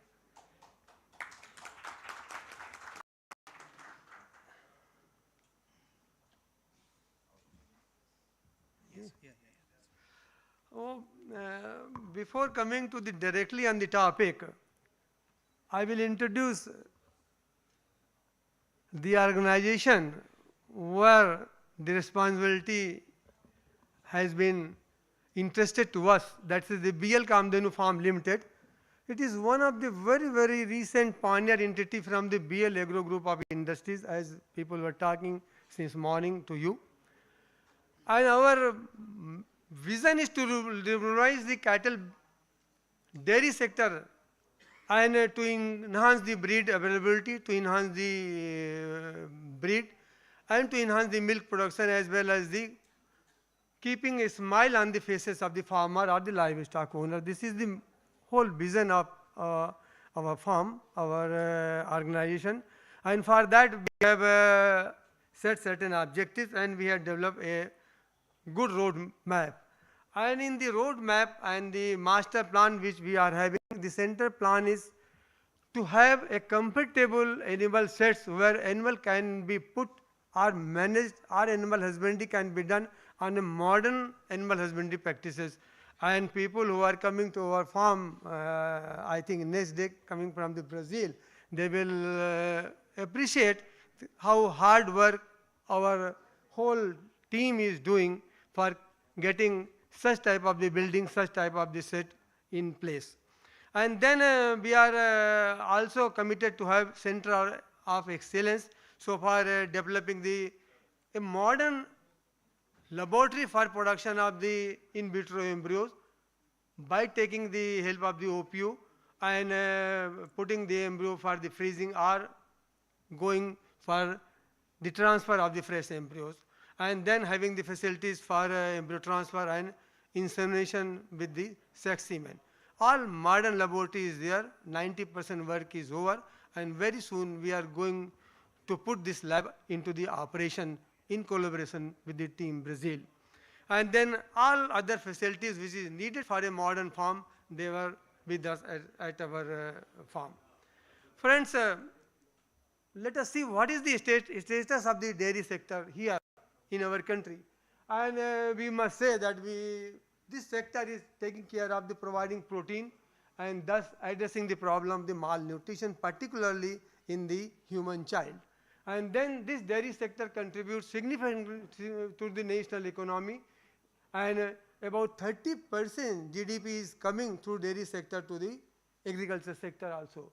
And we are top producer of the milk in whole of the world, and this production level is maintained since last one or more than 1 decade.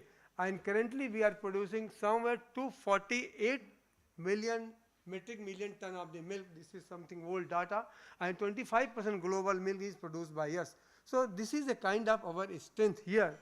And the per capita availability of the milk is also 471 grams per human being, which is more than the recommended level of the WHO. And then it provides cushion to Indian agriculture, as people were telling in the morning session, and it also provides the opportunity for the women empowerment and employment facilities. And this is our strength. You know, demand is there in our country. Our country is vast, but it's a developing economy. What people were telling that it's a dead economy, it has been proved no, it's a developing economy, and it's the fastest growing economy in the world. So if there is a demand of any commodity, that commodity will be a sellable commodity. And same thing applies with the animal husbandry, particularly in our country also. And then we are having a good number of the cattle and buffalo. There's a 193 million cattle and 109 million buffalo. So total more than 300 million cattle and buffalo bovine population is available, which is far and far large than what Brazil is having at present. And the same thing applies with the human population. Our challenges are more. Our country is vast, but our challenges are more. And we are committed to face those challenges. How we will be facing, I will just tell you in coming slides. Contribution of cattle and buffalo, they are the premium milk producing in the country. About 94%, 95% milk, they come from these animals. And then the total indigenous cattle and the non-descript cattle, it's a vast population. This 142 million non-descript cattle is there. And here is the opportunity. And here we will be working through this technology, how we will do the breed improvement, how we will boost their production potential also. Then contribution of the indigenous cattle and the crossbred cattle, it's a vast difference. It's a vast difference. Because in indigenous cattle, they are producing hardly 3.44 liters, about 1200 liters of the milk, or 1400 liters of the milk in one lactation. While crossbred cattle, they are producing significantly higher quantity of the milk. This, I wanted to show you what is the population dynamics, how we understand need of the animal husbandry, need of the breed improvement in this country. If we see the population dynamics, we can very well realize the cattle population during last 1 decade has increased very minutely, only 0.83%. Why it is like that? Because total male population has decreased tremendously. 31% male population has been decreased. It shows that people, farmers do not want to keep the male. This is a kind of the burden. Then total female population, it is increasing. It is this type of the animal is having demand by the livestock owner. And then exotic cattle, it is also increasing. But the indigenous and non-descript cattle, that is 142 million cattle, their population is decreasing by 10%. So we can learn a lesson that dairy farmers, they are not interested to keep the male. There are various reasons. I am not going to into the detail, but there is a need that more female population is a need of the farmer. How we can provide this, I will discuss. Then showing all the status of the dairy husbandry in our country, there are certain key questions that need to be answered by us, by the planners also, that availability of high genetic merit female and progenistic breeding bull, they are lacking in our country. And if you look the scenario that about 81 million adult cattle, for 81 adult cattle, there are only 3,212 breeding bulls available. So for one bull, about 24,906 females are required. It's a very high ratio. It needs to be reduced. And same situation with the buffalo. I will not discuss with buffalo. And if you look the semen production, that only 122 million doses are being produced in the country. And while we are demand is 200 million, this is the situation when the AI coverage is only 30 to 35%. If we want to cover 70% of our animal, you think that how much semen doses we have to produce, from where these semen doses will come. This is a big question. These need to be answered by the planners also. Then there is a lower per capita availability of the milk that I have already shown, that it is only 1500 to 1600 liters per lactation versus 4500 liters or 5000 liters as you shown in Brazil also. Then there is also lack of the quality seed, that's a semen and the embryo. And inadequate feed and fodder, this is also a problem. Our country is vast. Major agriculture land is being used by the agriculture. Only on the byproduct or hardly 3 or 4% land is available for the production of the fodder. And as you have shown that there is a plenty of land in the Brazil, good pastures were there, we are lacking it. We have to plan that how we will provide feed and fodder to our growing population of the cattle. Then also there is a much improvement in the awareness in the farmer, particularly in the states where people are more aware, but still lack of extension is there in our country, and farmers are not well aware about the modern animal husbandry practices. You know and you appreciate this is the first generation technology which were for the improvement of the breed. But in our country, in spite of having very nice infrastructure for very nice network of the AI, only 30% animals are being covered under the AI. And if you see the conception rate, it's a hardly 35%. And I have given state-wise what is the situation in the AI practices. Only few states are there you can have on your fingertips where AI coverage is more than 50%. And if we want breed improvement through AI, it will take very, very long time. So we have to think for the alternative method. What is that method? I will discuss it. Then this is the situation of the production of the semen. Just I have narrated this point, so I will leave it. And then if you look the production of our indigenous cattle and the crossbred cattle, there is a much difference. And if we look the scenario of the breeding bull available for the breeding purpose or for production of the semen, so for indigenous animals are concerned, it's a very, very meager. That's why Government of India in 2024 imported semen from Brazil for breed improvement and taking care of the improving the breed and production of the milk also. So these are certain key questions. They have been in the mind of the people, and using AI, how you think that we will be able to improve the breed. So there is a low coverage of AI. Our country is very vast. Then poor conception with the AI. Then limited availability of the bull with a high genetic merit. It's a problem. Then frozen semen quality and quantity. We have to think. And I'm not going to detail how many frozen stations we are having, how many frozen semen stations are accredited, and then what is the quality of the semen. Then other 2 points are there. Then here, very recently, the sex semen has been used, and there are certain problems with the sex semen, but definitely it shows the way how we can improve the breed with this semen.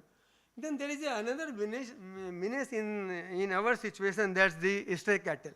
And people, if you come from UP, in the morning also, we can realize the government has initiated certain program to take care of the stray cattle. 5 million cattle, they are the stray cattle, both male and the female.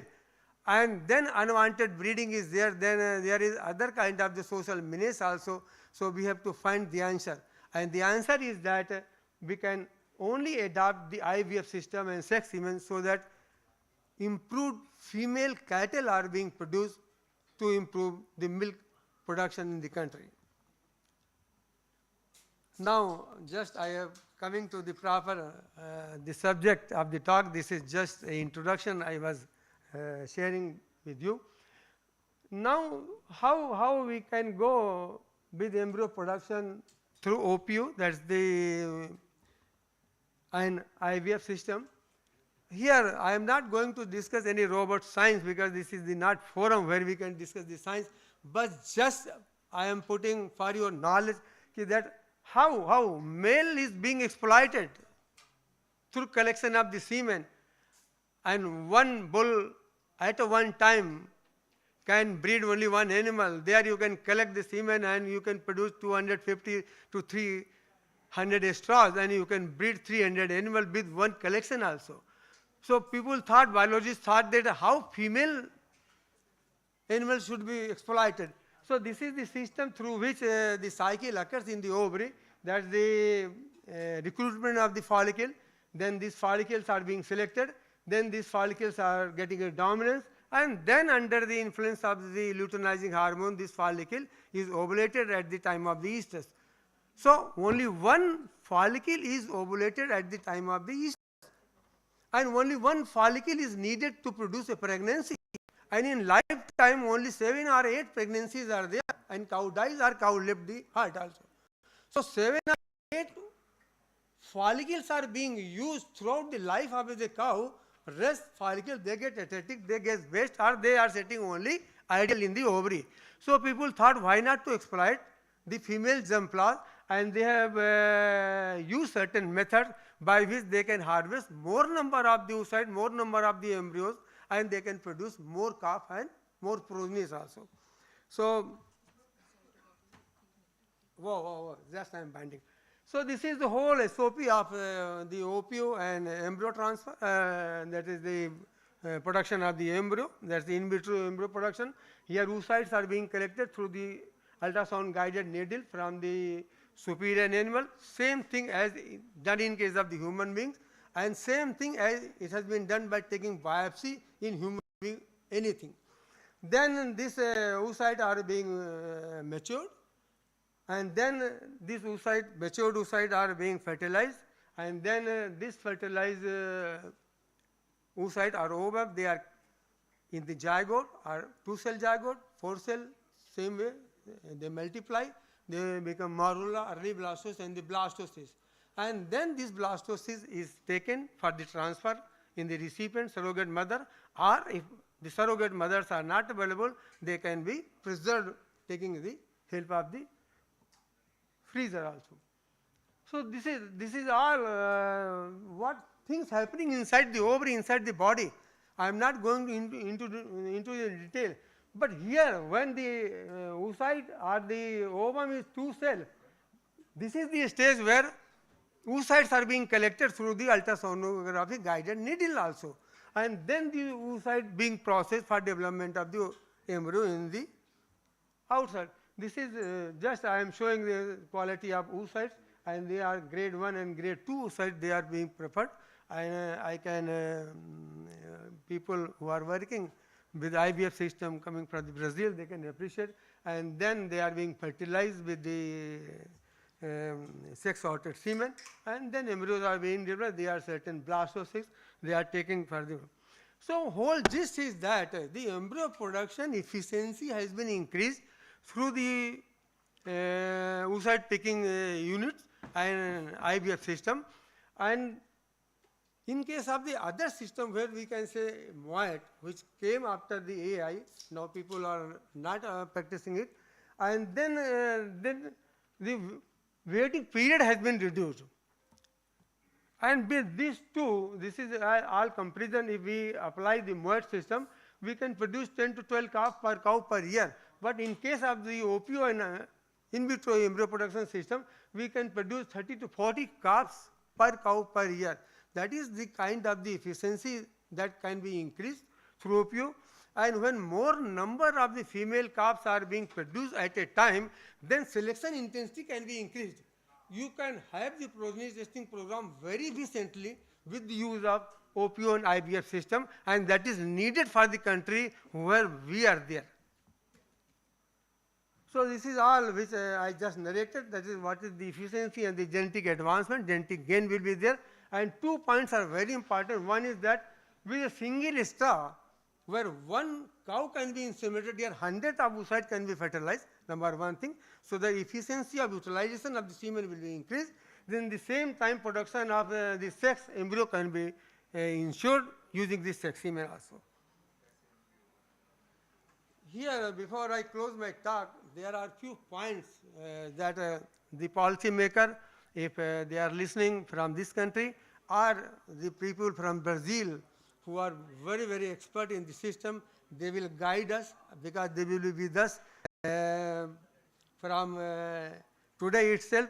And these are the points that the procedure of IVU, OPU, in vitro embryo development, cryopreservation of embryo transfer require highly skilled professionals, and that are not widely available. I am talking India. When I talked this thing to my MD, Ashish, then he said, sir, your community is very small. I could not understand what he is telling. Humne kaha, sir, I could not understand. He said that I inquire in whole of the country, but people trained in this vidha, in this technology, they are very, very less. I say, yes, sir, that's why the system is not being popularized in our country. Then the second point is that entire OPO IVF process are technically intensive, require expensive equipment and specialized media. It's a costly procedure for our country. Then the third point is that overhead expenses are more. We have to keep large number of recipients open round the year, and then we have to make all sorts of the arrangement for those recipients also. Then the embryo development, which is very, very frustrating, and the pregnancy rate, they are low. The blastocyst development is still, we are working. I am working in this area since last 50 years, but still the blastocyst production rate is somewhere 30%. The people from coming Brazil, they will correct me.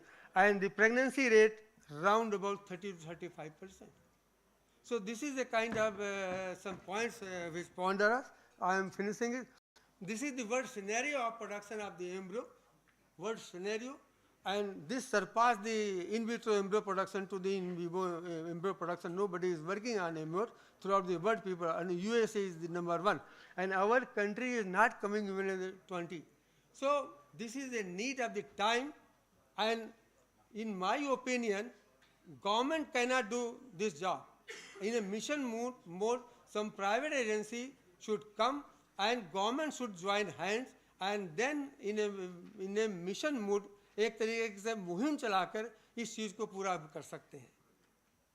So this is our team Kamdenu who are with me at present there, and in last I am grateful, thankful to my both the MD Navneet ji and Ashish ji and whole team of the lead which provided this opportunity to share my experience to you. Thank you, thank you.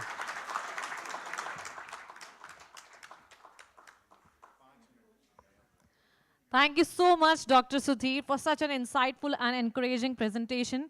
And the way he explained the role of IVF in improving the breeds of indigenous cows beautifully highlights how science can work hand in hand with the tradition. It shows that completely. And as we all know, our native cattle are not just a part of our agricultural economy, they are a living heritage. Hearing how technology like IVF can preserve their unique genetics, enhance productivity, and protect these breeds from future generations is truly inspiring. And it reminds us that innovation is not about replacing what is natural. It's about nurturing and strengthening it. And let's carry it forward with the commitment to combine modern science with age-old wisdom so that our indigenous cows and farmers who depend on them continue to thrive for many years to come. Everyone, once again, a huge round of applause for Dr. Sudhir Kumar Agarwal, please. And now, we are going forward with our last session, last presentation of this session, which is by Mr. Ashish Dubey, who will be talking about the conventional breeding to genomics selection, a dive into magic of the genes. So ladies and gentlemen, please put your hands together and welcome Dr. Ashish Dubey for the next presentation. Okay. So, very good afternoon. Sure. Hindi में हाँ बोल सकते हैं ना. Perfect. So, I think आप लोगों ने doctor Marcos को, रोबर्टा को और डॉक्टर साहब को सुना. सुबह से आप लोगों ने कई बार जीनोमिक सिलेक्शन का जिक्र सुना है यहाँ पे. और लेट मी टेल यू, हमारी लाइफ में जीनोमिक सिलेक्शन तब से स्टार्ट हो जाता है जब हम पैदा होते हैं हमारे फैमिली में, बिकॉज आप अपने जीन्स लेके आते हैं, because that is your legacy. आप अपने पेरेंट्स से लेके आते हैं, आपके पेरेंट्स अपने पेरेंट्स से लेके आते हैं. And that is how genomic selection works across the world, across the population, across the species. और कैटल्स में भी कुछ ऐसा ही होता है. इट्स जस्ट दैट हमें यहाँ पे लिबर्टी है कि अपना genomic selection हम खुद कर सकते हैं इन कैटल्स.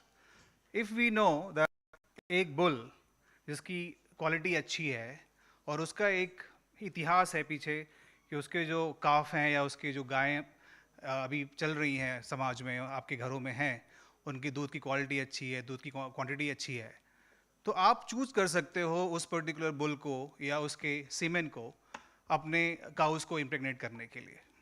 और this is exactly what we are going to do with the new methods called DNA selection. Lead Agri Genetics का जो मिशन है वो बहुत क्लियर है कि हम आप तक उस क्वालिटी को पहुंचाएं जिससे आपके जो सिलेक्शन ऑफ प्रोसेस हैं, जो आपकी आने वाली जनरेशन ऑफ कैटल है, जो हमारे लिए एक तरह से धन होता है, बिकॉज उससे आपके घर के बच्चों का परवरिश होता है, आप उस दूध को बेच सकते हैं, आपके घर में पैसे आते हैं. और स्पेशली फॉर द फार्मर्स जो इसी पे सर्वाइव करते हैं और उनके घरों में दूध ही एक मीडियम है पैसे ले आने का, जिसके पास खेती कम है, उसके लिए सबसे अच्छा जरिया ये है कि उसके पास जो पशुधन है वो सही सिलेक्शन से, सही तरीके से उसके पास आए, उसके पास सर्टिफिकेट हो, जैसा कि हमारे ब्राज़ील के दोस्तों ने बताया, उनका एक सर्टिफिकेशन मेथड है, मीडियम है। उसी चीज़ को हम इस्टेब्लिश करना चाहते हैं, जैसा कि डॉक्टर अग्रवाल ने बताया कि उनके पास IVF की पूरी तकनीकी आ गई है। अब इस तकनीकी से हम चूज़ कर सकते हैं अपने एम्ब्रियो ट्रांसप्लांट्स को, अपने आने वाली पॉपुलेशंस को। बट उसी समय अगर आपको ये पता चल जाए कि किस पशु का, किस मेल सायर का और कैटल का जेनेटिक मेकअप अच्छा है, किसके अंदर रोग कम होते हैं, किसके अंदर बहुत लॉन्गेटिविटी है, उसका जो मिल्किंग साइकिल है बहुत लंबा है, उसका इम्प्रेगनेंसी बहुत जल्दी हो जाती है। सो आप एक एज अ किसान आपको एक ऐसा कैटल नहीं अपने घर में रखना पड़ेगा जिसको आपको 6-7 साल के बाद पछतावा हो रहा है कि मैंने इसको 7 साल तक पाला और 7 साल के बाद पता चलता है कि ये बैरन है, बांझ है। चलिए बांझ नहीं है लेकिन फिर भी दूध कम 2 लीटर 3 लीटर दूध देती है, अब 7 साल तक आपने पाला, उसके बाद आप क्या करेंगे? And I am coming from a family which actually have done it. और आप 25-30 साल पहले वापस जाइए अपने गाँव में, आपको हर दरवाजे पे 2 या 3 गाय या एक भैंस मिलती थी। आप आज चले जाइए, 5 घरों में शायद एक घर के सामने बंधी होगी, दैट टू अगर कोई बूढ़ा उस घर में रह रहा होगा, नॉट दैट बूढ़ा बट 50-55 साल का आदमी कोई रह रहा है। तो आप 10 साल के बाद उसी गांव में वापस जाइएगा और आपको दिखेगा कि अब 5 के बाद 10 घरों में एक घर के सामने कुछ बंधा हुआ है। सो हमें जो ये फार्मिंग करनी है, कैटल फार्मिंग करनी है, इसमें हमें इंसेंटिवाइजेशन चाहिए, मोटिवेशन चाहिए, और इस मोटिवेशन का सिर्फ एक ही तरीका है, that selection, the right selection. यहाँ पे सब लोगों के घरों में किसी न किसी के पास डायबिटीज़, किसी न किसी के पास फैमिली में डायबिटीज़ है। अब उस डायबिटीज़ को ख़त्म करने का क्या तरीका है? Selection of the right gene, जो IVF के थ्रू आज की डेट में पॉसिबल है। अगर आप उसको पहले दिन से अडॉप्ट करते हैं, ह्यूमंस में हम ये कर पाते हैं, तो इसको कैटल में करना तो बहुत ही आसान है। ह्यूमंस में तो बहुत सारे एथिकल प्रैक्टिसेस हैं। सो कैटल्स में मुझे लगता है it's the right time that when government, and since most of the people here come from the government advisories, और हम सब उनके साथ इतना काम करते हैं, हमें लगता है कि this is the right time as a group of companies, and I would congratulate on it for bringing this idea on the table, because it was the need of the hour. And last 25 years I have seen this happening across the government, and I will not really give them a bad news but bad vibes, but at least to tell them they have done a good job, but let us also participate in the work they have been doing here. The government people have been doing, they have been doing a wonderful job, no doubt about that. And 25 years down the line, science have evolved multifold. It has evolved at least 10 times. जो तकनीकी का विस्तार हुआ है, जितनी तेज़ी से आगे बढ़ी है, उसका सिंपल तरीका यही है कि प्राइवेटाइजेशन किया जाए, प्राइवेट लोगों के साथ मिलकर काम किया जाए, ताकि ये जल्दी से जल्दी इसको स्प्रेड किया जा सके। सबसे बड़ा प्रॉब्लम क्या है इस पूरे बिजनेस का, कि ये Tier 3 और Tier 4 या गांव का बिजनेस है, शहरों का बिजनेस नहीं है। शहरों में सिर्फ कॉन्ट्रैक्ट फार्मिंग होती है, और गवर्नमेंट जब तक गांव तक पहुंचती है तब तक अधिकारी थक चुका होता है। सड़कें नहीं हैं, रोड्स, वो उसके पास अच्छी सुविधाएं नहीं हैं। तो आपको ऐसे लोगों को साथ में जोड़ना पड़ेगा जो उसके लिए मोटिवेटेड हैं। And I am sure BL Group, as a BL Group and lead group, we all are interested, because we already are there. We are working with the farmers on daily basis. With a brand like Balcolu and brand like Nourish, we are already there. With BL Kamdhenu and lead Agri-Genetics, I think we are very much there for all of you to take care of these problems as well. With this, I would like to thank you so much to all of you.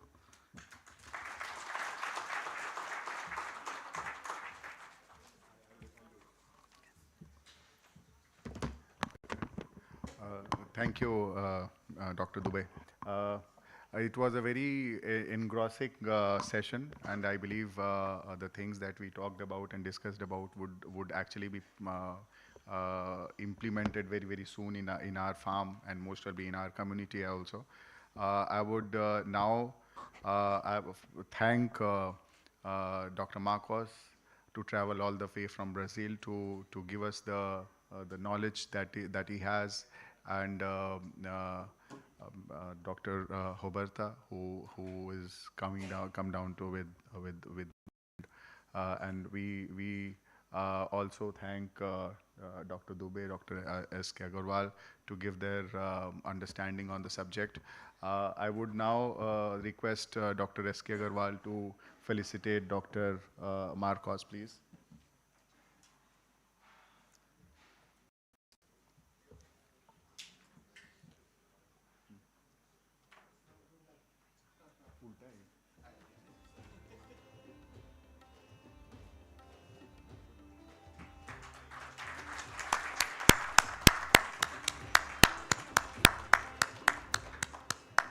Rogerio.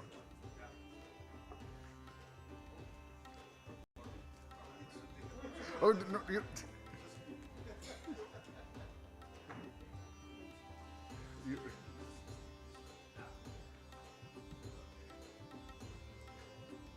he forgot he has a problem with his legs.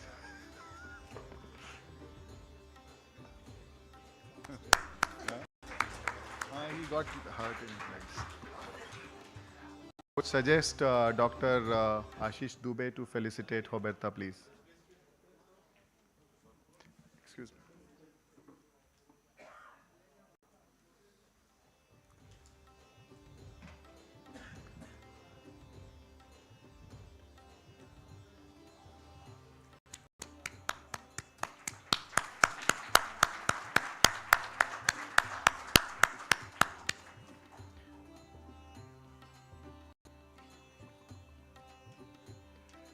You have to, yeah.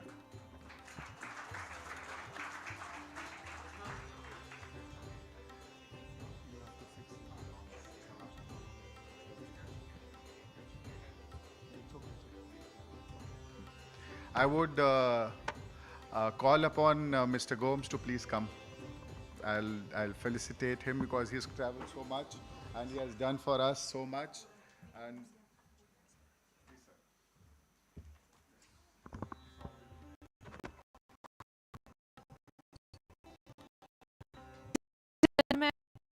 Dr. Elson Tobajos Gomez Jr., who is Indian Honorary Consul to Brazil.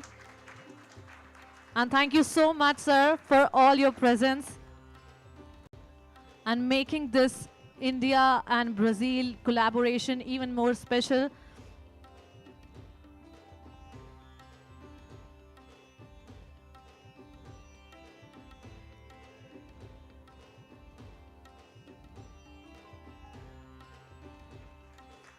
Everyone, he is Dr. J. Bajos Gomez Zonur.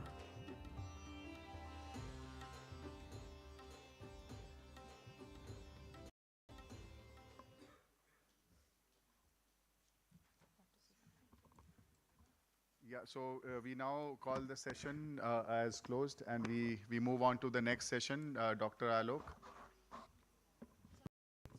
Yeah.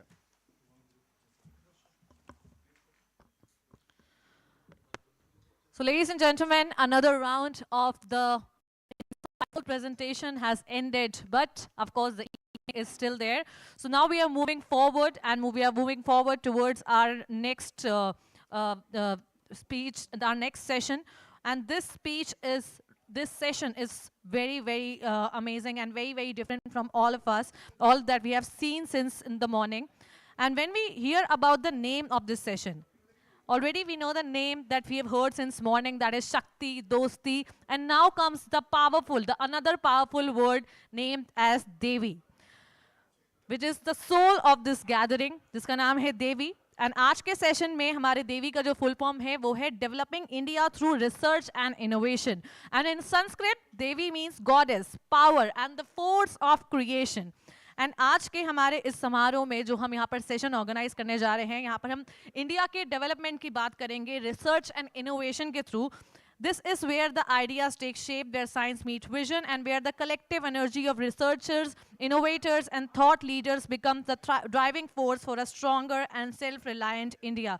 So ladies and gentlemen, we are going to begin with the Devi session, and for the same, I would like to call upon Dr. Alok Kumar Banerjee, who is the director.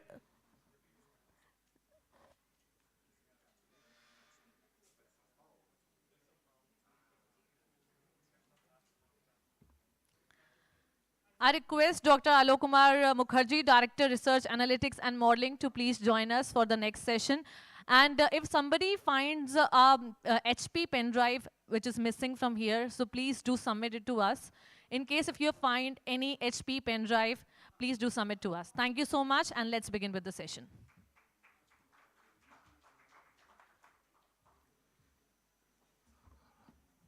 Good evening everyone. और एक request होगा, काफ़ी लंबा दिन रहा है और बस मेरा ऐसे रिक्वेस्ट है कि बस और 2 घंटा उस इस 2 घंटे में हम लोग बहुत सारा चीज़ ख़त्म करेंगे। अभी कुछ लोग शायद क्योंकि उनका भी डिलेड हो गया है, तो कुछ लोग अभी ऑनलाइन जुड़ेंगे, कुछ यूएस से, कुछ सऊदी अरब से, और अभी एक डिप्टी कमिश्नर सर भी जोड़ेंगे।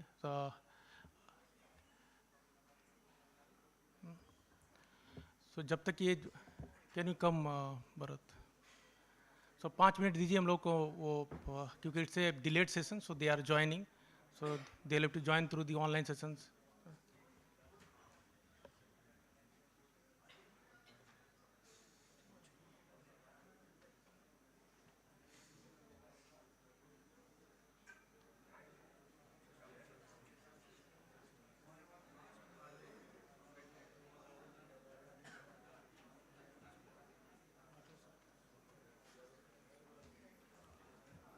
Please allow us a few minutes.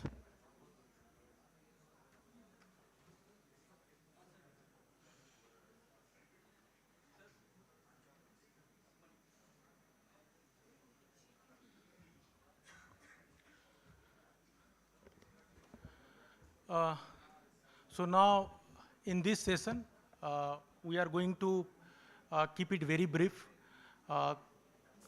First, Sri Abhimanyu Malik, who is Deputy Commissioner, Revenue Department, Ropar, and he has huge experience. Means actually he was associated with NABARD also. So today he'll be sharing his thoughts on this Devi initiative and the things that we are doing. I hope, sir, I am audible. I think.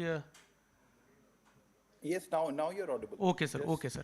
So first of all, sir, we really welcome you and look forward to hearing your thoughts on this. And I would like to give a brief about that actually what we are trying to do and what we did throughout the day. So just 2 minutes I will take, sir. And thank you so much for accepting our invitation. So, sir, today we are celebrating the Rashtra event. Rashtra is a scientific seminar which we are calling like Risk Analytics Seminar Heralding Agriculture Transformation.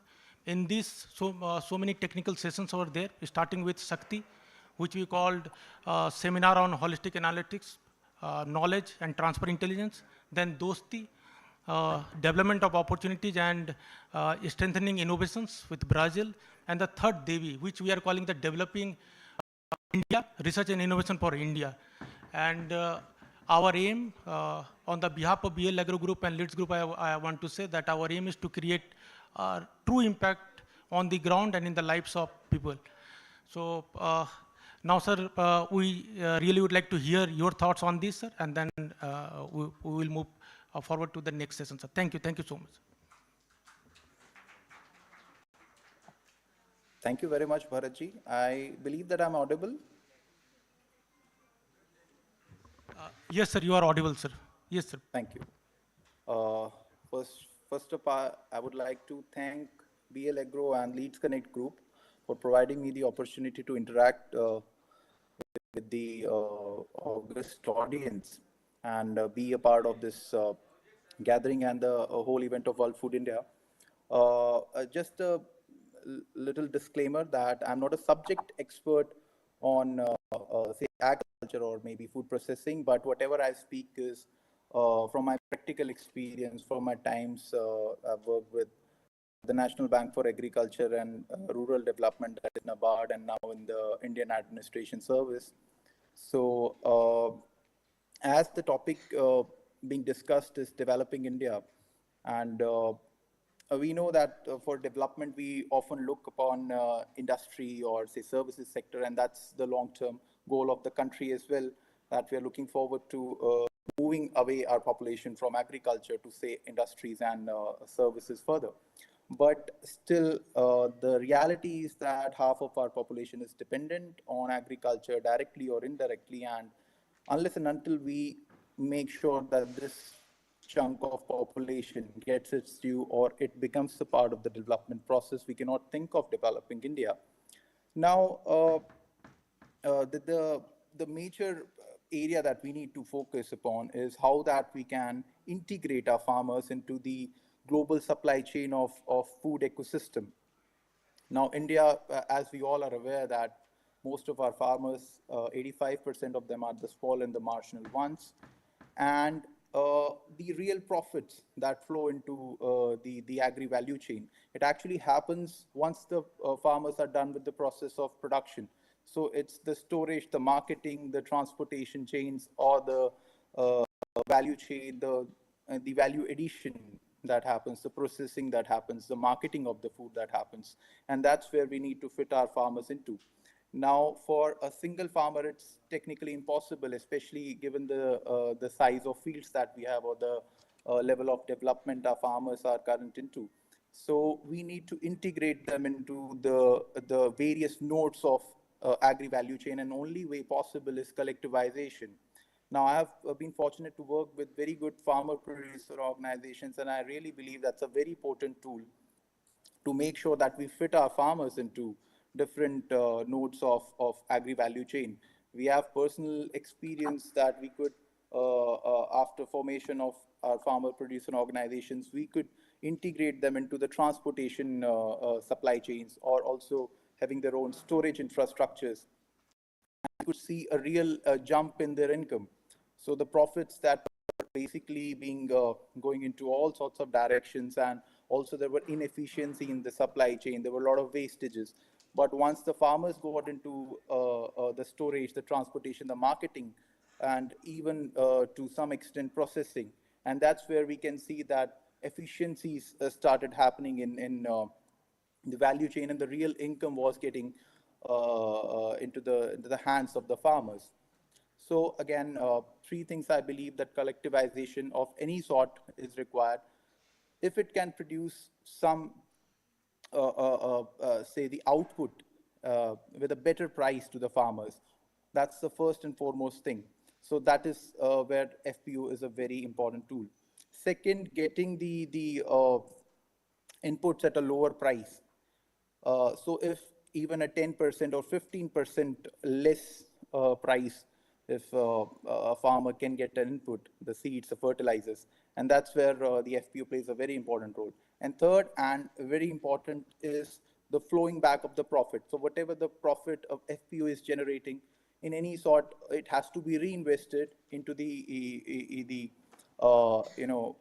upliftment of the farmers, or the enhancement or the furthering of the business of the FPO. Second thing, like the works being done by BL Agro or the Leads Connect and other agri startups and giants across India and the world, I think we need to provide localized solutions for localized problems. We often go for big ticket items, and that's why we kind of are not able to deliver on our promises.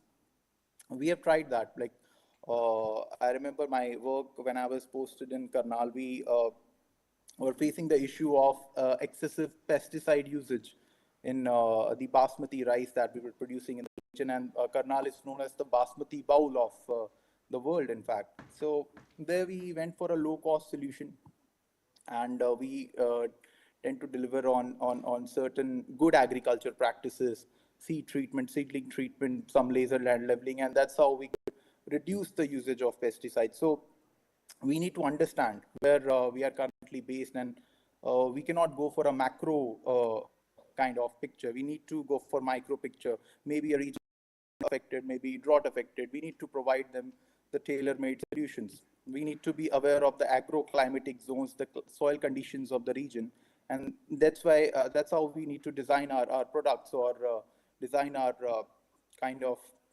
maneuverings in the sector. Third and most important thing I believe is that we often go for some big ticket items or big ticket solutions.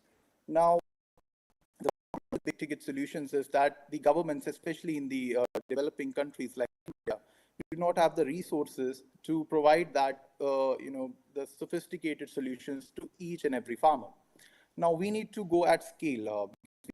Almost 140 million hectare area to be taken care of, and we cannot provide for 1 acre. We cannot go for technologies which cost a million or 2 million. So we need to go for low cost technologies so that farmers can adopt them and they can be applicable. For example, we did a project on IoT based interventions in tomato cultivation.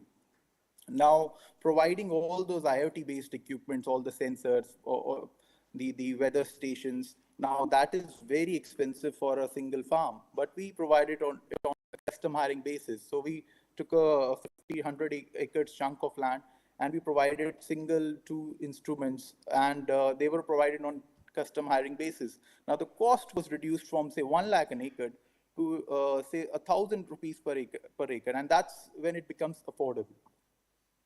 Similarly, we went for top borer management in sugarcane farming. That was just applying the basic pheromone trap methodology, and we could curb the problem of top borer. So that just cost around 1,000 to 1,500 rupees an acre. Otherwise, it would have cost 30,000 rupees if it had gone pesticide based management of the issue. So I think that's where our focus should lie, collectivizing the farmers, designing certain tools that are tailor-made, that are for that particular micro region.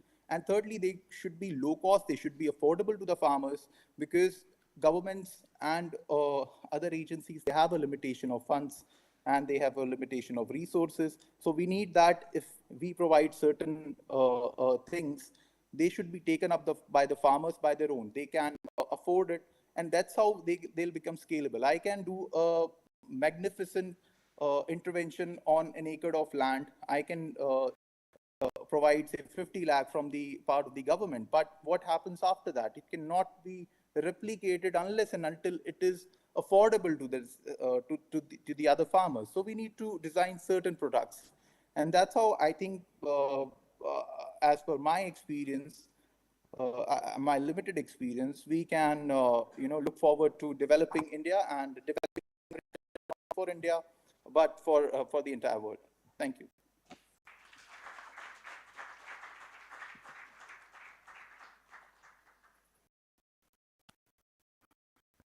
Thank you so much for sir. And you rightly pointed that micro regions, the localized solutions should be the way forward if we really want to, if we aim for developing India, because then only we can make the entire agro ecosystem sustainable. So thank you so much again, sir, for accepting our invitation and for sharing your very important thoughts on this, because this is very, very important topic, sir. Thank you so much, sir. Thank you so much. So now we'll move to the another speaker. Just a bit.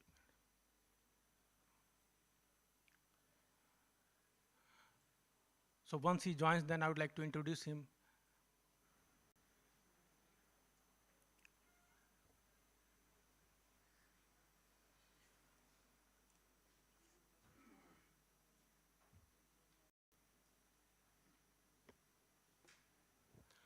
I think he has joined. Yes. So Dr. Birendra Singh Rathore from BIT Mesra, he is the head of the Department of Remote Sensing, BIT Mesra, and he has huge experience in different aspects of the Earth system sciences. So as we mentioned, sir, can you hear me, sir? Am I audible? Hello. Yes, sir. Can you hear me, sir? Yes, This yes, I I can sir. hear you. Yes, sir. Yes. Yes, yes. Yes, sir. So, sir, I was saying that sir has huge experience in the different aspects of our system sciences and the application of space technology.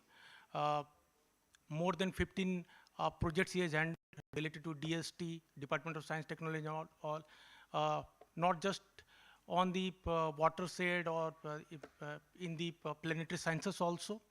And plus, in morning, we discussed a few things in one of our talk actually, that if it is about agriculture, so don't ignore the river, soil, mountains, and all. So a different study, but we really want him to share his thoughts on this also. So before you start, I would like to share that actually what we are trying today. Today is the Rashtra event, and through different technical sessions, we are trying to understand that what are the things that we are required to do to make this agro ecosystem sustainable, and not just in the agriculture, what we can do in the context of climate change also. Sir, I will also request you that you also share, if it is possible, that your study related to the Saraswati River, which we, your study related to the paleo channels and all. So in morning also we are discussing that Dr. Kusmita ma'am said that she is from geology and all. That's why we said that actually when it is about ecosystem, it's very much important that we consider the different aspects of our system sciences if we really want to make the system sustainable. And in that regard, when we came to know that Dr. Rathore sir has done a phenomenal studies in this direction, I would like to request sir that you please share your thoughts on that also, sir, and on our Devi session that is developing India. And I would like to share a thought with the entire our guests and all the respected dignitaries, that it is always very good that when the teachers actually who taught us and we get chance to be blessed by them when they come us and support us in this kind of in these ways to make our journey more fruitful and to guide us. Thank you so much, sir. Thank you, Alok, for my introduction and inviting me here in this forum. It is my privilege to and good afternoon to all present in this online meeting. Maybe all are online and some are offline. So, and the topic is very important, which it is on significance of space technology on climate change in agriculture. So everyone knows that climate is changing, and it has so far it has been observed that the global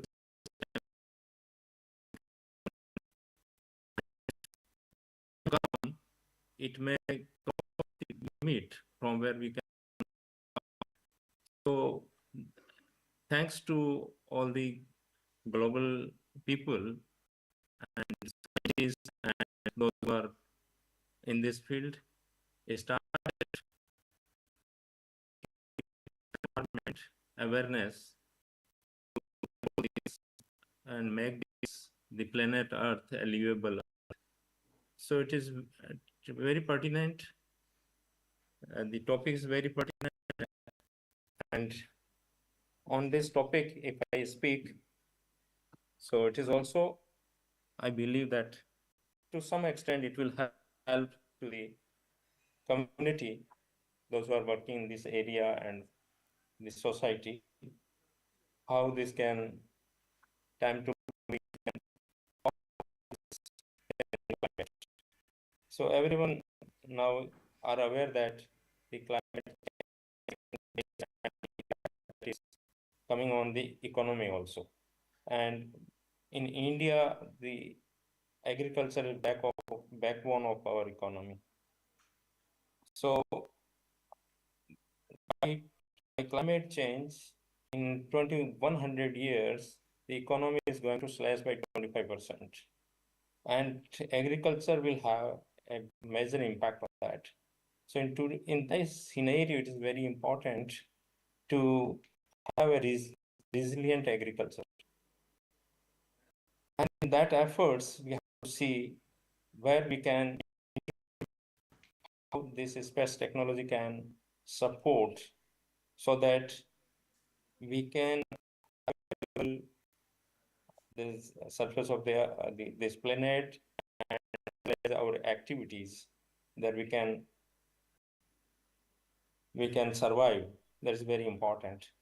So when we look at the impact of climate change, it is not only going to affect the agriculture, it is going to affect several other aspects of our day-to-day life. You might have this year has been a year. We have seen monsoon, though it is very good for the earth, but we are not ready for such excess monsoon. So becoming ready is also very important. We have to be prepared. We have to be prepared for all sort of things. So in this context, when we see how can this space technology support us? How can this technology, we can technology. So when we talk of the agriculture, from crop point of view, we have to monitor the soil moisture, we have to see the water stress, we have to see what are the diseases taking place because of the climate change. There are new diseases that can come. So how to manage the pest control, that is also important. Irrigation management, water management, all these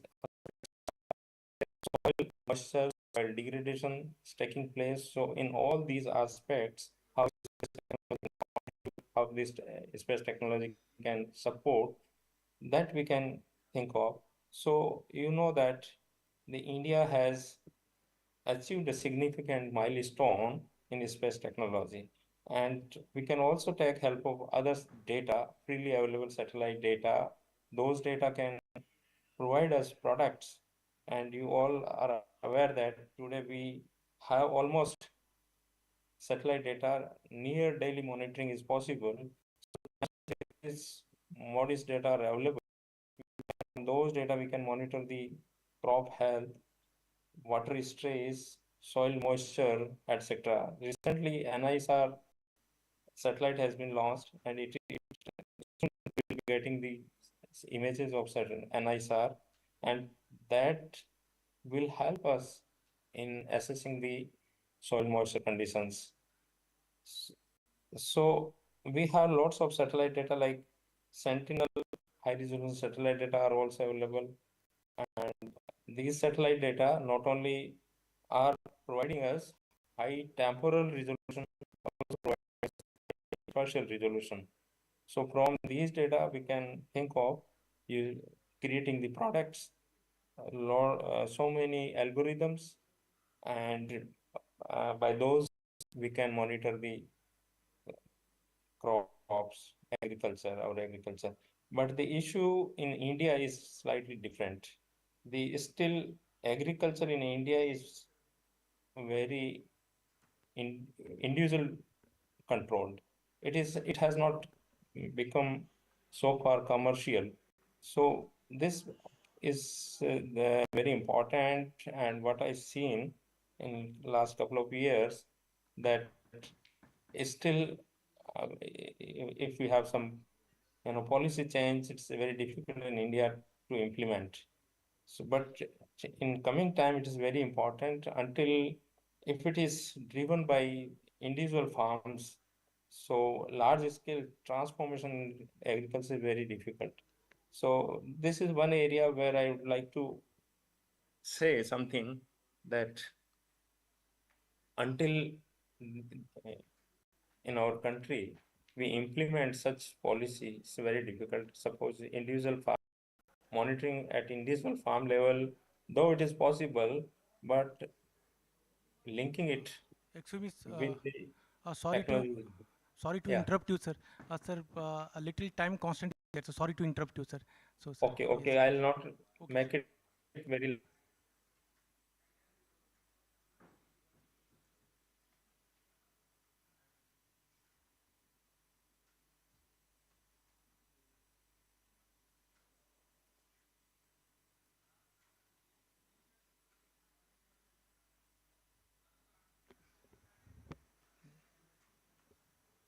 I think there is network issue.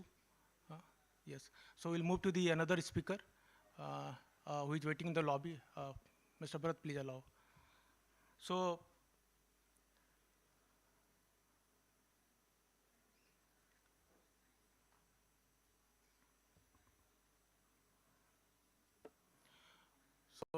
Dr. Faima, am I audible? Can you hear me? Yeah, I can hear you. Yeah. So Dr. Faima is a postdoctoral research in King Fahd University and in the Applied Research Center for Environment and Marine Studies, King Fahd University of Petroleum and Minerals. So she has huge experience in different aspects of Earth system sciences, and she has done a very good work in the direction of uh, climate change also.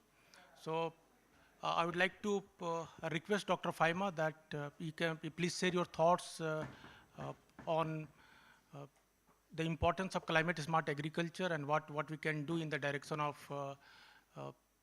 means how we can go for application of specific analytics in the context of climate smart agriculture. And I would like to say one thing also, and I think she was part of one of our previous conferences also, where there also I mentioned this one, that her one of the publication and this one has been cited by the NASA also.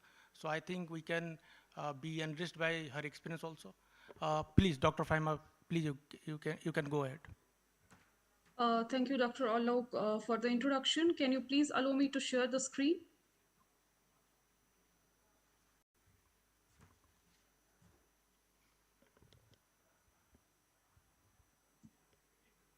Yeah, it's now done.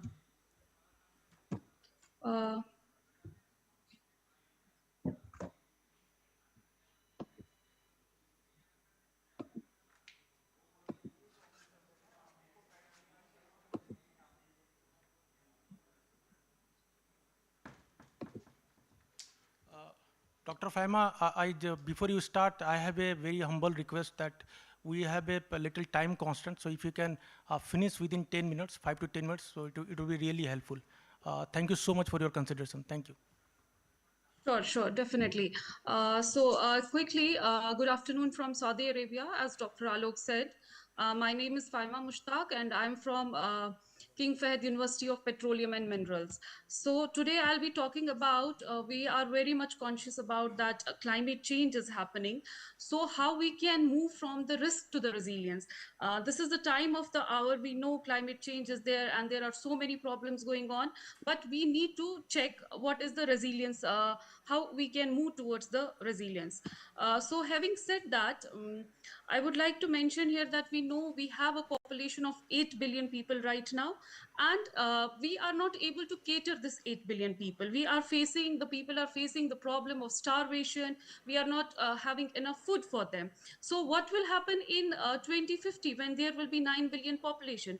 Are we having sufficient resources in terms of water and land so that we can cater this much of population? Besides water and land, what is important here is the workforce. A major chunk of people who used to work in the agriculture sector, they are now shifting towards the other economic sectors. So there is a demand, a higher demand on the food as well. So having said that, I want to show here that there are two maps which is showing us the water scarcity and the land degradation levels in the globe as well as India as well. And we can see from the figures that a huge major portion of India is facing a water scarcity as well as land degradation. And talking about the climate change, what is happening because of water scarcity and the land degradation, we are facing the problems in our crops. The crop is getting higher rates and the growth is low. And another important point, like I said about the workforce, there is a major shift. People are shifting from the agriculture sector to the other sectors. So when we are talking about the climate change, it is clearly evident from this figure that we, under different climate scenarios, what we are seeing, there is a upsurge in the minimum and the maximum temperature across the globe and India as well. And we are facing the erratic precipitations as we have observed in a couple of months back, how we have seen the floods, cloudbursts across India in different states. So what is happening due to the climate change on the agriculture sector? When there is a climate change due to increase in the whether carbon dioxide, methane and other gases, it is leading to the droughts, floods, as we know, coastal inundations, and all of these factors are affecting the crop yield, the agriculture sector as well as the horticulture sector, and we are getting the reduced productivity in the livestock, in the fish, and this is overall impacting our food security and the rural livelihood. So when we talk about the farmers, they are the backbone of our economy in India. So what is their perception of climate change? Definitely, they are also observing that there is a change in precipitation and temperature. It's not only the precipitation is decreasing or increasing or temperature is increasing. There are n number of indices, climate extremes, which they are also observing, like there is increase in the hot months, there is a decrease in winter period, and say for example in the Himalayan region they are observing decreased snowfall, and there is delay in the onset of the snowfall. So these are the observations which farmer is also observing. Yes, these kind of things are going on in the field, so we cannot deny these.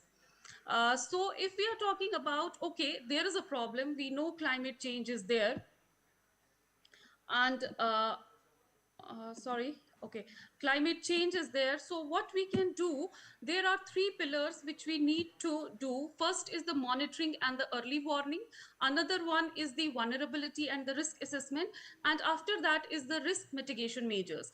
We should set up the early warning systems, monitoring, so that we can inform the farmers on time what they can do, what is going to happen in the next hour, and like that. And what about the vulnerability assessment? We can carry out the vulnerability assessment using n number of indicators, whether our state, region or village is vulnerable, whether our farmers are vulnerable.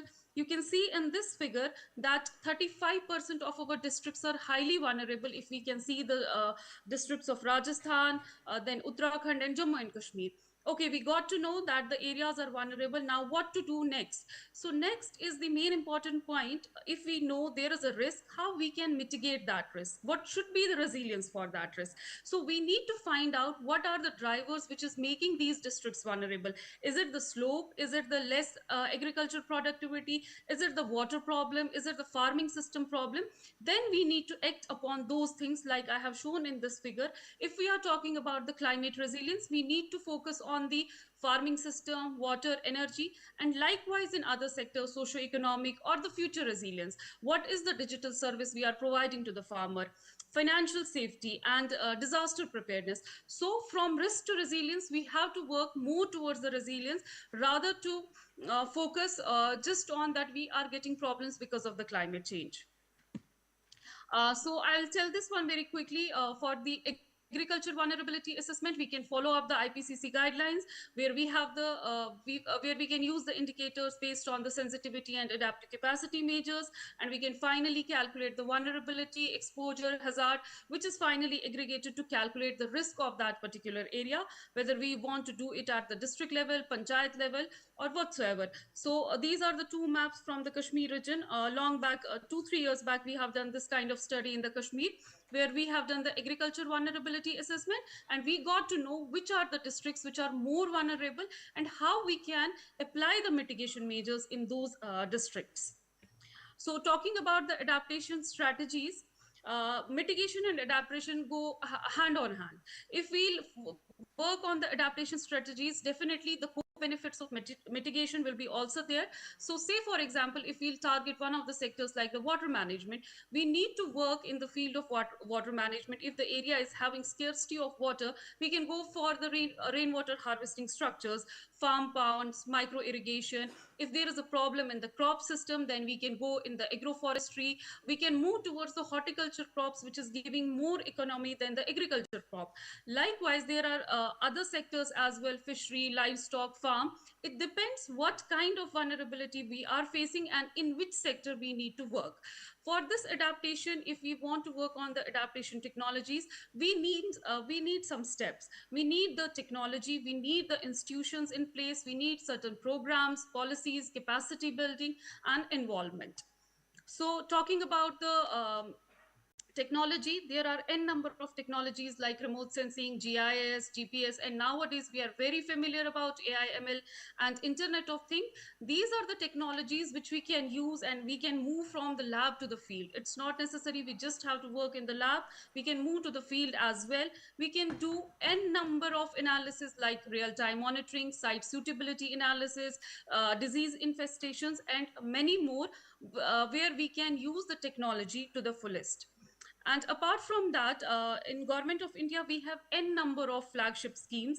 We can check out, we can do the mainstreaming, we can find out in which area we are having the vulnerability. If it is the agriculture and the crop area, like we have a scheme of National Mission for Sustainable Agriculture, we can get the benefit from these type of schemes. If we have a problem in the water and irrigation, we can go for the PDMC or PMK SY schemes. So we know the problem is there, but there is some kind of solution in hand also. We can use these schemes, we can do the adaptation measures in our districts or states or whatsoever we want to do. Apart from that, we have some schemes regarding the risk management as well. Like we have weather based crop insurance, which is very much important for the farmers nowadays. Moving towards, it's not only the government agencies which will work for us, which will do something for us. It is our responsibility as well. It is a two-way process. The participation from the civil society is equally important. It's not the role of the government servants only that they will cater us. Rather, we should also come up. I believe the females should also participate. The youth should also participate. The youth is having a knowledge of nowadays about social media, networking, so they can come up with their own knowledge. The women can come up with their traditional knowledge, and they can come up to the civil society participations. This will generate the livelihood as well. Knowledge sharing will be there. At the same time, we'll be able to save our environment and improve the socio-economic conditions. And once we are doing this at our community level, society level, we can apply for the green loans also, what we are doing in the sustainable way in our capacity. We can get the green bonds, green loans, and apart from that, we can tell these stories to the other people, which will be an inspiration for them as well. Like we have stories like this is from Dr. Vandana Shiva. She is doing promoting the organic farming and seed sovereignty, and she is helping the farmers to know how they can use the drought resilient crops and sustainable farming practice. This is one of the example. I think the women from their houses can also do such kind of things. They do not have need to come up and do 9 to 5 job and all that. They can work from the home as well, and this is what we need to do. Apart from that, one more example, which is from Gujarat, where people are storing the excess groundwater. It is not only reducing the salt deposits in the soil, it is also ensuring the water availability during the drought. Another example is from the Kerala, where females are making the self-help groups for the sustainable farming practices. And the last is the policy framework. For the policy framework, we have three pillars: the knowledge, skill set, and the attitude. Okay, the scientists are having a knowledge, but we need to disseminate this knowledge to the skilled person on the field, like the agriculture specialist, person from the forestry, person from who is knowing about the livestock, fisheries. So after giving knowledge to the skilled person, there should be an attitude to do something for the society. We should come out of our offices and do something on the ground. That should be the attitude. So having said that, we know that the climate change is certain. There is a melting of ice, and temperature is showing upsurge since 1990. Sea level rise is rising, sorry, but we don't know about its manifestations. We are uncertain when, where, and how this will strike us. So better to be prepared about this, better to work towards the resilience, so that we can face this in if there will be any kind of event or hazard or disaster. But we should be able to adapt to that. We should have the maximum adaptive capacity rather the sensitivity to the system. Thank you so much.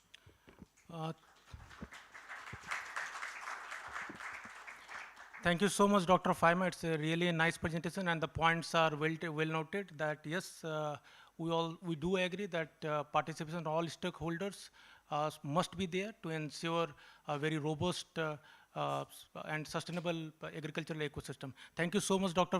Phaima, once again, and thank you so much for accepting our invitation to share your thoughts on this very important topic. Thank you. Thank you so much. Thank you so much for inviting me, and I hope I completed on time. Sure. Once again, thank you so much for accepting our request also. Thank you. Thank you so much. Thank you so much. Have a nice day. So we'll move to the new next speaker.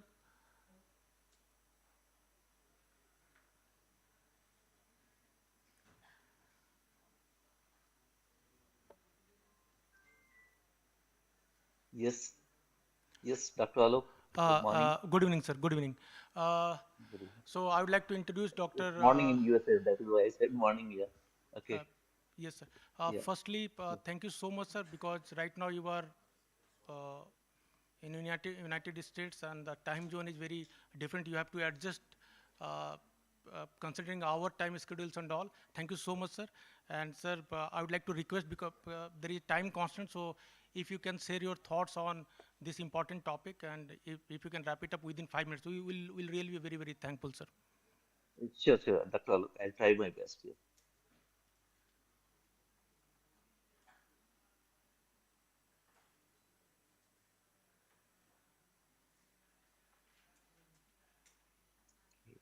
Just a moment. I have to open my PPT.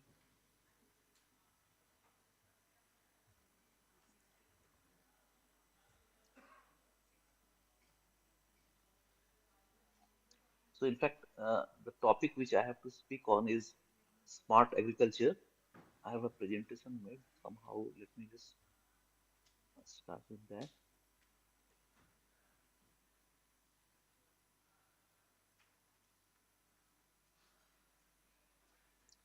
I think there is some glitch here. Yes, I'll take one moment. No issue, sir. Yeah, in fact, I did share my screen. I have to open my presentation here. Sir, if there is any technical glitch, so you can share your thoughts also, sir, on this. So no issues Yeah, at in all, sir. fact, the smart. Yeah, in fact, I wanted to talk about the smart agriculture. There's a presentation made, but that would be of almost a length of more than 15 minutes.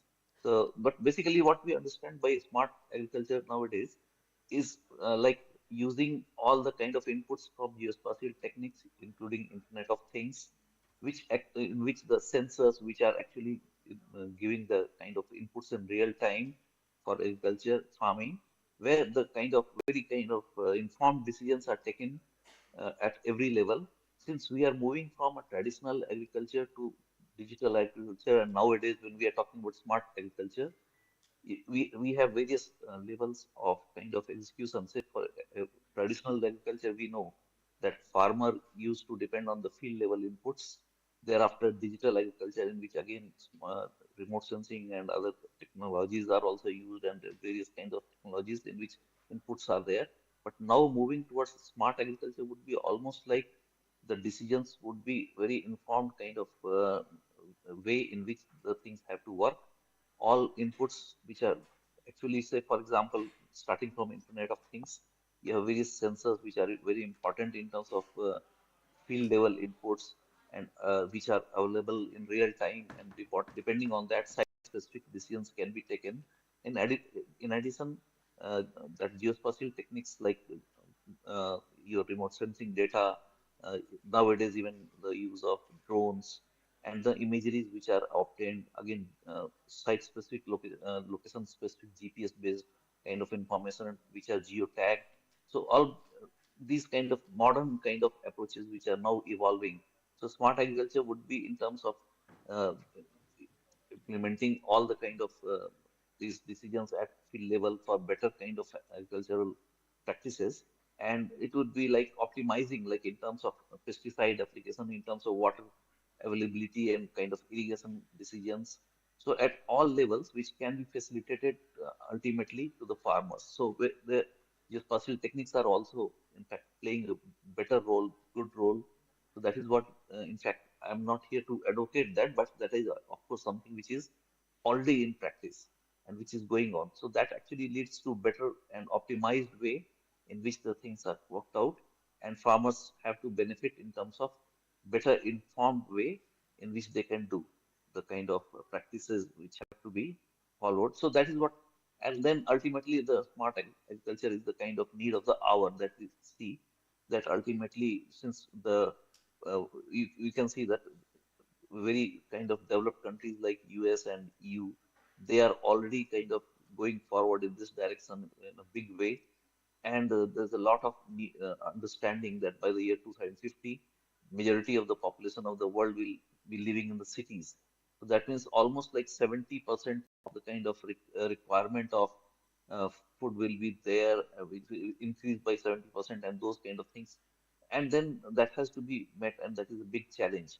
So that is how it is, like a lot of emphasis has to be given. And then, of course, there are standard practices one needs to follow, but it is basically all input based. And of course, it is not something new that I am saying, but you already know that that sensors which are IoT based, which are being deployed for, say, for example, for the very basic kind of information about temperature, pH, relative humidity, and similar kind of things which may be required, even NPK, and so lot many things which have to be performed in real time, and overall kind of stress monitoring of the and the stages of growth of the plants which have to be monitored, where remote sensing techniques can be helpful, and other kind of details which can be quickly generated in real time. So that is what the satellite imagery and the drones, these techniques are being used. So that is what, in fact, I wanted to just say, as since there is a less time, so I think that I can comfortably conclude with this kind of a perspective which is there, and that one we need to keep in mind that this smart agriculture is the need of the hour, which is mostly technology driven, and for which we are geared, fully geared, and it's only a better way of implementation. So this is what, in fact, the time which is changing, and times are changing, and the technologies are changing, and we are moving from the traditional agriculture. We already moved to digital agriculture, now towards smart agriculture.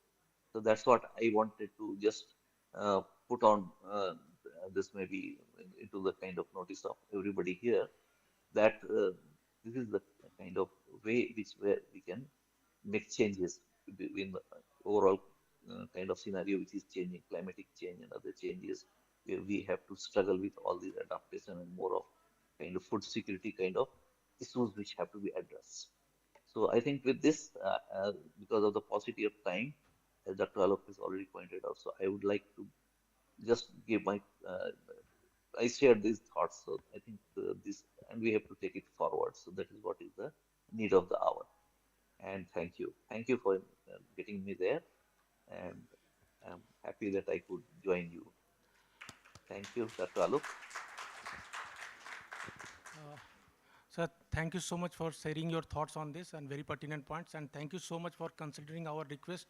Right now, maybe the situation and the timings are not very favorable, uh, but you managed for us, so it is a huge gesture for us. It's So thank too you early in so the much. morning, so, but I'm thankful that you invited me, and Okay. I could join you. Thank you. Thank you. Thank you, sir. Thank you so much, sir.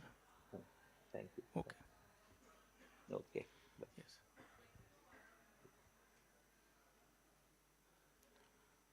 Now, we would like to move to the next speaker, Dr. Anuj sir, who was supposed to give a comprehensive technical session in the Devi session, but since things a little got delayed, but we really want to hear from your side, sir, your thoughts on this topic.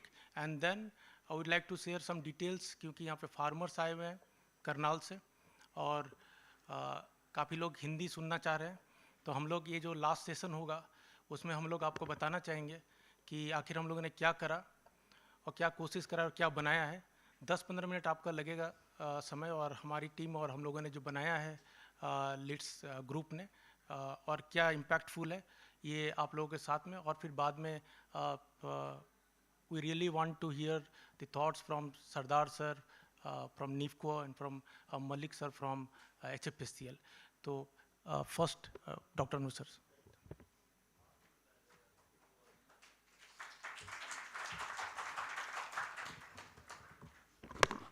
पहले तो आप लोग सब लोग अपने लिए जोरदार ताली बजा लीजिए, क्योंकि 9:30-10 बजे से लेकर और 5 बजे तक यहाँ बैठे रहना अपने आप में एक बहुत बड़ी बात है।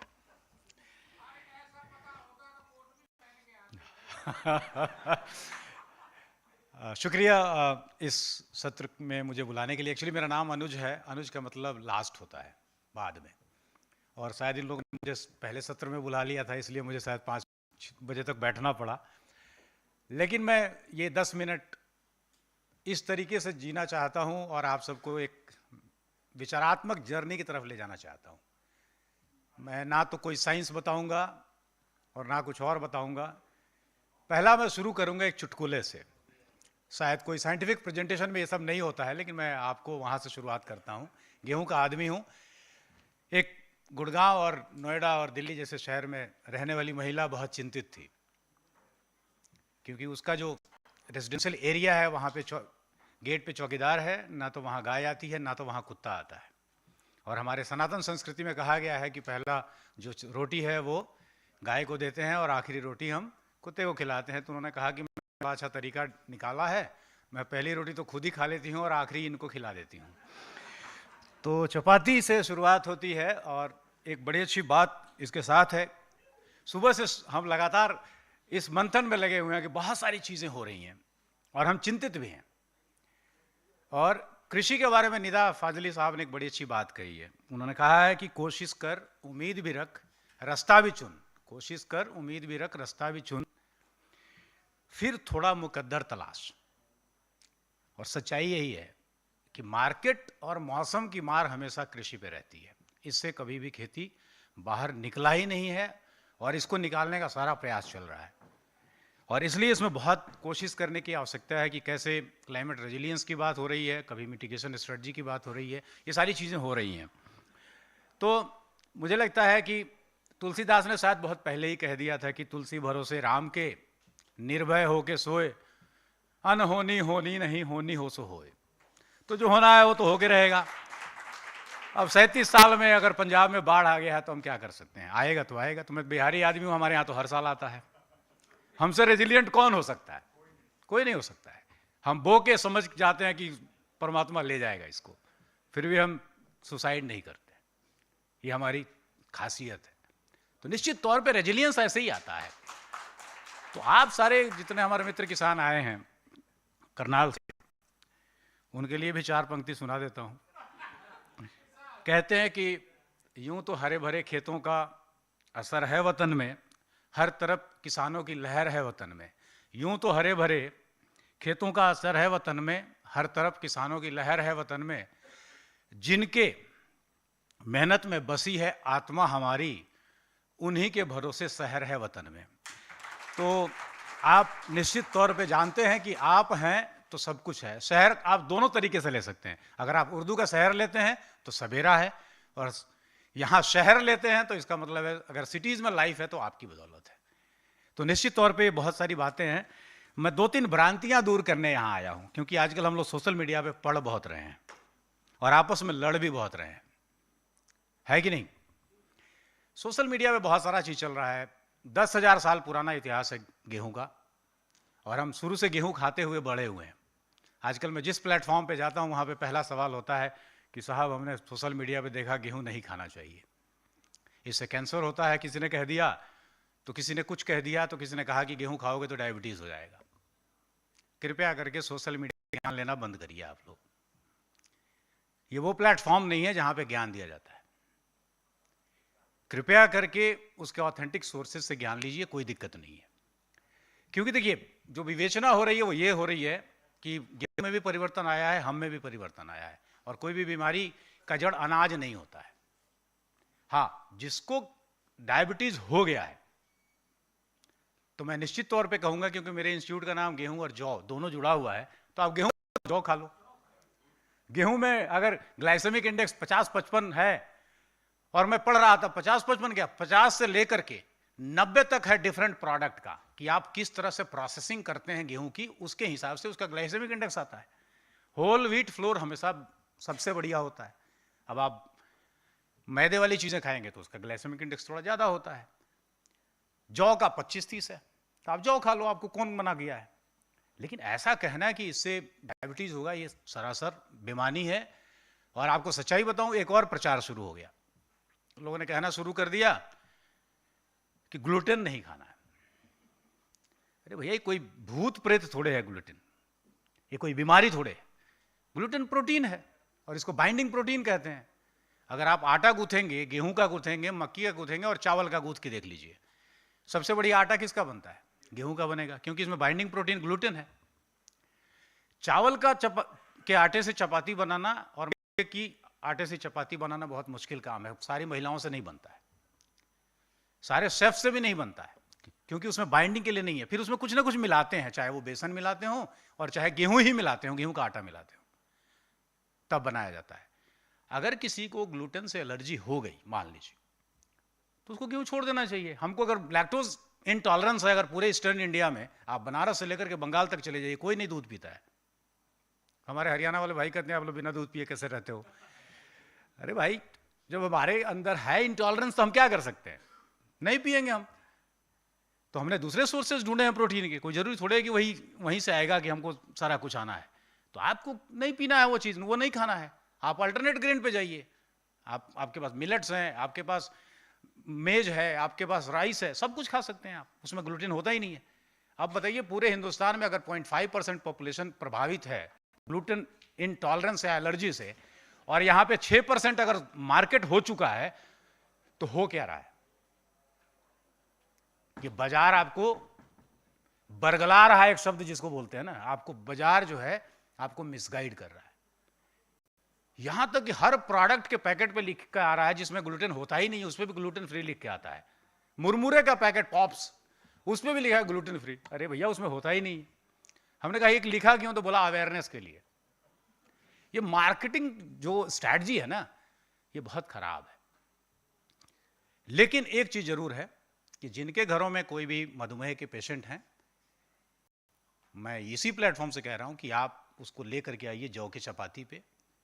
ठीक होता तो है नहीं, लेकिन कम से कम उसका लेवल नहीं बढ़ेगा। आप उसको मिलेट अल्टरनेट ग्रेन्स पे लेके आइए, ठीक है, नहीं बढ़ेगा। तो इसलिए बहुत आवश्यक है कि एजुकेट करना चाहिए सबको, ये सारी चीज़ें पता है। और आप जब एनालिसिस देखेंगे, मैं स्लाइड भी लाया था लेकिन उसको दिखाने में कम से कम आधे घंटे का प्रेजेंटेशन है, तो उसमें जो मिलेट से हमने तुलना अगर किया है गेहूं का, तो आप देखेंगे तो कुछ चीज़ों में मिलेट्स में सुपीरियरिटी है तो कुछ में गेहूं में है। लेकिन अगर ओवरऑल कंपोनेंट देखेंगे तो सबसे अच्छा गेहूं ही है। अगर सारे पैरामीटर्स आप देखेंगे, न्यूट्रिशनल पैरामीटर्स, तो उसमें गेहूं ही है। तो इसलिए इसको छोड़ने की आवश्यकता नहीं है, कहीं कुछ नहीं होने जा रहा है। दिक्कत क्या हो गई है कि हमारी जो फूड हैबिट है उसमें बहुत सारा चीज़ जैसे आ गया, वो चीज़ पहले नहीं था। ब्रेड्स इतने नहीं थे, इतने पास्ता इतने नहीं थे, इतने नूडल्स नहीं थे, इतने बंस नहीं थे, बर्गर नहीं था, ये सारा कुछ नहीं था, पिज्ज़ा नहीं था, कुछ नहीं था। अब हम इसके लिए आदी थे नहीं, तो लाइफस्टाइल हमारा बदल रहा है, बैठ के खाने की आदत बढ़ गई है। और दोस्त गेहूं को आप दे दोगे, आप चलोगे फिरोगे है ही नहीं, उसके बाद आप कहोगे कि दोस्त जो है गेहूं का है। तो ये सारी चीज़ें जो है वो बहुत सारी बेमानी है। तो आपको इसको इस तरीके से नकारना है। आप होल व्हीट खाइए और ये उतना ही सेफ है जितना पहले था और आगे भी रहेगा।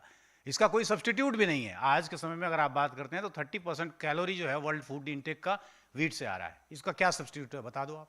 कुछ नहीं है। तो आप इंडिया का ही देख लो, आप 117 मिलियन टन प्रोड्यूस कर रहे हैं, 90 मिलियन टन के आसपास हमारा खपत है। और कौन सा अल्टरनेट ग्रेन लेके आओगे आप? बार्ले 2 मिलियन टन भी नहीं प्रोड्यूस होता, सारा मिलेट्स मिला के भी 2 मिलियन टन नहीं होता, तो क्या भूखमरी में हम मर जाएंगे? ऐसा तो नहीं हो सकता ना। तो निश्चित तौर पे आपको पता तो होना चाहिए कि हम बता क्या रहे हैं, सिखा क्या रहे हैं। तो आजकल ये सारी चीज़ें उठपटांग हो रही है। और एक हितोपदेश की पंक्ति है जिसमें मेरी आस्था बहुत है और मैं उसको हमेशा कहता हूँ। वैसे हम लोगों ने शुरुआत की, एक हितोपदेश कह रहा हूँ मैं, एक वेद की भी पंक्ति है कि अन्नम बहुत कुर्वित तद व्रतम, कि अन्न को बहुत बढ़ाएं, ऐसा व्रत हर व्यक्ति को लेना चाहिए। और फिर आता है कि अमंत्रम अक्षरम नास्ति नास्ति मूलम अनौषधम अयोग्य पुरुषो नास्ति योजक तत्र दुर्लभ, यानी कि कोई भी मंत्र ऐसा नहीं, कोई भी अक्षर ऐसा नहीं है जो मंत्र नहीं है, कोई भी ऐसे वनस्पति नहीं है जो औषधि नहीं है, और कोई भी तकनीक या कोई भी व्यक्ति ऐसा नहीं है जो योग्य नहीं है। उसकी काबिलियत को पहचानने वाले दूरदर्शिताओं की हमेशा कमी रही है, जिसने उसको पहचाना ही नहीं। तो इसलिए मुझे लगता है कि करने की आवश्यकता है सब लोग को मिलजुल करके, और किसान के साथ तो हम जुड़े हुए हैं, हमारी बहुत सारी आस्था भी है। और मुझे लगता है मैं एक ऐसा वैज्ञानिक हूँ कि हमारे गेट पे किसान कोई भी आता है मित्र तो ज़रूर हमारी चाय पीने आता है। वो इसलिए आता है क्योंकि आप कितने सिंपल हैं, कितने एक्सेसिबल हैं, आप अप्रोचेबल हैं, ये बहुत मायने रखता है। तो ये सबके व्यवहार में आना चाहिए, अन्यथा जो है आप किसान से दूरी बनाएंगे। जो अल्टीमेट स्टेक होल्डर है, आप साइंस कितना भी डिस्कस कर लीजिए, उसका ह्यूमन फेस अगर नहीं है, अगर वो गांव में नहीं जा रहा है, तो उस टेक्नोलॉजी का कोई मतलब नहीं। हज़ारों टेक्नोलॉजियाँ आती हैं। एक आंकड़ा कहता है कि 100 रिसर्च में, अगर हम 100 एग्रीकल्चरल रिसर्च करते हैं या साइंस में रिसर्च करते हैं, उसका सिर्फ 30% टेक्नोलॉजी बनता है, और उस 30% का सिर्फ 30% फार्मर फील्ड पे जाता है। इसका मतलब है 100 में 9, 100 में 9 की पहुंच किसान के खेत में है। काम तो हम बहुत कर रहे हैं, पर पहुंच कुछ नहीं रहा है। पहुंचाने की आवश्यकता है, फार्मर को समझने की आवश्यकता है। और चलते चलते आपको 2 पंक्ति सुना के मैं बंद करूंगा, मेरा समय शायद हो गया है। कहते हैं कि मैं अच्छा हूं, ये तुम्हारा भ्रम है। मैं अच्छा हूं, ये तुम्हारा भ्रम है। आप अच्छे हैं, ये हमारा भ्रम है। मैं अच्छा हूं, ये तुम्हारा भ्रम है, और आप अच्छे हैं, ये मेरा भ्रम है। हम दोनों अच्छे हैं, ये हम दोनों का भ्रम है, और हम दोनों भ्रम में हैं, इसलिए अच्छे हैं। धन्यवाद आप सबका।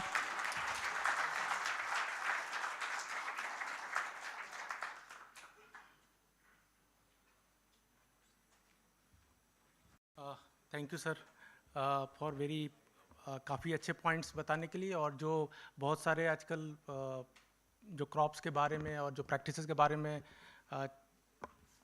जो फैक्चुअल नहीं है लेकिन पॉपुलर हो गए हैं, तो इन भ्रांतियों को तोड़ना बहुत ज़रूरी है। अब इससे पहले हम लोग ख़त्म करें, एक्चुअली हम लोग अब कुछ कहना चाहते हैं।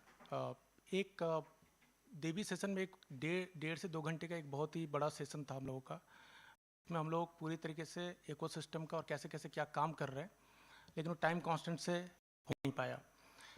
लेकिन इस दौरान अब एक चीज़ जो हम शेयर करना चाहेंगे कि ये जो कोशिश करी गई है लीड्स ग्रुप की तरफ से, और इतने दिन भर का सेशन और सब कुछ है, बहुत सारी चीज़ें हम लोगों ने बनाया, बहुत सारी चीज़ों को हम लोगों ने इम्प्लीमेंट किया, अप्रूवल भी लिया, एक्यूरेसी के साथ में किया।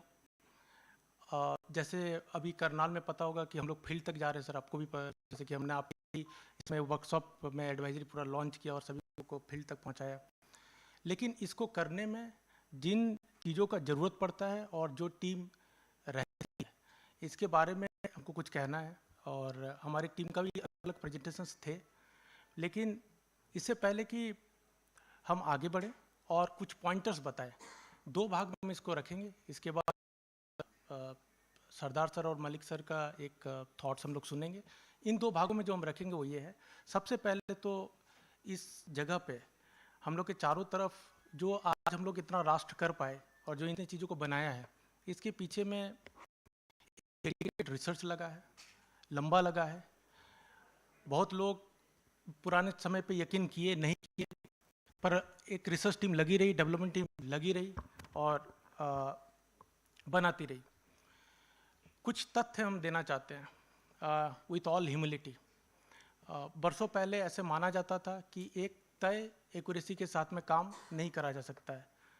लीड्स ग्रुप की टीम ने लगातार उस पर काम करता रहा, चीज़ों को ज़मीन पे प्रूफ किया। हम वो आंकड़ा नहीं बताना चाहते कि this is not the right platform, और हम लोग लगातार काम करते रहे कि अच्छा ये इस तरह के लोग मानते हैं और इस तरह की भ्रांतियाँ हैं, क्या सच में ये ज़मीन पे नहीं उतारा जा सकता है। ऐसे बहुत सारी चीज़ जब प्राइवेट सेक्टर में ऐसा होता है कि जो चीज़ का प्रोजेक्ट है उस पर ही हम लोग काम करते हैं, प्रोजेक्ट मिला तो काम करते हैं। विनम्रता से और बहुत ही संतुष्टि के साथ में ये कहना चाहते हैं कि प्रोजेक्ट के अलावा लीड्स ग्रुप की जो टीम है, रिसर्च टीम और डेवलपमेंट टीम, ऐसे 16-17 राज्यों में ऐसे कोर रिसर्च काम करती है जिसके प्रोजेक्ट्स हम लोग को अभी नहीं रहता है, लेकिन बाद में कभी आया नहीं आया, लेकिन हम लोग को इम्प्लीमेंट करते हैं। 2-3-4 साल पहले हुआ होगा, ये सारे डिटेल्स हमारी वेबसाइट में पड़े हुए हैं। और ये हम क्यों कह रहे हैं? तो इतने सारे डिमेंशंस अभी हम लोगों को पता चलेगा कि इतनी सारी टीम, रिसर्च टीम और डेवलपमेंट टीम बैठी हुई है कि हम लोग ने जब नॉर्थ ईस्ट में कुछ बोला, बहुत दिनों के बाद में एक प्रोजेक्ट हम लोग को बंगाल में मिला। जो चीज़ हम लोगों ने नॉर्थ ईस्ट में कहा, तब लोगों को उतना ज़्यादा समझ में नहीं आया। और जब बंगाल की सरकार ने हम लोगों से मांगा कि क्या आप बता सकते हैं थ्रेशोल्ड को कैसे चेंज करेंगे, तो बहुत ही गर्व के साथ हम कहना चाहते हैं कि 3 नोडल एजेंसीज वहाँ पे बैठी रही, 54 फील्ड स्टेशन पे उन्होंने पूरी फील्ड टीम उतार दिया और 98% एक्यूरेसी के साथ में हम लोग उसको क्रॉस किए। तो सबसे पहले तो जो रिसर्च, मेरा ऐसा रिक्वेस्ट होगा कि रिसर्च की टीम के जितने लोग हैं, एक एक करके एक बार रिसर्च की टीम पूरी अगर आप उठ सकते हैं तो प्लीज़ उठ जाइए। प्लीज़ रिसर्च की टीम थोड़ा जल्दी जल्दी कीजिएगा। एंड प्लीज़ रिसर्च की टीम, ठीक है, प्लीज़ आप बैठ जाइए। डेवलपमेंट की टीम जहाँ पे बैठी, प्लीज़ एक बार आप लोग उठ जाइएगा, प्लीज़।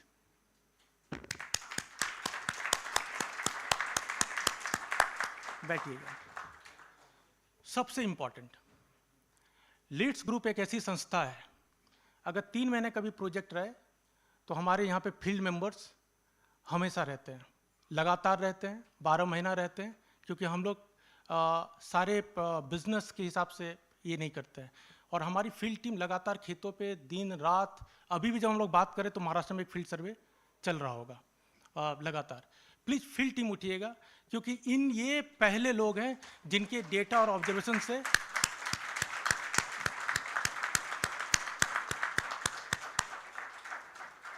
बैठिएगा।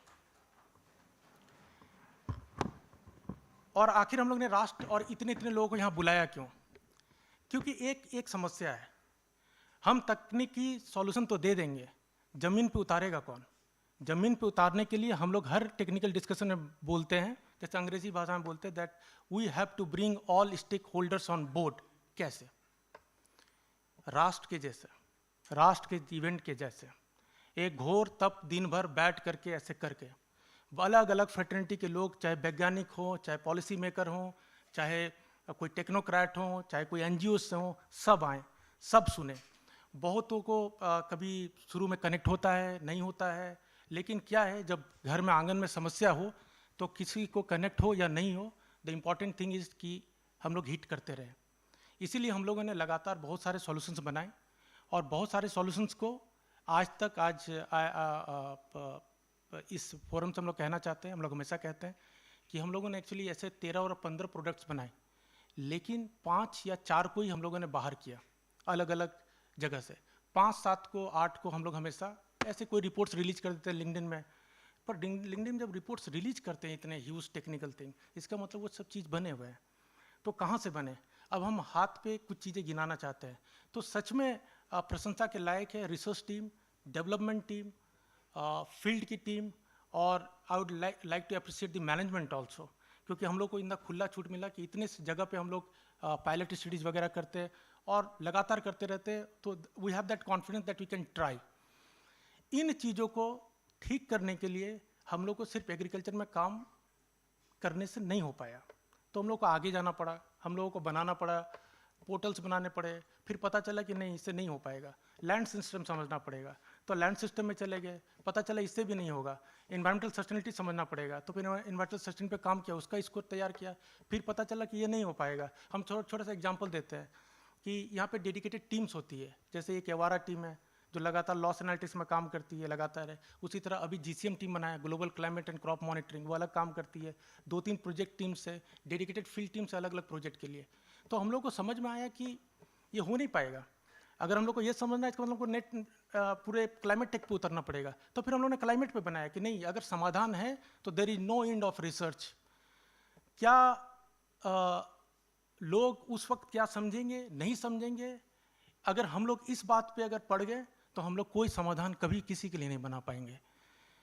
तो किसी के लिए बनाने के लिए जो सबसे जद्दोजहद होता है और जो सबसे ज़्यादा स्ट्रगल करता है उस जर्नी में, वो होती है वो टीम जो उस पर काम कर रही होती है। So that's why I really appreciate the research team, the development team and the field team, कि हम लोगों ने इतने मेहनत करके, और बहुत सारे हमारे पास टेक्निकल डिटेल्स थे जो हम लोग भी शेयर करना चाहते हैं, तो वी हैव लाइक 100, 150, 200 ऐसे स्लाइड्स हमारे पास पड़े थे, ऐसे रिपोर्ट्स है, ऐसे हम लोग कभी बुक्स रिलीज कर रहे हैं, लेकिन शायद ये एक दिन में इतना होना शायद काफ़ी नहीं है, लेकिन ये एक अच्छा स्टार्ट है। हम लोग अभी तुरंत एक नेशनल ऑनलाइन सीरीज करने जा रहे हैं, जहाँ पे फिर से बहुत सारे लोग आएंगे और जहाँ पे हम लोग एक रिपोर्ट्स रिलीज करेंगे। तो एक फोरम पे ये जो फ्रेज है कि bring all the stakeholders on board, ये कहने में आसान लगता है, पर इसके पीछे जो युद्ध है और इसके पीछे जो जद्दोजहद है, that is a different ball game, and we have decided to take that. We have decided to do everything possible on the ground irrespective of any kind of challenges, and with mother's blessing, navratri ka samay hai, with mother's blessings we did good, we are trying hard, we will keep trying hard, and with mother's blessings we will make it happen with absolute success. चूँकि हम लोग आज आखिर क्यों करनाल से हम लोग जिन nephews के साथ में काम कर रहे हैं या फिर जो किसान भाई आए हैं, इनको हम लोग ने निमंत्रण दिया कि आप आइए और ज़रूर बैठिए। इनफैक्ट कुछ किसान भाइयों ने कहा बहुत अंग्रेजी हिंदी मतलब शुरू से भी था, फिर भी हम लोग नहीं, आप बैठिए, बैठना पड़ेगा। क्यों करना पड़ेगा?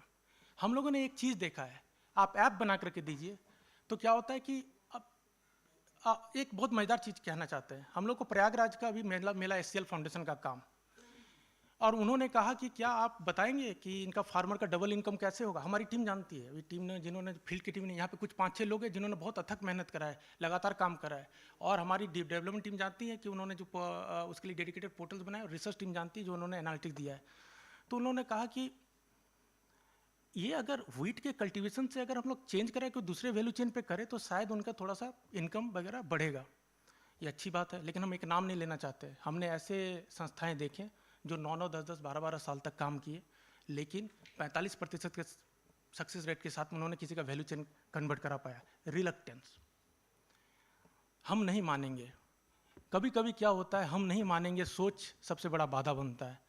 अगर हम लोग कोशिश करते हैं किसी को मदद करने का, तो सबसे बड़ा सपोर्ट लगता है सामने से कि हम एक कदम चलेंगे।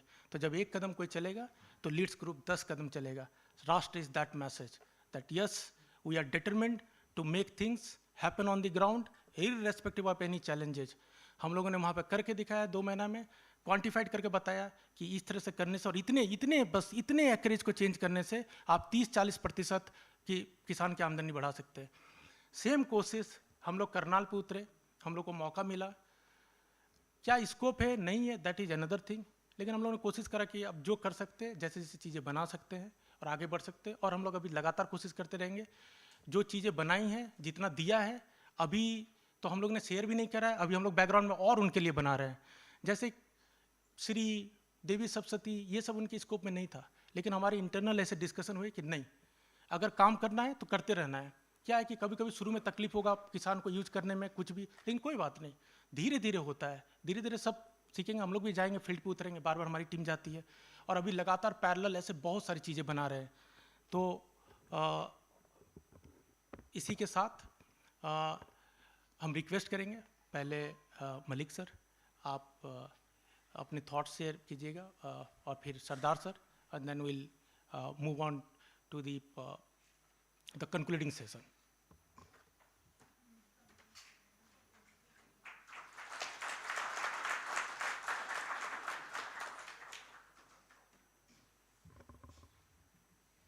Thank you doctor Alok. मैं HFPC करनाल को रिप्रेजेंट कर रहा हूँ, और ये हमारा जो FPO है ये 1 दशक पहले गठित हुआ था, और इसका एक बड़ा अच्छा एस्पेक्ट है कि इसमें जो BODs हैं हमारे 5 एग्री ग्रेजुएट्स, एग्री एक्सपर्ट्स हैं, टेक्नोक्रेट्स हैं। और 2025 में हमने ये जो project direct seeded of rice का हमने लिया था, उसमें ये लीड कनेक्ट हमारे पार्टनर रहे, और हमने इसमें 5 गांव को सिलेक्ट किया था, और इसमें 50 किसान थे और 100 के करीब एकड़ था, जिनको लीड कनेक्ट द्वारा जियो टैगिंग की गई, एक एक खेत की सॉइल टेस्टिंग की गई, एक एक खेत का सॉइल मॉइस्चर और सारी सॉइल एनालिसिस इन्होंने मौके पे की, और सब जो ऐप इन्होंने किसानों को दी थी उसमें किसान अपने ही खेत को देख रहा है उसके खेत में क्या हो रहा है, और उसको रियल टाइम जो उनको मैसेज दिए गए कि भाई अब जो है आप अवेयर हो जाइए, आपको अपने खेत में दवाई डालनी है या नहीं डालनी है, अब आप अवेयर हो जाइए, अब आपने पानी लगाना है नहीं लगाना है। इससे किसानों को लगभग जो है 30% के करीब पानी की बचत हुई, और जो उनका पेस्ट अटैक था वो भी बहुत कम हुआ, क्योंकि टाइमली उनको अवेयरनेस मिलती रही।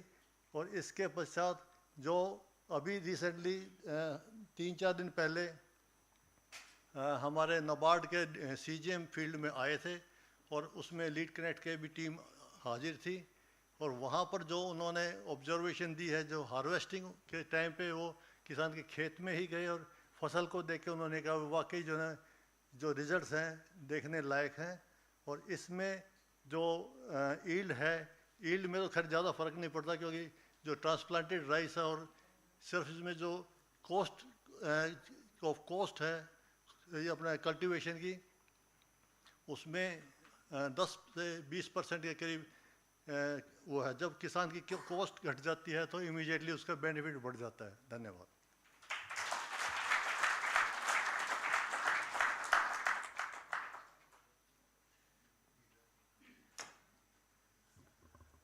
अब सरदार सर को इनवाइट करना चाहते हैं, और एक चीज़ और ये भी कहना चाहते हैं, बस ऐसे ही शेयर करना चाहते हैं। हम लोग बहुत बार करनाल गए, सर के ऑफिस में गए, मलिक सर के ऑफिस में, तोमर सर के ऑफिस में गए, और बहुत ही पैशनेट एफईओ है, बहुत लगे रहते हैं। और फिर मलिक सर के ऑफिस में काफ़ी बार गए हैं। एक चीज़ कहना चाहते हैं, जो पैसन इन लोगों में दिखता है, सर प्लीज़, वो एक्चुअली हम लोग को इंस्पायर करता है, क्योंकि हमने सामने से देखा है कि ये कैसे सभी लोग काम करते हैं। Sir please. बहुत बहुत धन्यवाद। काफ़ी कुछ आपने सुना, तो सबसे पहले मैं सभी को नमस्कार करना चाहूँगा, छोटों को आशीर्वाद भी। तो काफ़ी कुछ सुना और काफ़ी कुछ सीखने को मिला। अभी हमारे एक वक्ता कह रहे थे कि अगर 10 साल 20 साल पहले पीछे जाएंगे तो हर घर में एक गाय होती थी, और अभी घट के 5 घरों में एक गाय रह गई है। अब बीएल एग्रो को मैं धन्यवाद देना चाहूँगा इसके लिए कि जो समस्या इन्होंने समझी कि भाई गाय कम क्यों हो रही है, वो बीएल एग्रो ने समझा है। उसका अगर दूध बढ़ा देंगे, दूध की मात्रा अगर बढ़ाएगी तो हर कोई उसको रखना पसंद करेगा, क्योंकि उससे आमदनी होगी। कुछ लोग पानी मिला के आमदनी जरूर कर सकते हैं, लेकिन दूध से जो भी, अगर मान लीजिए 20 किलो 10 किलो गाय दूध दे रही है और 3 महीने उसने दिया, उसके बाद छोड़ देते हैं और सड़कों पर घूमती रहती हैं गायें। समस्या ये है, समस्या बीएल एग्रो ने पकड़ी, गवर्नमेंट ने नहीं पकड़ी। गवर्नमेंट जो प्राकृतिक खेती कराने जा रही है, मैं कहता हूँ बिल्कुल फालतू की चीज़ें हैं ये। 25,000 रुपये दे के किसान को गाय बंधवा देंगे, गाय देगी 3 लीटर दूध, 5 लीटर दूध। तो बीएल एग्रो को मैं धन्यवाद देना चाहूँगा कि वो जो ब्राज़ील के साथ मिलके काम कर रहे हैं, रियली एप्रिशिएबल है। तो इस तरह के काम होने चाहिए। अब प्राकृतिक खेती पे गवर्नमेंट ने मीटिंगें करते, गवर्नमेंट को जितनी भी सरकारी अधिकारी हैं पागल हुए फिर रहे हैं कि भाई हमने जो है मीटिंग पे मीटिंग प्राकृतिक खेती करो, ये सारे अधिकारी लगा दिए, उसमें स्टाफ लगा दिया प्राकृतिक खेती किसान। अरे भाई, किसान का बच्चा जो है तूड़ा निकाल के गाय को नहीं डालता, पानी नहीं पिलाता, एक अकेला किसान रह गया है, तो वो खेती संभालेगा, गाय संभालेगा, क्या करे? अगर दूध है तो उसके बच्चे भी लगेंगे, उससे आमदनी होगी, ये बात जेन्युइन है। अब हमारे ये जो अभिमन्यु मलिक साहब ने कहा, जो हमारा एफपीओ है निफ्को करके, तो अभिमन्यु मलिक जो हमारे ऑनलाइन जुड़े हुए थे, उन्होंने एक प्रोजेक्ट में बात कही कि हमने जो डबल इनकम जो मोदी सरकार चाहती है दोगुनी आमदनी करने के लिए, तो उन्होंने कहा कि टॉप बॉर्डर कंट्रोल के लिए हमने फेरोमोन ट्रैप का जो है अभियान चलाया और वो हमारे एफपीओ ने ही चलाया था।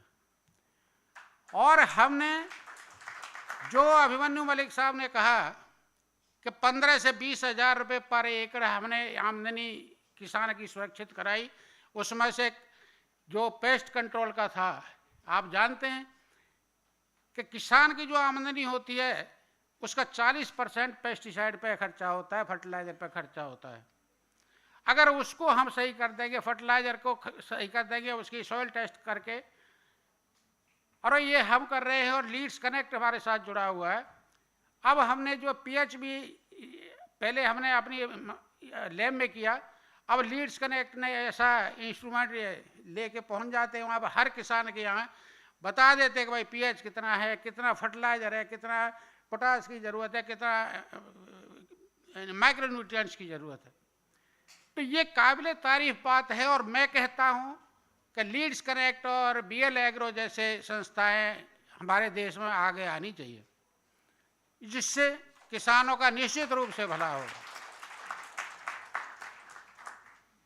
एक जो काम हो रहा है बाकी काबिल तारीफ है, लेकिन एक मैं आगे रिक्वेस्ट करूंगा बीएल एग्रो और लीड्स कनेक्ट से कि किसानों की जो चल रहा है उसमें मंथली हर गांव में एक विजिट या एक ट्रेनिंग प्रोग्राम वो सुनिश्चित करें। उससे क्या होगा कि जो और किसान जुड़े हैं, जो प्रोजेक्ट में हैं हमारे, वो तो जान ही गए हैं, वो कर रहे हैं, देख रहे हैं, लेकिन जो और किसान आएंगे उसके साथ, जितना हमें नॉलेज नहीं है जितना लीड्स कनेक्ट के जो एक्सपर्ट हैं उनको नॉलेज है। तो मेरा यही निवेदन रहेगा कि वो एक शेड्यूल बना के, और जो जो किसानों के हमारे जो गांवों में प्रोजेक्ट चल रहे हैं उनमें मंथली एक ट्रेनिंग प्रोग्राम का आयोजित करें। हम भी उसमें सहायता करेंगे, कोई बात नहीं। धन्यवाद।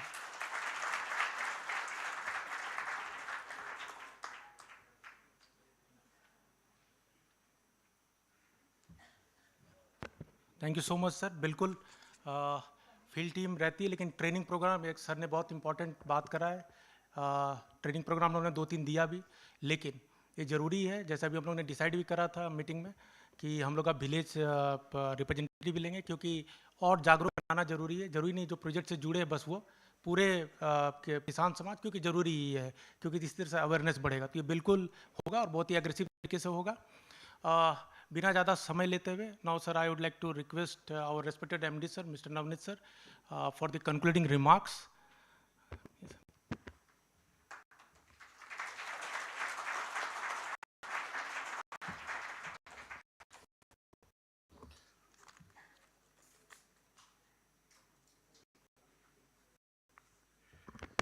एक बार फिर आप लोग इतना पेशेंस से आप लोग बैठे। पहली चीज़ तो मैं अपने जो करनाल से आए किसान भाई हैं और बहुत सारे लोग बैठे हैं, एक चीज़ ये मैं बोलना चाहूँगा कि एक तो आपने बड़ा पेशेंस दिखाया, और अगर हमारे कोई भी त्रुटि रह गई हो या कोई हमारे तरफ से कोई कमी रह गई हो तो हमें हम हाथ जोड़ के माफ़ी मांगते हैं। अगर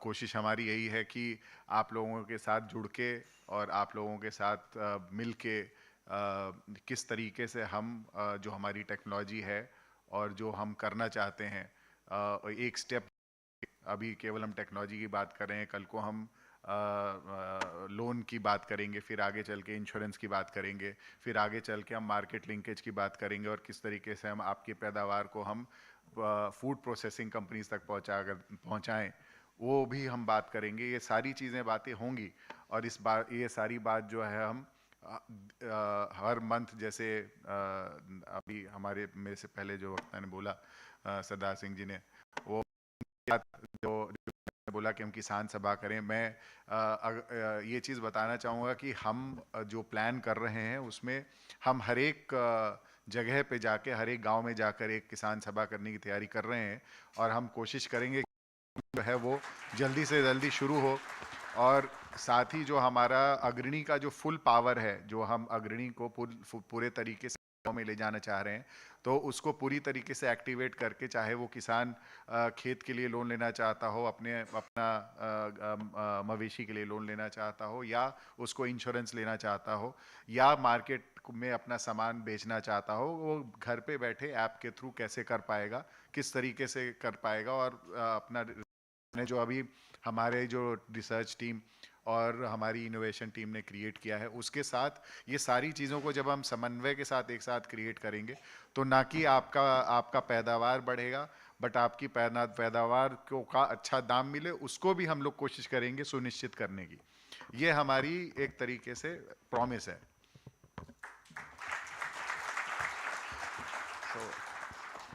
Now I would thank everybody for being here since the morning. I thank my first of all my team who spent much more time than 8 hours that we gave today.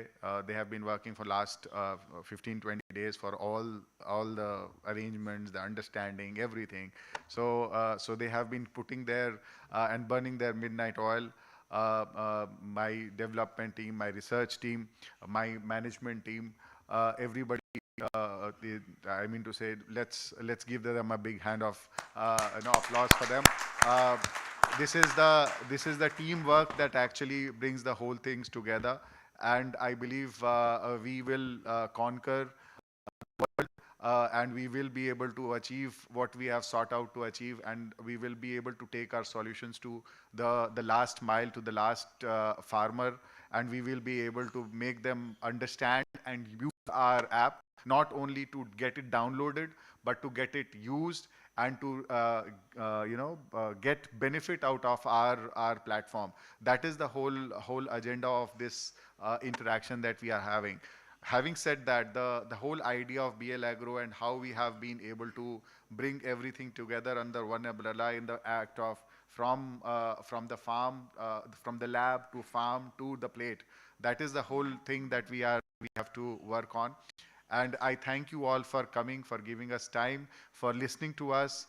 And किसान भाइयों को फिर से नमस्कार, और हम दोबारा मिलेंगे. Thank you so much for everybody. Thank you so much.